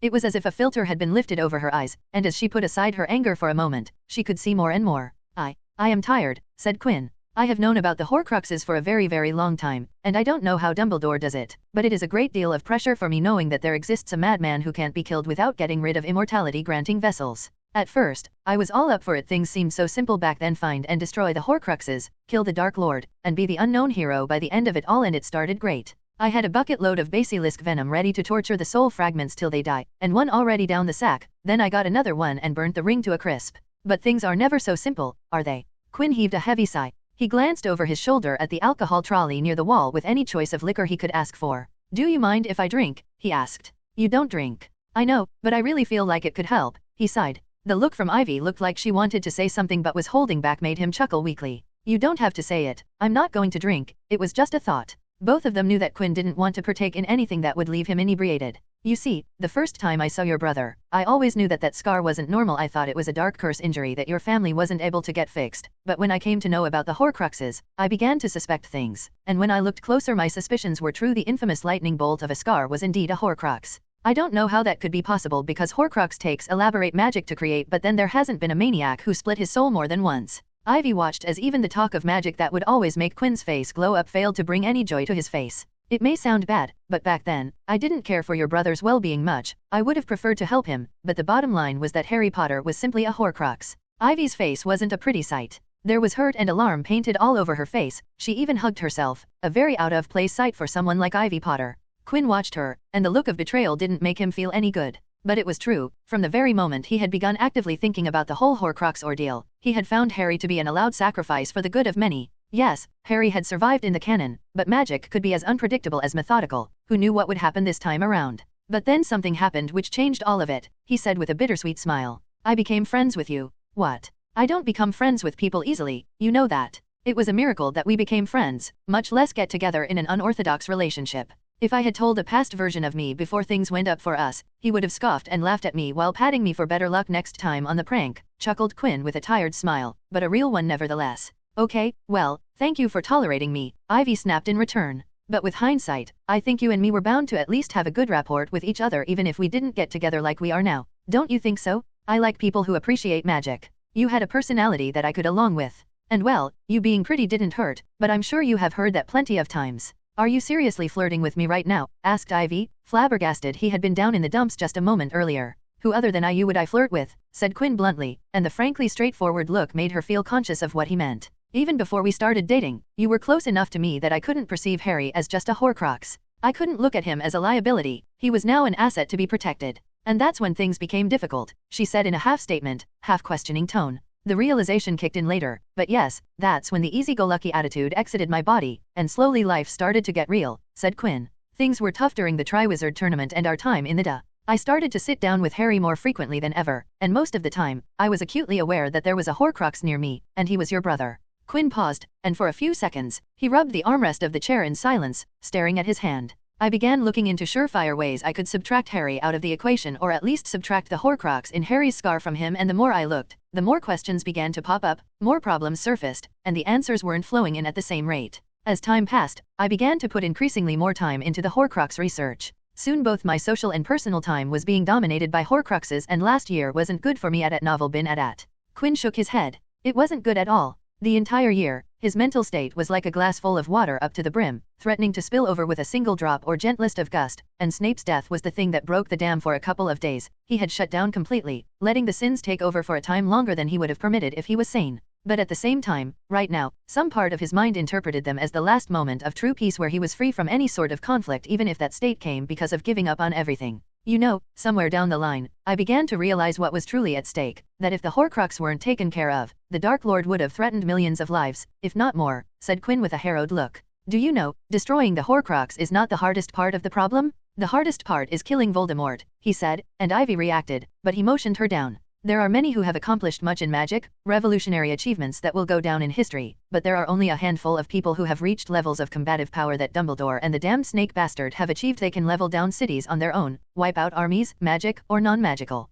They're almost impossible to kill. If one comes looking for you, it is advised to escape rather than attempt confrontation. I said this about Dumbledore before, the same goes for Voldemort. Killing them is nigh impossible when they can decimate everything and anything around them. If there was one thing he couldn't agree with in the canon timeline was the fight between Voldemort and Harry. Voldemort could have killed everyone in the Great Hall with a flick of his wand without breaking a sweat. His agreeing to duel Harry was Voldemort saying that it was enough of playing around and he was taking over to finish everything on his own. Quinn had gone dueled Harry, and he had faced Voldemort. Both of them weren't even on the same planet. He looked at the red door of the room. It was the only striking thing that stood out from the rest of the interior of the room. He simply stared at it. Ivy noticed it and asked, "What are you doing?" A couple of times in the last years, but mainly in the past few months, I'm visited by this one thought. It is same every time. It always comes in the evening, always just before dinner time, said Quinn, and his eyes were locked onto the door with Ivy trying to figure out if she was missing something. The thought always starts with imagining what my life would be if the Dark Lord and Horcrux never existed. It goes the same for me every time he smiled. I would be somewhere in Europe or Asia with Eddie and Marcus on our trip,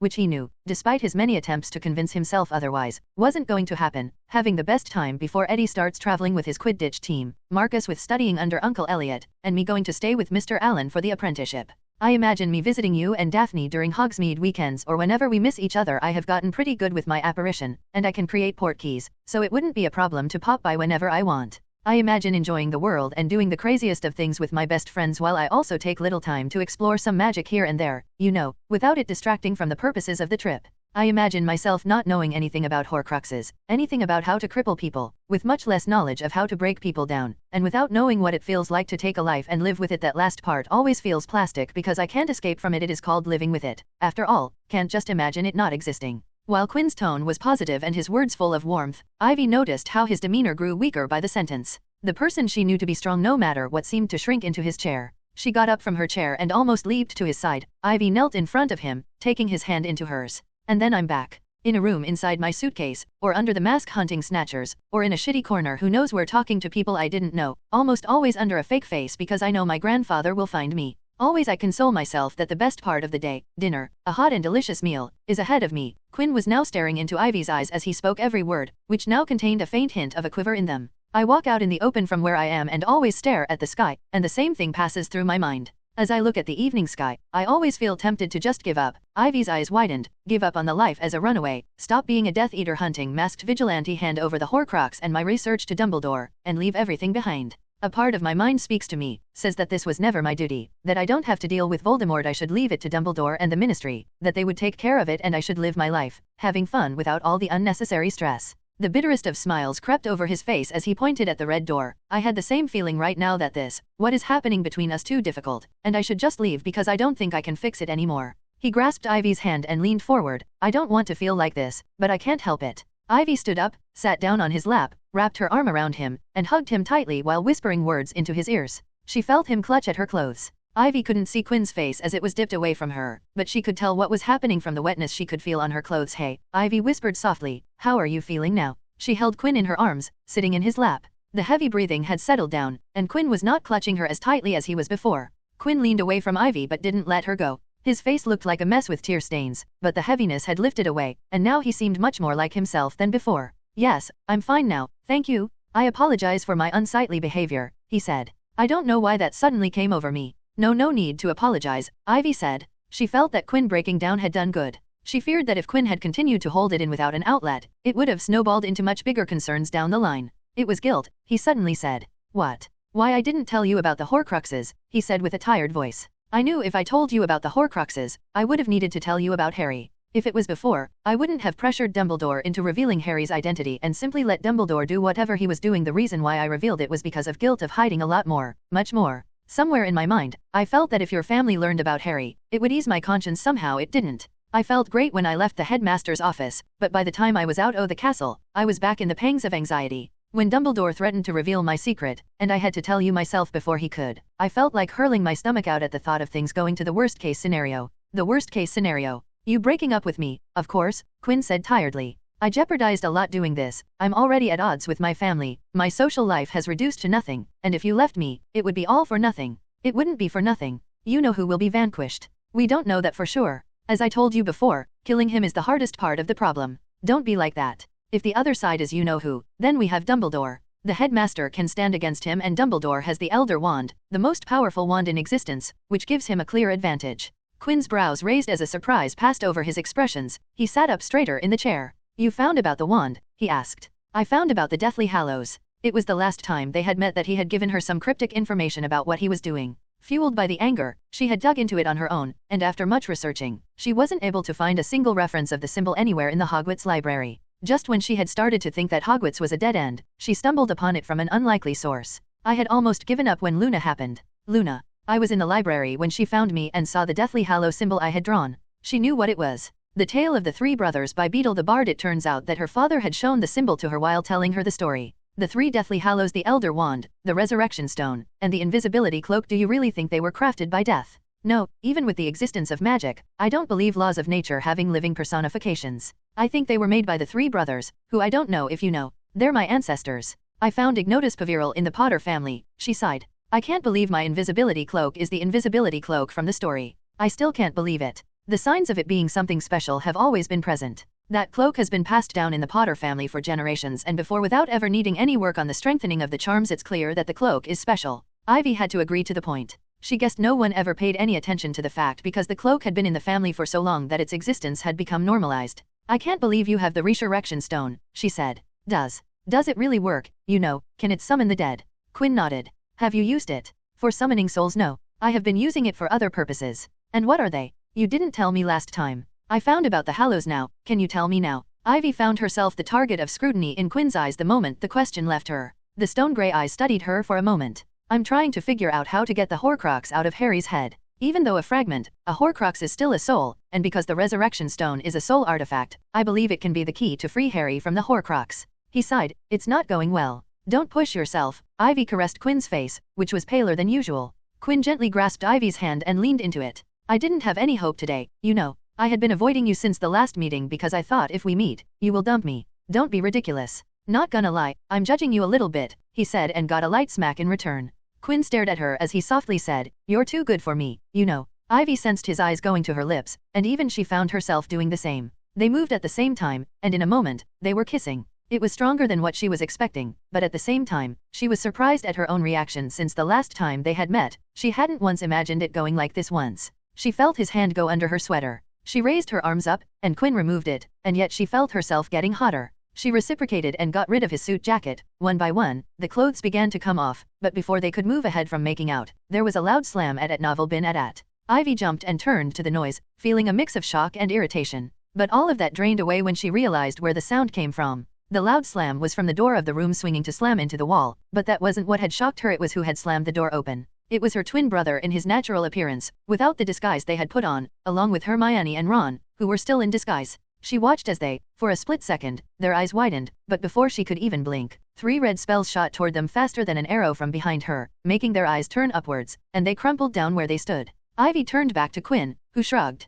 I'm testy these days, he said. They're lucky you were here, or else they would have been hit with something much worse than a stunner. Wake them up, please, she said, contacting up from his lap before adding, let me get dressed first. As she got dressed, Quinn dressed himself, all the while grumbled about locking the door much faster than her, using magic, and then levitated Harry, Ron, and Hermione and dumped them into the chairs in the room. She gave him a nod, and Quinn snapped his fingers. The unconscious 3 snapped open their eyes and immediately jumped up from their chair. Beside her, Quinn waved his hand, and all of them were knocked back into their chairs. She gave him a look. Ivy, are you all right? Wah, calm down, she said. What are you 3 think you're doing? Didn't I tell you to go, and I'll catch up to you? You mean you'll catch up after shagging him? Harry shouted scathingly. I don't like the sound of that, commented Quinn, leaning against the wall just beside the door. Makes me sound dirty. I can do whatever I want, Ivy said, arms crossed. You barging in here was extremely rude. You shouldn't have done that. It didn't feel great to have her twin brother barge upon her when she and her boyfriend were in a state of undress, not to mention her best friend and a boy who she saw as a brother.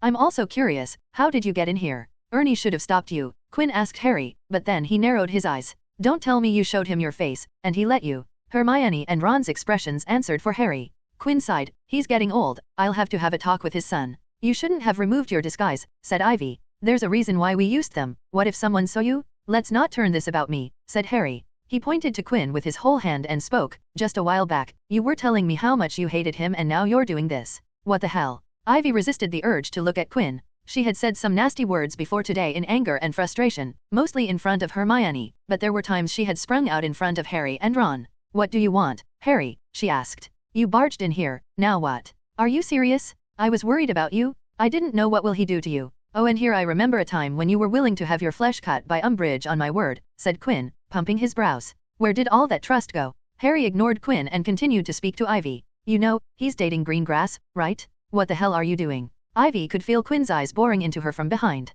She had told Harry about Quinn being the invisible vigilante and about the other horcrux that he had destroyed, along with other things Quinn had told her, but she had left her relationship with him out of the things she had told Harry. In the room, only Hermione knew about their dating. Well, not anymore, she thought. We are dating, she said. What? Harry and Ron shouted in unison. Happily, said Quinn. Ivy gave him a glare asking him to stop. He wasn't being helpful here. When did he break up with Daphne? Asked Harry, still reeling from the shock. When did you two start? When did all this happen? He didn't break up with Daphne. Ivy sighed as she saw Harry and Ron's expressions cycle through a very wide range. He's dating me, and he's dating Daphne. As for when same day as Professor Snape's funeral, there was utter silence in the room. Ron was staring at Quinn, shocked with a hint of administration in his eyes. Harry, on the other hand, was moving his eyes between Ivy and Quinn. He opened his mouth to speak but couldn't get any words out for a moment. He resembled Ron by quite a bit. Ivy gave Hermione and telepathically had a conversation with her best friend. She pleaded with Hermione to take over, and after some back and forth, Hermione agreed.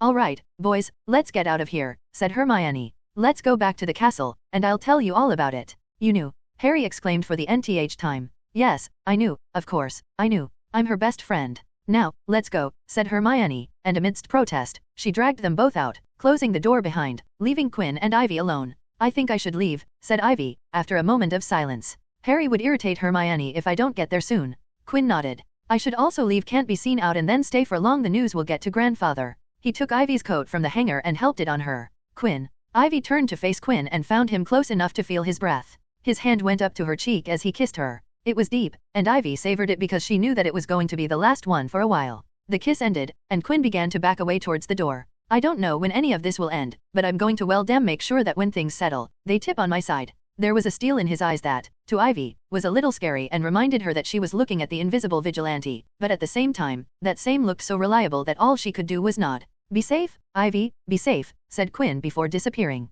1 Canada Square, the 50-story tall high-rise skyscraper with its iconic pyramid-shaped top, stood tall in the middle of Canary Wharf, London, glittering in the London night skyline. On a vacated floor in the 40s that once served as an office, Quinn overlooked the active civilization that ran along in its fast-paced city life with no time to stop in fear of falling behind. He sat on a leather chair with a glass of steaming slow-cooked salted caramel hot chocolate in his hand. His eyes followed the traffic of cars on the road and the group of office workers that shuffled out of their respective office buildings to return home. He extended his legilimency senses but shook his head to himself when his range grossly fell short in reaching even 5 floors below, much less people on the ground. As Quinn wondered how to extend his reach, he heard the door creak open, and a chorus of footsteps entered the room with a chatter that echoed on the empty floor. Welcome, gentlemen, said Quinn. His eyes remained on a solitary man who looked to be a delivery man entering the nearby office complex. Maybe I should also order in today, he wondered. Did we have to meet here? Asked a gruff voice as the footsteps came to a stop. Do you have a problem with the location? No one knows that we are meeting here. It's empty, isolated enough, and with guards who can be turned away with a snap of our fingers. Isn't it a perfect meet-up place? Quinn swiveled in his chair to come face to face with 9 grown men, all dressed up in clothing perfect for blending in the non-magical part of the country. It was either this or inside a dark forest somewhere. I'm sure all of you fine people prefer this to a forest at night. He snapped his finger, and 9 comfy leather recliners appeared in a broad U shape around Quinn's own chair. He motioned them to sit down, which they did, taking a seat each, with the man who had spoken before sitting in front of him. The man was dressed in leather and seemed to have more hair coming out of his head, beard, chest, and arms than a brown bear's. So, what do you have for me, Mason? Asked Quinn. The 9 men were hired by Quinn to follow people. They were a for-hire group that worked in the field of intelligence. After accepting a brief, they executed and got as much information as they could and presented it to the client. It was a secret society of people that Quinn had found in his years of exploring the country during summer breaks, and things had taken a spike when he had run away. His time had been spent in darker, cedar, hidden gaps where people of many skills resided. We did what you asked for, said Mason, rubbing his forehead, tailing and documenting the daily schedules of 9 high-ranking ministry employees. Any problems? No problems. It's just that this was a big job, which I paid for. You already have your 60% as you quoted. Give me the information today, you receive another 20%, and when my job is done next week and you keep me updated till that day. He had paid a good chunk of golden change to finance the job. Yes, I know that. Quinn snapped his fingers and clapped his hand. Then, let's get started, he said. Let's get started with Head of Office of Misinformation. What is Mrs. Wamsgans doing these days? All eyes turned to the person third from the right, and Quinn followed them to face the lean coat hanger of a man who seemed as though he hadn't eaten in days. Yes. Fiona Wamsgans is a woman who doesn't know how to have fun. She gets up every morning at 6, tends her gardens for half an hour, freshens up, and is out of her house by 7:15. She takes her office by 7:45 and is at work till 5 in the evening. She is home by 5:45 and then doesn't leave until the next morning, where the cycle continues. She travels how? Apparition or float? Asked Quinn. Flew directly to her office and the back. If that is so, then how do you account for the gap in time in the morning and evening? She leaves at 7:15 and assumes her office 30 minutes later. What happens in those 30 later? In the evening, there's a 45-minute gap between office and home. What's there? The man took out a little tan notepad from his long jacket and flipped through the pages. There's a night shift in the Office of Misinformation that she directly meets for what has happened since she had left that covers the time in the morning. As for in the evening, she goes to this little cafe where she has tea, the same order every day, and then goes home from there. And there it is. Quinn tapped the leather with his right index finger. He asked, any other irregularities in her behavior? Anything at all? Does she have a friend group that she visits, or maybe even an occasional dinner with guests, or if she meets with someone at the cafe, anything of that sort? In the time I've been following her, she has had dinner with others twice. Both of them happened in one of those high-end ministry restaurants. She doesn't meet people outside of working hours. A bit strange for a high-ranking ministry official, but if that's what her behavior says, then she's unique, said Quinn. He had already guessed where she was going to get attacked. It didn't matter if she was outside now. All right, moving on. What's the deal with the International Magical Trading Standards Body's chief? Who was on that? The one who spoke next among the 9 men was the most average-looking man Quinn had ever seen. This was a man whom one could look at and then forget the next second. It was quite frightening. Colton Hirsch's, I would like to say, is completely opposite of Wamsgans. He's in the office for 4 to 5 hours, but other than that, he's always out meeting someone at salons, bars, restaurants, private clubs. I can confirm with absolute confidence that the man is a functioning alcoholic. In the days I have tailed him, there hasn't been a day since he hasn't been drunk. Quinn pursed his lips. This was different from the previous one with various variable factors, which didn't bode well for him. What are his go-to places? He asked. The man took out a sheet and passed it on to Quinn. There was a list with various establishments' names on it. There's no set pattern of how he chooses where he goes, but he makes sure that he doesn't repeat one place in a week. At novel bin at. What about reservations? He visits the places so much and spends so much gold that they give him a room, table, appointment whenever he comes. In other words, he's a regular, Quinn sighed. Can you get me his schedule for the next week? His secretary must have a schedule on which we can get our hands. Mr. Average glanced at Mason, who spoke after a few seconds of silence. We can get that for you, it might take a couple of days. Not more than 3, said Quinn. If he could get the schedule, he could try to find the weakest point in the day. He didn't have the time to keep a constant eye on the target because of the work burden on the day, meaning that he needed to ensure that he had the exact time and location so he could prepare. Let's continue. Who would like to go next? Asked Quinn. One by one, the men continued to feed Quinn with information on the targets he had specified, which he got from Lucius Malfoy. There were some which he found easy, while there were others which he found to be increasingly harder than the previous. He posed questions, in return, got answers for those which he didn't get. He asked the team to get the answers. Quinn stood up, and his drinking glass and chair disappeared into thin air. Today was a great day, gentlemen. I'm quite satisfied with your work, and if you get me what I asked of you today, I'll be elated as well, smiled Quinn. Now, let's get to the part everyone has been waiting for. Quinn took out a small briefcase from his bag and put it on the floor. He opened it and continued, this is the 20% cut that I promised you. Any one of you gentlemen can go inside and confirm an amount. Mason nodded to one of his companions, who went inside, and after a minute, the man came out. It's the correct amount. Great, said Quinn. Now, if you'll excuse me, I have to leave. Saying that, Quinn headed toward one of the floor's exits. Who are you? Came Mason's voice. Quinn turned and looked at Mason in surprise. I'll be honest, Mason, I wasn't expecting you to ask me that. I'm your client, not a target. Or did someone hire you to investigate me? I prefer to know who I'm doing business with, said the spy. But we haven't been able to find out who you are, not a single fact. It's like you're a ghost. In usual circumstances, we wouldn't even take a job without a proper background check. But you did because of the money, smiled Quinn. It wasn't strange they hadn't found anything on him. You don't need to know who I am, Mason. You can treat me as a ghost if that's what you'd prefer. Mason sighed. He took out a smoking pipe and twisted a bronze ring on it that lit a fire inside. He took a puff before saying, I would have preferred what I was getting into, John. I have been hearing chatter about the very people you asked us to investigate. I don't know what this is all about yet, but I'd like to know.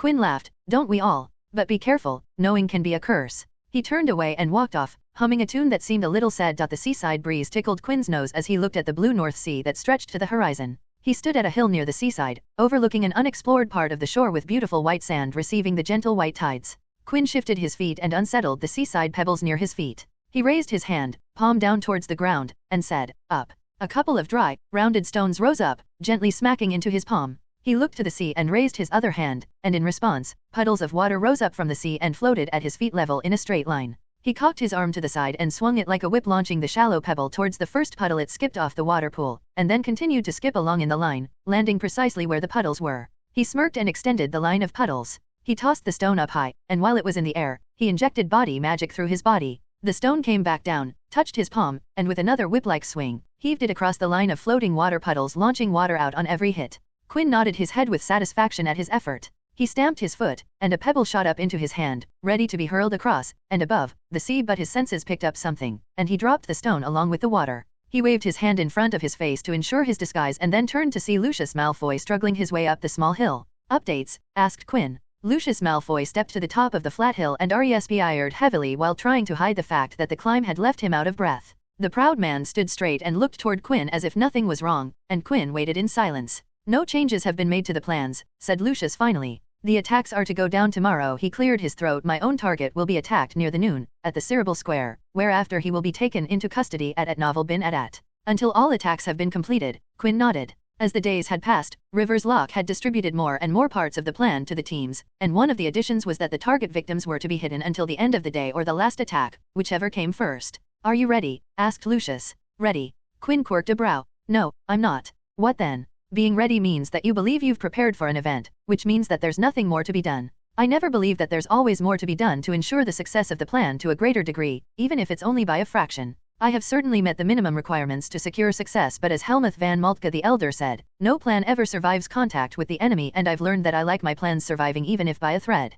While the words were pretty, they held the concrete truth inside of them. He was a major disadvantage of being only one person and going against 11 groups of people who had planned out their offenses. And even with his preparations, most of it wasn't his own. The research for 9 out of 11 targets had been outsourced, one he had taken directly from Lucius, and the remaining one he had done on his own. Moreover, the influence of Rivers Locke had organized the plans in such a way that he had no way to get the exact details of the plans, and his counter-strategy was a gamble, even though backed by research. He didn't even fully trust Lucius' information and had to get into the double spy's head stealthily to confirm the genuinity of his words. "What about me?" spoke Lucius. I don't want to get into trouble with the Dark Lord. Has the last meeting been done? Is the Dark Lord or Rivers Locke or anyone else going to address regarding tomorrow?" asked Quinn, looking over the setting sun at the horizon. The sea was stunningly blue, with the sky above painted in a tint of red, with streaks of white clouds that were half-shadowed by the light from the sun. "Everything's done, today we rest, and tomorrow we go for the job." "I see." Quinn turned to Lucius and said, "Then you're going to be just fine." He raised his arm and pointed his index finger between Lucius' brows. It was just close enough that Lucius had to squint to zone in on the finger. His squinting eyes blanked out with pupils dilating, the shoulders slumped, and the entire loosened. "If there's no memory of it, then there's nothing to be worried about," muttered Quinn as he stepped closer and let his fingertip touch Lucius' forehead. "Don't worry, I will return your memories when I think it is safe. Yes, you won't be getting any more family visits for a while, but don't worry, I will leave the comfort behind." There were 2 types of obliviations. One type was to completely erase the memory, expunge it completely without leaving any trace of it, but then there was the other kind. It would cut the connection of the memories to the larger net, leaving them inaccessible, turning them into forgotten memories. Quinn had learned both types of obliviations from Alan's texts. He had wiped Dolian's memories completely, which was the first type of obliviation, while what he was doing with Lucius was simply snipping the strings to the memories that could be retied later. As for leaving comfort behind, he was going to work around the emotions and leave the sentiments Lucius felt during his short reunions with his family. Not only would it make Lucius's obliviation proceed much more smoothly, but it also wouldn't risk his work tomorrow. As for the risk, Quinn knew how Legilimens operated. He knew how Legilimens scoured through memories, and he knew if not explicitly looking for it, no Legilimens would look for obliviated memories. And someone like Voldemort, who brute-forced most of the time, would never look, especially when his target willingly submitted for most of the time. Quinn removed his head, and Lucius dropped to the ground like a sack of potatoes. Lucius' body rose up into the air, straight as a plank. Quinn put his hand on his shoulder, and without an eruption of noise, the beach side was left void of human life. Scene break. "You called for me, my lord," said Rivers Locke, standing just outside the room's threshold by the door. He looked at the brightly lit room with a shred of surprise. Whenever he had met with the Dark Lord, he had done it in a dimly lit room with a couple of candles or a fire burning in a fireplace. Having a room adequately lit, even a little bit overlit, was a surprise if nothing else. Come in. Rivers stepped in and observed the Dark Lord sitting behind a table with a book in his hand, flipping through the pages as he leaned into his chair leisurely. And there it was again, once again a surprise. River knew that the Dark Lord was a learned man. No one becomes a magical juggernaut without studying, but in the years he had been near the Dark Lord, he had never seen him with a book in hand. Sit down. Rivers complied and sat down. When Voldemort didn't look up from his book, Rivers took the chance to observe the room. It was different from the last time he had been there. The empty room had been filled with bookshelves with tomes in every row, a grand table, and a throne-like chair behind it. There were velvet curtains over the windows, and there were some interesting things on the walls: an animated world map, a tapestry giving out an intimidating feel, a seemingly normal circle mirror, and a pelt of some beast hanging on the wall. Is everything prepared? Rivers turned to Voldemort and replied, the teams have been prepared and instructed. I have sat down with all the leaders, listened to their plans, and suggested some improvements. It's up to them if they wish to implement my suggestions. All in all, the teams are ready to perform tomorrow. He had listened to their plans, and even though he would have done things differently, done things better, but making plans wasn't part of his duty. Though, the plans were decent enough for them to succeed. By tomorrow night, the ministry would know what has happened to them, and by the following morning, the people of this country will realize who they're facing, he said. Voldemort hummed and continued to read the ancient tome with frayed page edges. Who do you think has the highest chance of failing? Not, said Rivers without skipping a beat. He didn't even need to think about an answer. Why? Too brash, too hot-headed. The Southern Lord is too self-confident in himself, the people he has chosen for his team, and his plan. I have sat with everyone on various stages, and I had to directly question the man on specific parts of his plans to make him see the egregious faults in them, Rivers said nonchalantly, but his eyes were deader than usual. He doesn't know the importance of feedback. I had to force it down his throat to make his plan acceptable. What if he fails? I have a man in his team, a competent man, in case things go awry. He will deviate from Nott's plan and do what seems fit for the situation. And what if the situation is too public? Your plan requires secrecy. If it seems that the plan is going south, I've prepared a backup team just in case. To go to such great lengths, you must really not trust Nott. Success is the only desired result, said Rivers. Trust Nott? If there was a person in the world he trusted, it would never be Nott. If not for the orders and Nott standing in the Death Eater circles, he would have not even let the man sniff the air around this operation. Voldemort hummed again. He closed his book and let go of it for the book to float into an empty slot in the bookshelf. For the first time, he looked up at Rivers, and there was a sense of critical observation in the red eyes. What do you think will happen if tomorrow succeeds? He asked. Chaos. Horrors will be blamed, ministry will receive pressure, and a great unrest will spread. We can assert control in the situation. Yes, we can, but I do not want to assert control, Locke, said Voldemort, in a tone that, even though it seemed flat, was nothing but. I wish to rule. The voice was full of self-confidence, something much different than Nott's. It was an insult to even compare. For that reason, this is just the start. The days of hiding are coming to an end. What do you mean, my lord? It's time to take over. Quinn stretched on the roof in his noir gear configured into a grey urban camouflage setting. It had been a second since he had put on the suit. The taboo curse had run out of steam, with no snatchers responding to the calls. He had done a month where he had slept in 2 very short shifts and had gone out after anyone who had responded to his taboo calls and swept the floor with them hard. Since that month, the taboo activity had been cut to near zero, excluding some exceptions. After ticking out the last crack in his back, the mask appeared over his face, and he moved towards the center of the roof to the edge. He turned invisible, stepped on the ledge, and looked down at a window of a calligraphy store, behind which an elderly friend sat trying out new stationery. Quinn turned his head around the street and scoured the general crowd, and there he saw it, people acting weird while trying to blend in naturally.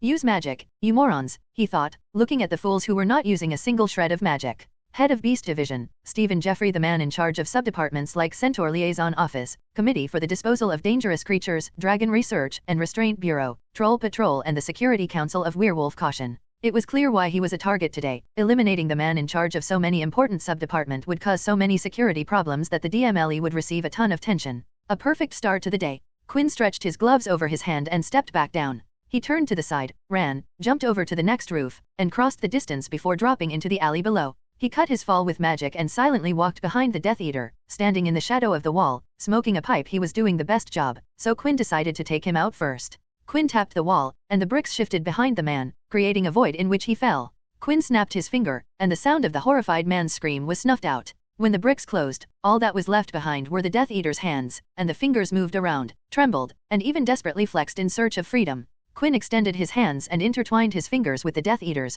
along with various tiny holes for breathing purposes. Sorry, but this is going to be traumatic, he muttered. Tetany nervum coursed through the Death Eater's arms and crippled them to the core. He then released the Death Eater from the wall imprisonment and dropped him down to the ground. He crouched down and entered the man's head to get some concrete information about the plan. Got it.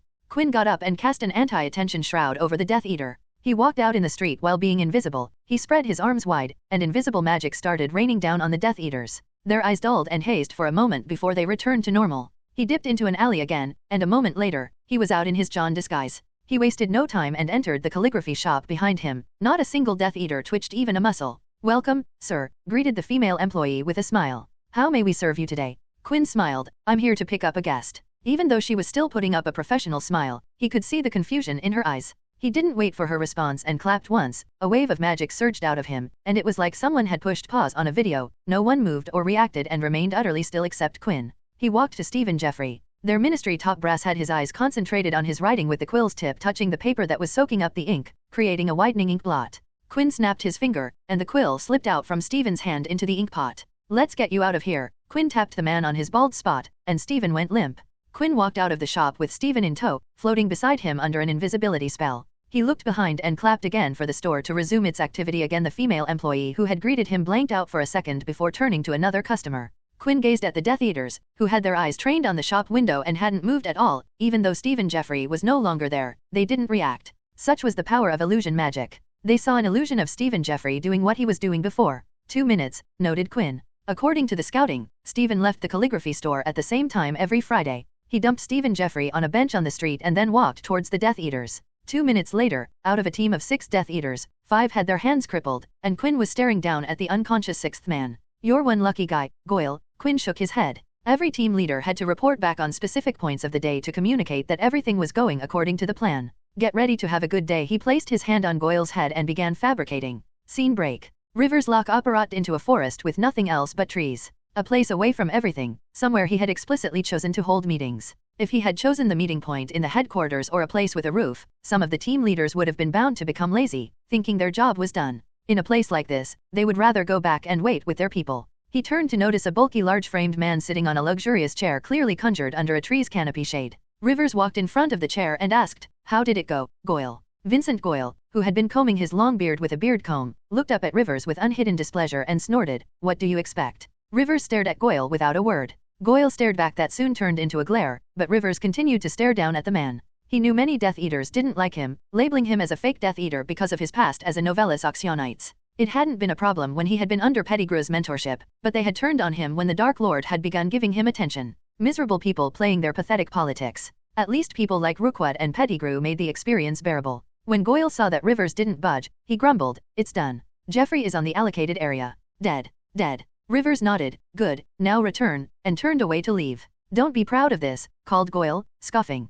"You're nothing but a bug." Rivers didn't reply. It wasn't needed. Goyle was a simpleton whose brain operated like an ape. He operated out, not giving another look to Goyle. When Rivers left, Goyle stood up and also left by way of apparition, all the while grumbling about pathetic lowlives. He left the forest and arrived at a small cabin situated in a grassland with a gentle breeze wafting the green pastures. "I've returned," said Goyle upon entering the wooden cabin. "Any problems while I was gone?" "No." "Good. Where's the body?" "In the back." Goyle walked to the back room and looked inside the back room, and gazed at the table in the center of the room. He nodded before walking back into the front. "Anyone by chance brought something to drink?" he asked. He got no response in return. He sighed, "No matter, we shall drink our hearts out when today ends, and celebrate in the name of our glorious Lord." He cheered, sat down on the padded rocking chair, swung back and forth and seemingly talked to people who were not there, laughing all alone in the small cabin. There was no one in the little house, not even a dead body in the back room that Goyle had just seemingly checked. All alone. Scene break. Quinn looked up at the hole in the ceiling, watching the light snow falling down.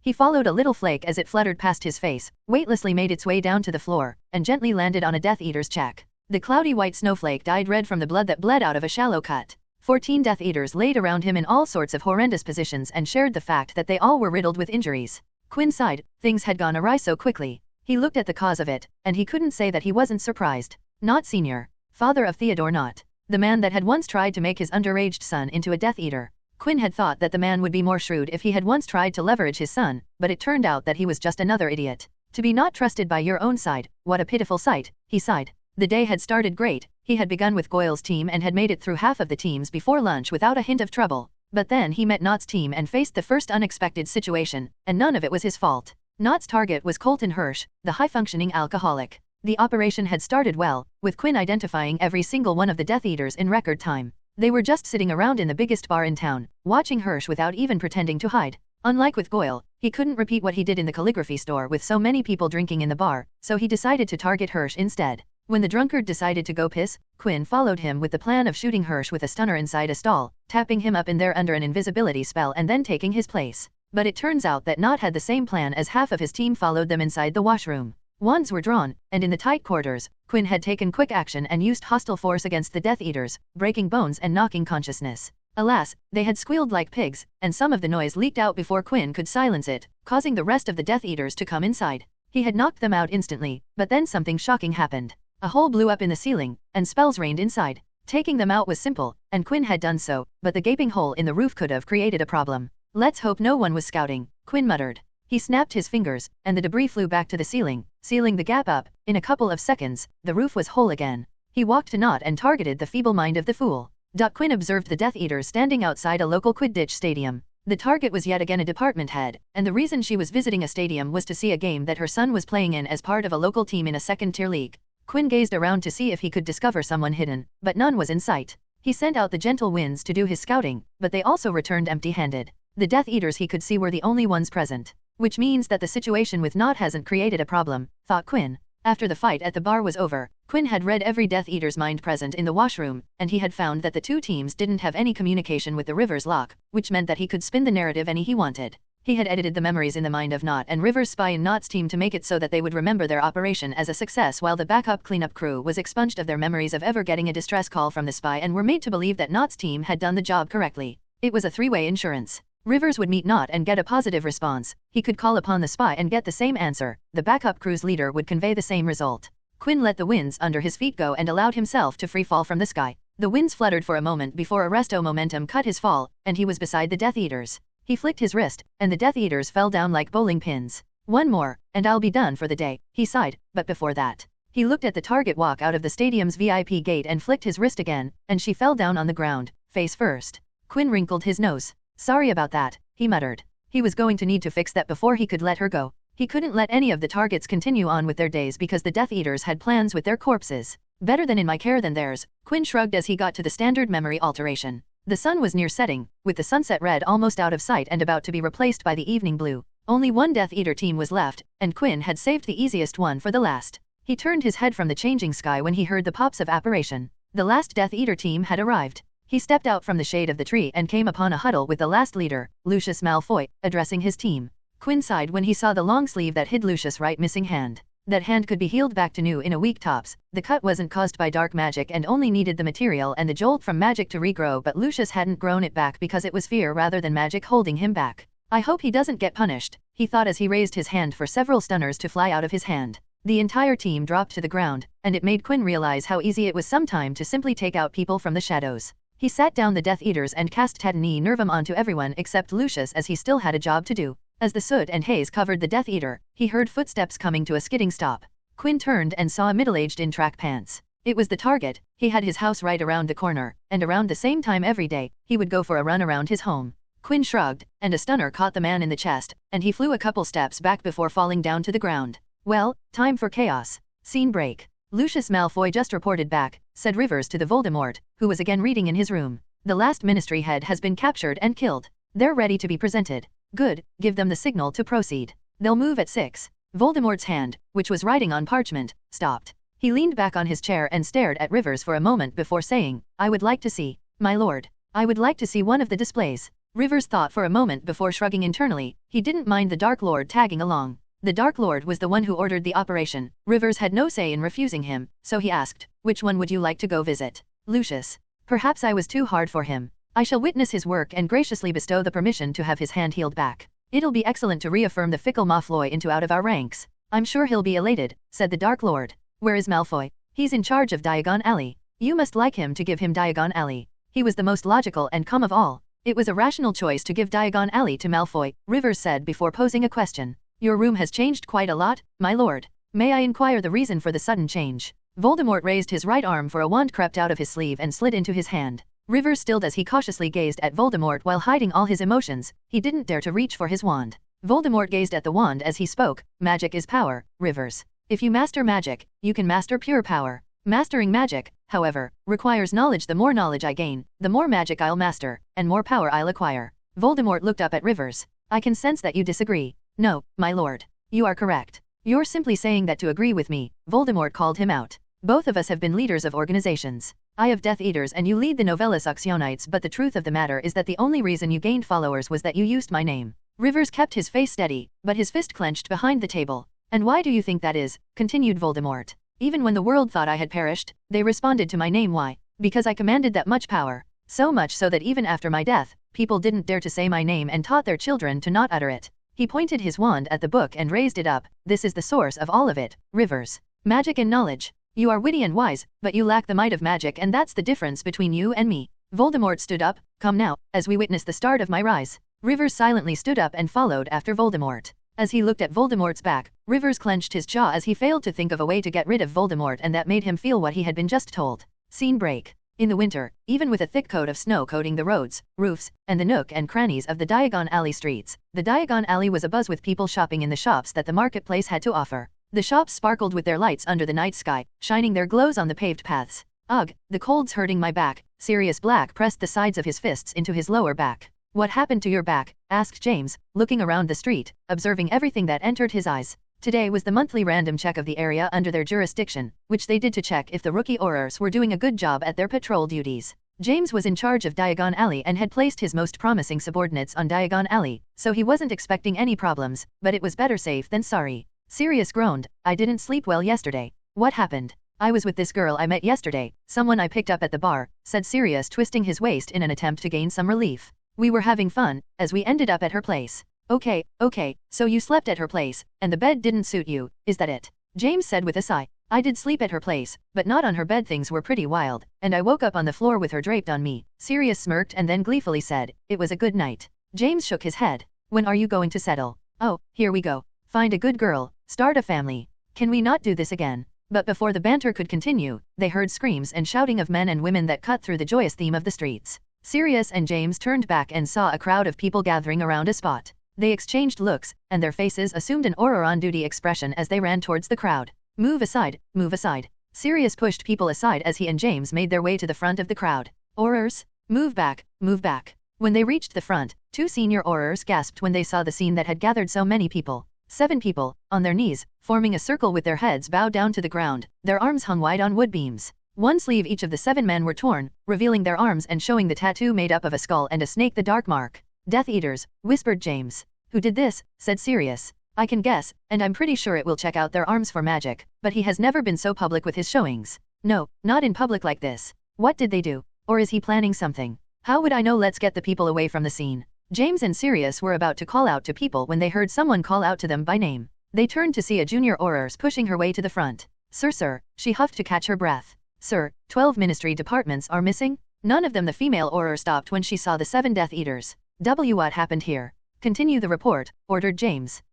Yes, sir, she said with her eyes still on the Death Eater kneeling circle. Just now, we got a report. Sirs, another voice called after them. 3 Aurors turned to see another junior Auror pushing his way to the front. Head Auror is calling you back to the office, sirs. We got multiple reports of Death Eaters sightings. His eyes went to the Death Eaters exactly like this. Oh my god, who is doing this? Sirius and James looked at each other. He's involved, said Sirius. James nodded. Oh yeah, no doubt about it. Let's go. Sirs. Again. Sirius exclaimed when another junior Auror came running through the crowd. What is this? Why isn't just one of you relaying messages? Sirs, exclaimed the 3rd junior Auror, standing in line with the other 2. He looked at the female junior Auror before continuing. The department heads have been returned in a group outside one of the office gates. James was speechless, but Sirius had one final thing to say. Today is a Friday, man, why can't they choose a better time? Scene break. On the roof of a building in Diagon Alley, Voldemort and Rivers watched the commotion. Lucius reported that the operation was a success, frowned Rivers. He looked at the Dark Lord, who hadn't said a single word since they had arrived. Do you see the Aurors there? Rivers moved his eyes, and to his surprise, he saw James Potter and Sirius standing in the front of the crowd. I heard what they're talking about, said Voldemort. One of them said that all the department heads just showed up at the Aurors' office and they, he pointed at the Death Eaters, met the invisible vigilante. I can sense his magic inside their arms, so I will ask this once. Rivers Locke, when did you start colluding with the invisible vigilante? What? I'm not colluding with the invisible vigilante. Voldemort turned to Rivers, and he backed away, feeling the eyes of the ruthless man on him. You were the one who knew the entire plan, Rivers. You're the only one that could have told him about it. I didn't. Speak the truth. I did not collude with the invisible vigilante. I haven't even seen him in person. You leave me no choice. Voldemort raised his hand, and Rivers felt like someone had buried everything below his neck into the ground. He couldn't even move his toes. If you won't tell the truth, I'll look inside myself. Rivers felt like his heart would leap out of his throat, and Voldemort moved closer to him, and when the pain arrived, he couldn't even scream out. Hello, everyone! As we wrap up this video, I want to share a quick note. I have a Patreon account. If you'd like to support me and enjoy on-demand audiobooks, you can become a Patreon member. Alternatively, you can check out my Google Drive link, which has 500+ novel audiobooks available through my Ko-fi or Patreon shop. I appreciate your support.